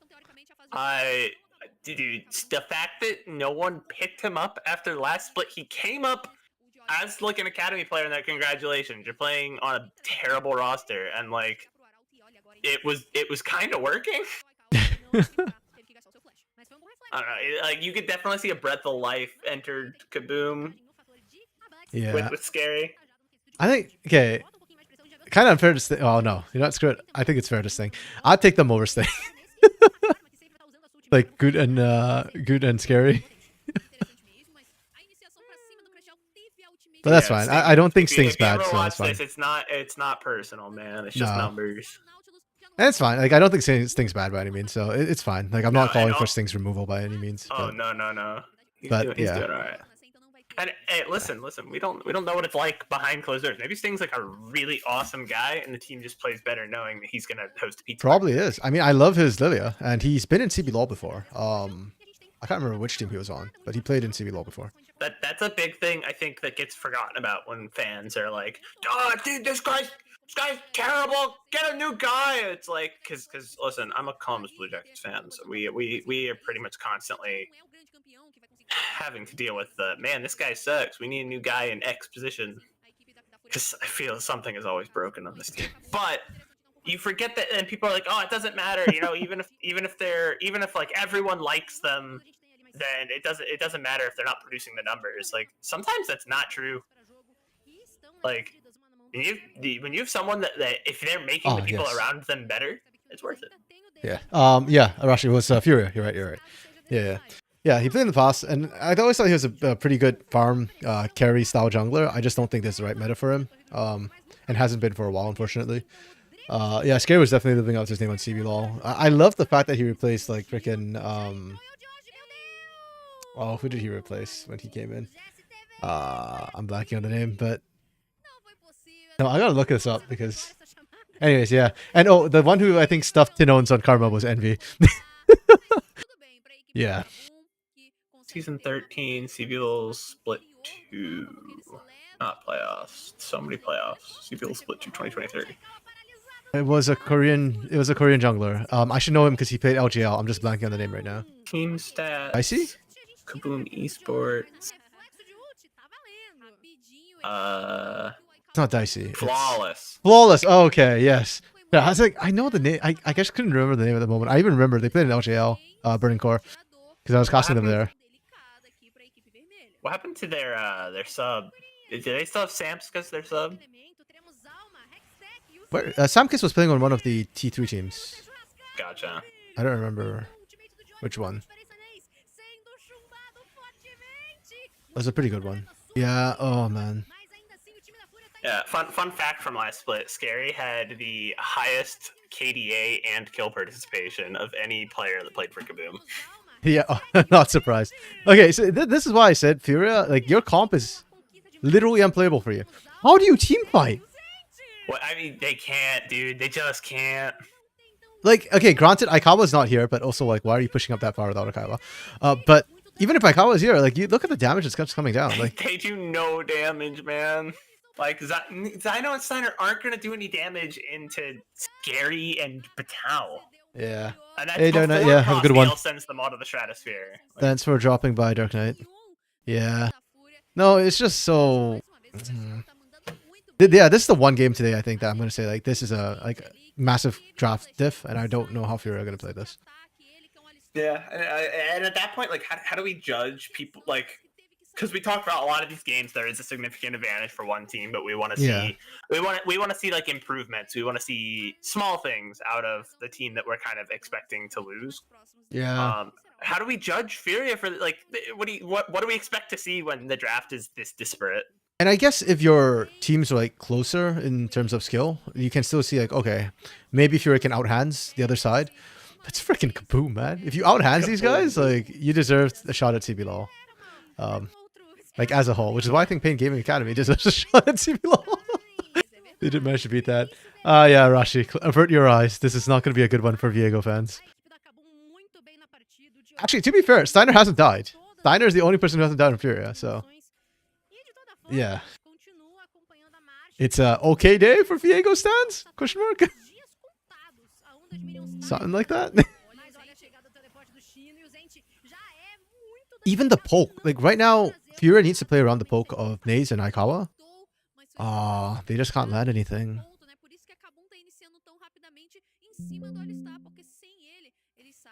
This is kind of rough. Kaboom can play it nice and slow. Their skilling's okay. Yeah, they've got a Callista, but what the? Where'd he go? I don't know. We looked away for a second. Okay, they found Skuro though. That's good. That's big. Vitao's just split pushing like a boss. Okay, nice disengage from Crasdale. I cancel my auto 3 times there and die. I'm putting that out there. I don't hit that blast gun. It was pretty tight, but that's why Crasdale is good support, man. He's got the hand still for support. Are they not replaying how Naze died? Okay, I guess not. I mean, I can guess probably just got hit by like Shockwave and then Skuro punched into damage and burst because Karma's not that tanky, especially if you don't have a chance to shield. But yeah, that came out of nowhere. I'd imagine it was a Shockwave, then Skuro, what, Q dash auto dash E. Yeah, something like and that. Then there is no more Karma. Shockwave was almost back up for Dioge. Yeah, they just play it nice and slow. They're trying to siege up this mid lane turret, but there is a lot of wave clear for Karma Varus still. And they're just waiting for dragons to spawn, and I think that's really what you're aiming for. Just stack those drags. Steiner a Viego main? I don't know if he's a Viego main, but I think he's played it before. A couple of times. This Hydra. I don't know if the Hydra will be enough to save them. It'll be good for split pushing, I guess, though. And they did get 6 Void Grubs. So, because I do think for Furia, they want to avoid fights anyways. So having your jungler split push might not be the end of the world. As long as Steiner is near the side of the map they want to play for. Split push.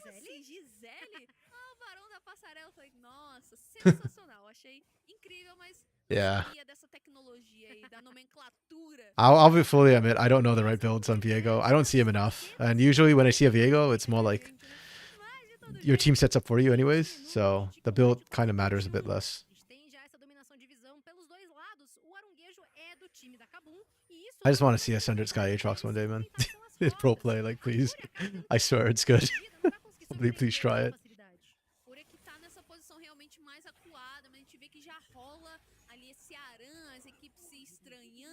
Oh, they took top side turret right now? Huh, to minions, I guess.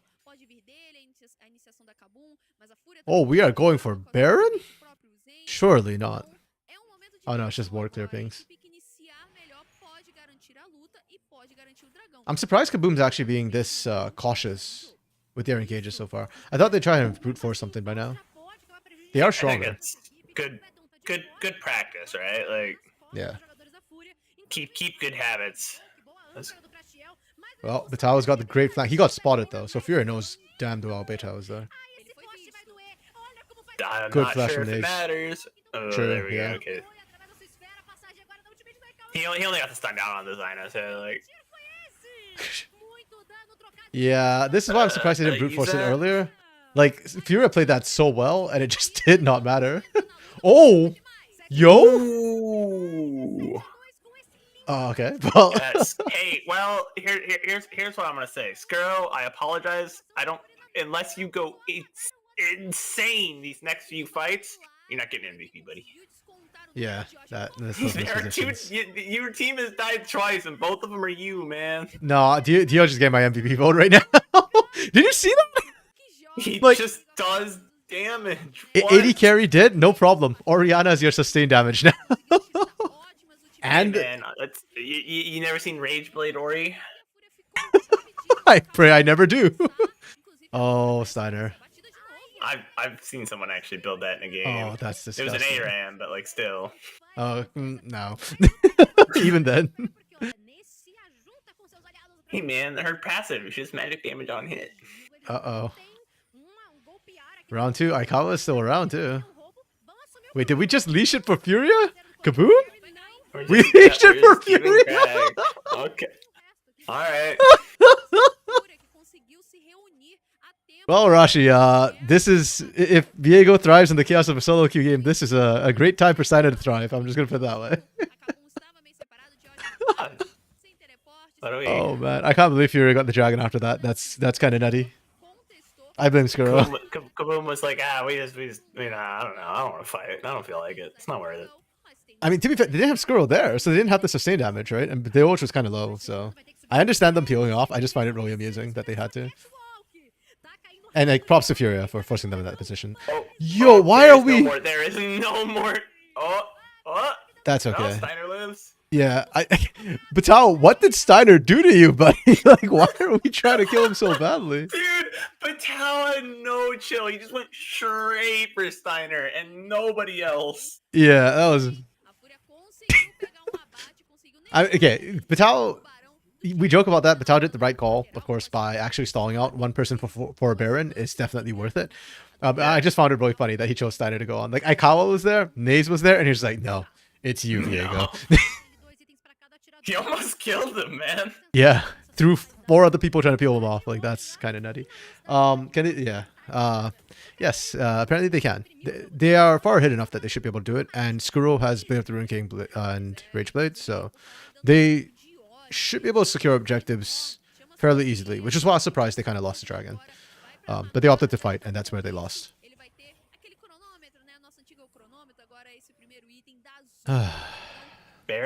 Does Baron Cannon just take this tower because no one can kill it? Okay. Yep. So I was kind of disgusted that Julia You cleared missed ways. your arrow. Just shoot the cannon, bro. What are you doing? He was aiming at the champions. It was a whole I bait. know he was aiming at the champions. But why? Oh, speaking of fate, I don't think Steiner and Naze kill Batal here, to be honest. I think there's a decent chance Batal walks away with the kill, and even if he doesn't, you don't kill him anyways.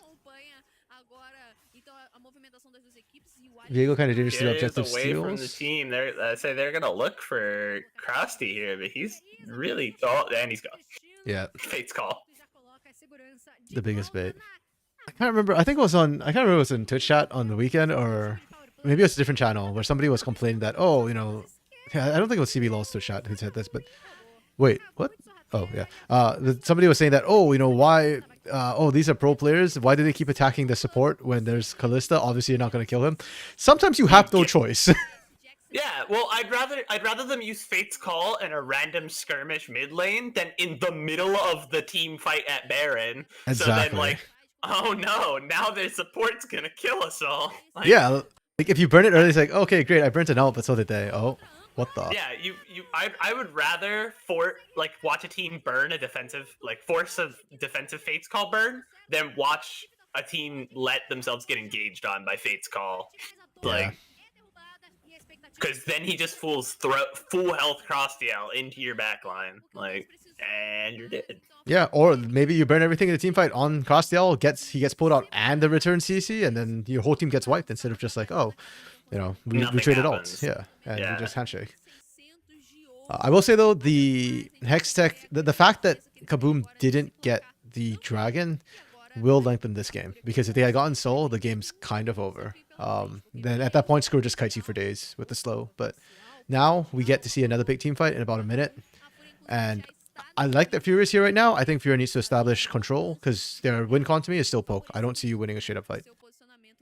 Yeah, they need to pick a part of the map and just hold it and force Kaboom to come to them and fight into it. But they're losing prio in both mid and bot right now. Actually, they pushed the wave bot, but I think that it looks like Batal's gonna go push it right back out. And yeah, Kaboom just comes and takes control of their jungle. Yep. He does answer. I mean, 1 minute out is kind of far to set up the ward line if you're not going to stick around. But I still laud Fear for trying. Arashi, question for Fear: who's going to stop the Jax on the side? I'm not as familiar with Brazil, but if this was North America, the person who would stop the Jax split push would be the internet service provider for Kaboom. But yeah, nobody on Fury is going to be able to do that right now. Yeah, I mean, like, maybe like the police will come and arrest Batal, but like that's it. Maybe like that's the only way you're stopping the Jack split push right now. Nah, man, they wouldn't go. Batal is still clean. Have you seen that kid? I actually really like that Furia kids roster. I was so sad when they released Batal and Goot.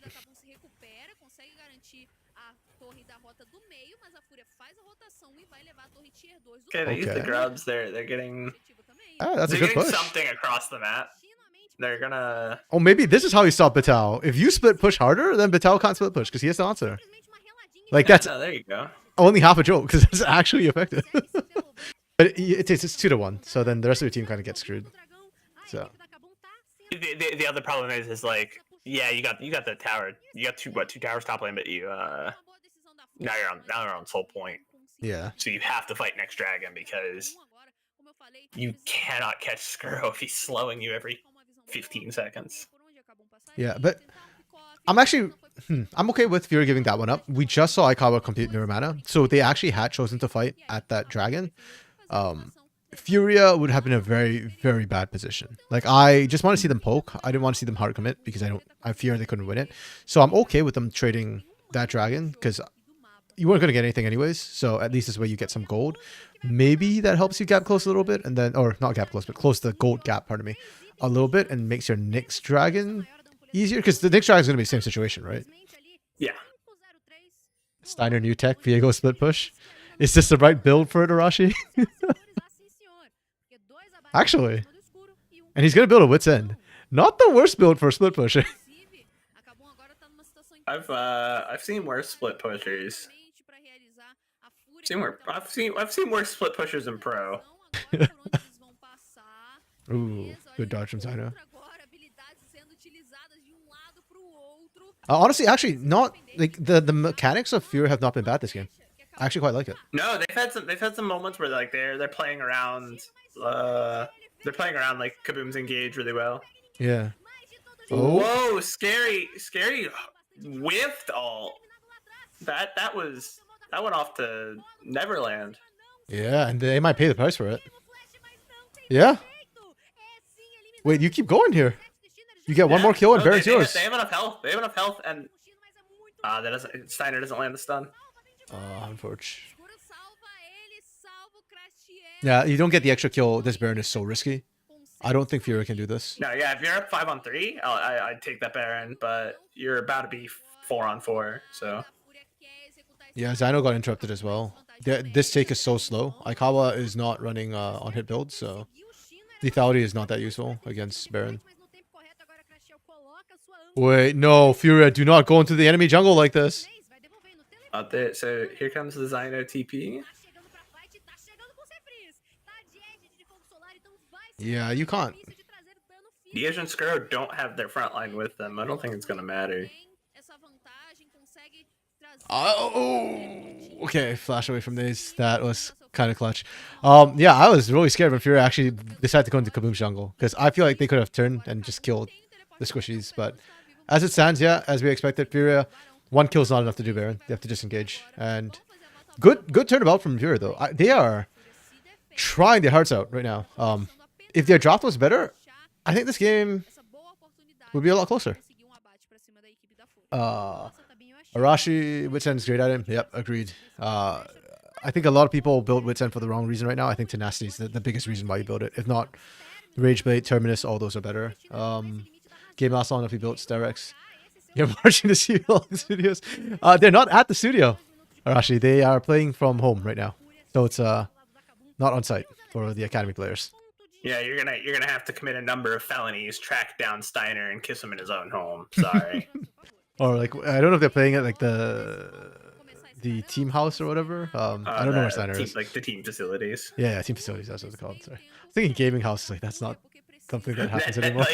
they're like streamers. They all live in one big Furia house. Coordenação maior precisa ter também aquele foco do que fazer nesse momento, porque é difícil ver eles contestando aqui algum objetivo, mas eles vão tentar. O Steiner, inclusive, tá tomando essa frente. Okay, the game has actually slowed right down. I think Kaboom's now being a lot more cautious, which I appreciate. And then Steiner does this. That's Chains of Corruptions also burnt Shockwave down. Oh, and Batal's here. Zyno?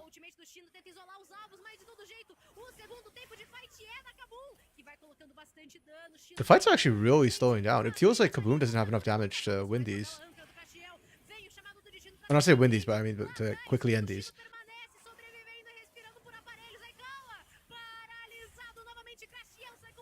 Okay. It was a slow grind, but they did it. Here comes. And that's game. What a game. Good disengage with Fury, to be honest. Oh, it's over. Yeah. Yeah, that is how this game feels like to me too. It's like it's kind of a weird fight to end the game on. Like yeah, like you don't feel like that should be how the game ends, you know? Like Baron was still up, they didn't do it, and then it was just like one really like weird long fight. No soul, no Baron, like, but there it is. And I just want to go back to like how the fight started too, because Fury opts for this. Like Zyno could have walked away. Zyno turned around. Like right here. Zyno can keep walking. Zyno went in on Costream. Goes in, then he goes out, but it's a little too late now. Yeah. Yep. Now Uzent's dead. Like Batal was in a cut-off position, so you guys can't get past him. Your squishies are in danger. Like it takes you so much to kind of get out of it, and then you just get run down. And again, I don't know. You see this here? Zyno, look at Zyno. Freaking Zyno turns back again. Forward, and Batal says, "Okay, that's a bad decision, but I'll let you make it." Yeah. Like I think you should have stayed with your team and tried to heal for your carries. You still die, but at least your carries get out. But yeah, kind of a just really odd way to finish the game. Oh, I love it when they do the fist bump. For Kaboom though, I will say not the early game was late. It felt like they overstepped, made a couple of mistakes. That slowed them down a lot. Yeah, this was by no means a clean game for me. I am deleting this note about good draft from Furia. This is not a good draft. Yeah, I think they're still middle of the pack. Good hands. I think like Kaboom up against Kaboom plays this same game like to the same like level they played today against VKS with a correct draft, they lose easily. Like they won because they're the better team, and Furia exploded their own legs off of the draft. Yeah. That's it. I think overall today, drafts were close for sure. Yeah, drafts were close except for Game 6. I mostly think Smolder was fine if he was played around. Lots of Smolder prio. Like, he was blue 1'd a lot.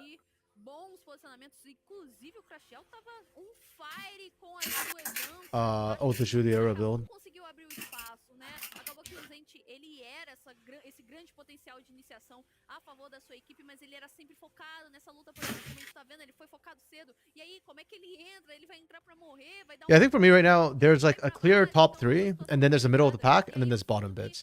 Arashi tried to go back for Zent a little bit. They just needed to get away, and whoever needed to die to keep the game. Yeah, agreed. They just needed to cut their losses at that point. That's why like Fury right now, yeah, they are a very middle of the pack team. For me, like they are what I expect from an academy team, where they're going to make these sort of mistakes. They're not the most experienced. It happens. It's just against teams like Kaboom that's literally, in this case, game ending. So a little bit rough. MVP is still for me, Dioj. Yeah, I mean, I don't, you can make maybe an argument for Batal, but I still think it's I think it's Dio's angle. Definitely not Scario. Got picked 1, 2 too many times for me. Yeah. Crossdale played pretty well. He I did, don't know. but I didn't stand think out I enough think for me. this was just everyone on Kaboom's side played pretty good, but Dio was just able to change some fights by just unexisting people. Yeah, I think Batal probably played it better strategically, but then I don't think Dioj gets any control, as in Oriana, over how the strategy is going to go. Like, besides in comms, obviously, I mean, more like play-wise. Like, Dioj did what Dioj had to do, which was stay with the team, and threaten engages. So I think Batal probably had more strategic impact, but I give it to Dioj still, because I think the game wasn't decided on the split push, unfortunately. If anything, if we're talking split push, I'd give it to Steiner, man. Even though 3.9k, no damage, but still. Least damage. Don't look, Arashi. Maybe just run away. Well, unless we're playing PvP, Steiner played PvE. But hey, the end goal is to take down structures, right? So Steiner did better. Okay, let's see if they give MVP. Oh, wow, okay. Still. Oh, that's cute. Hate it. That'd be so cute. Yeah, I don't hate it. I'm okay with giving that to Crossdale. It's not the end of the world to me. Like, it's not a shocking, like, oh, what are they doing sort of situation. Actually, defense. Yeah, that's fair. Okay, and this was the bug you were talking about. No, I'm not blaming Steiner for playing that poorly. It's just like, don't. Yeah, there you go. There's a photosensitivity warning, chat. You're gonna need it. That bad? Damn. Yeah. Oh. So that's a minor example. It gets worse. Okay. So there in that instance he threw 2. I think this is the one that's a really egregious example. Oh, what? Wait. How does it decide how many to go? I don't know. It just randomly spams it? It's like every nearby wall gets one. So, but there was so many there. Like, this is one wall, no? I don't know, man. Like, this is one wall? I don't know how this bug worked at all. It's still twitching. Oh my goodness. The Dragon Pit one's really fun. Yeah, no, it's great. No, yeah. So I guess it counts each section of the wall as like a separate unit. Like curved walls are not one solid terrain. I think they're like multiple terrains put together, except if you're Talon. Because then you can see like the corners each caught one. Like that only spawned 3. I don't know why it works the way it does. I just know that it works. Okay, you know what? Not even the worst bug we've had in League of Legends. So, like, at least this one doesn't like insta kill somebody, you know, or like nuke somebody across the map. What was the build? What was the glitch top that gave Poppy like 197 kills or whatever? Oh gosh. I don't even know. I was thinking of the Nico one where you can turn into the fountain and move. That one was so messed up. Yeah, that one they had to like hot patch. That was the one I was thinking like when I was talking about instant burst. Oh, that's really good. Well, okay, that's it for day 1 for CBLOL Academy. Honestly, not super happy with the schedule that we had today, gonna be honest. Let me open up the schedule. And maybe we get better games tomorrow. Yeah, I mean today was, I think there was only one close game, which was the Fuxu Tropa game, which was a good game. It was a really good game. I really liked that one. But everything else felt kind of one-sided. We've got Kate Stars tomorrow. Ooh, yo, Flamengo are very. What is this super week for Flamengo? Holy crap! Flamengo, bro.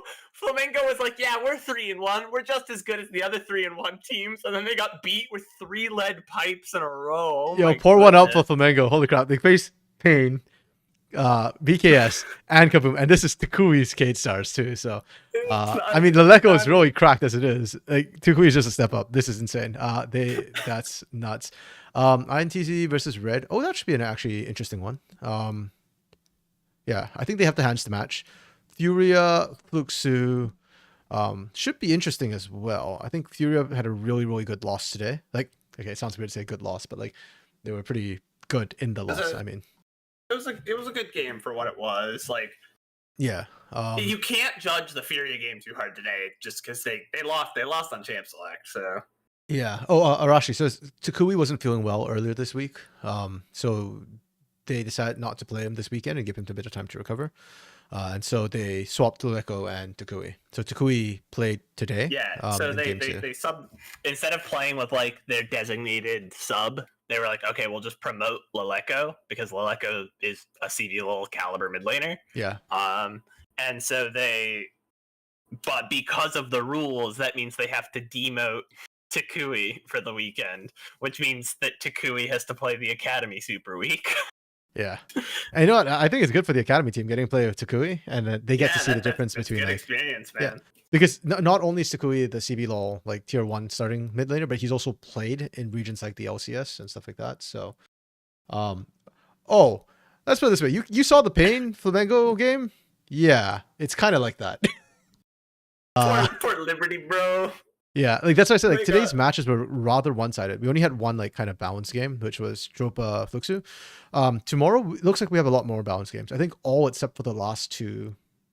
Well, no, okay. The first and the last two, it's the top 3 teams again, which are skewing things, but the other 3 games should all be, I think, pretty good matches, I suspect. So yeah, so have a great I feel like that's that's a top 3 experience right now.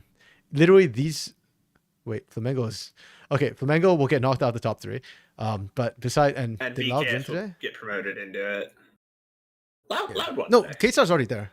It's just the alphabetical, but Uh, K-Stars makes it look like they're not in top.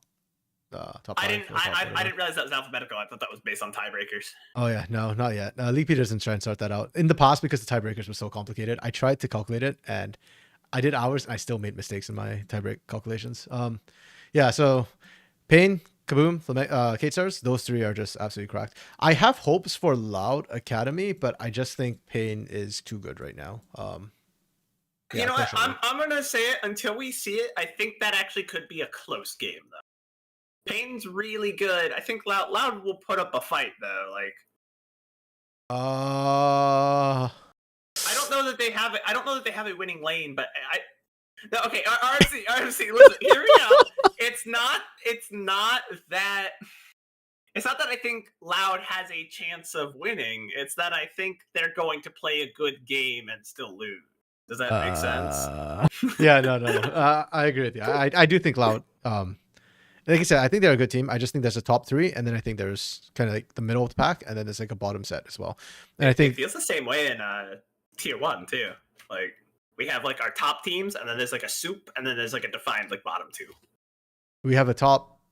We have like top 2 maybe, because Loud just crapped a bit hard. Like True.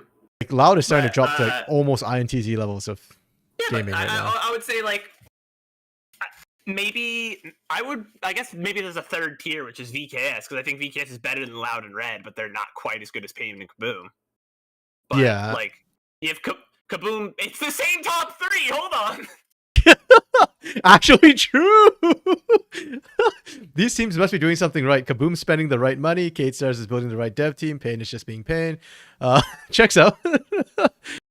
Yeah, I think CBLOL standings right now are a little bit more complicated. I will not be on Gringos Liberals this week. Unfortunately, Academy ate up all my time, so I don't have time to record. But I hope they do a mid-season report card or something, because I'm curious to see what we think on the broadcast, like the tierings is, because I almost feel there's 5 tiers, like 4 or 5 tiers right now, which gets I don't know. I haven't really thought my way through this for CBLOL right now. I've just been enjoying the ride. It just feels like Kaboom and Pain like are untouchable unless they're playing like another top team. VKS is pretty damn good. And I'm sorry, did you just call Liberty a top team? Did I say? You said because FSTV a top team. Pain Gaming. True, I'm sorry. I forgot Pain Gaming lost to Liberty. My apologies, Pain. I'm sorry. I'm sorry, Liberty. I didn't know your game like that. I have to apologize. That's the first time I've heard that meme used that way. I'm sorry, I was not familiar with your game, I Liberty. was not familiar with your game, Liberty. I thought you were a top team.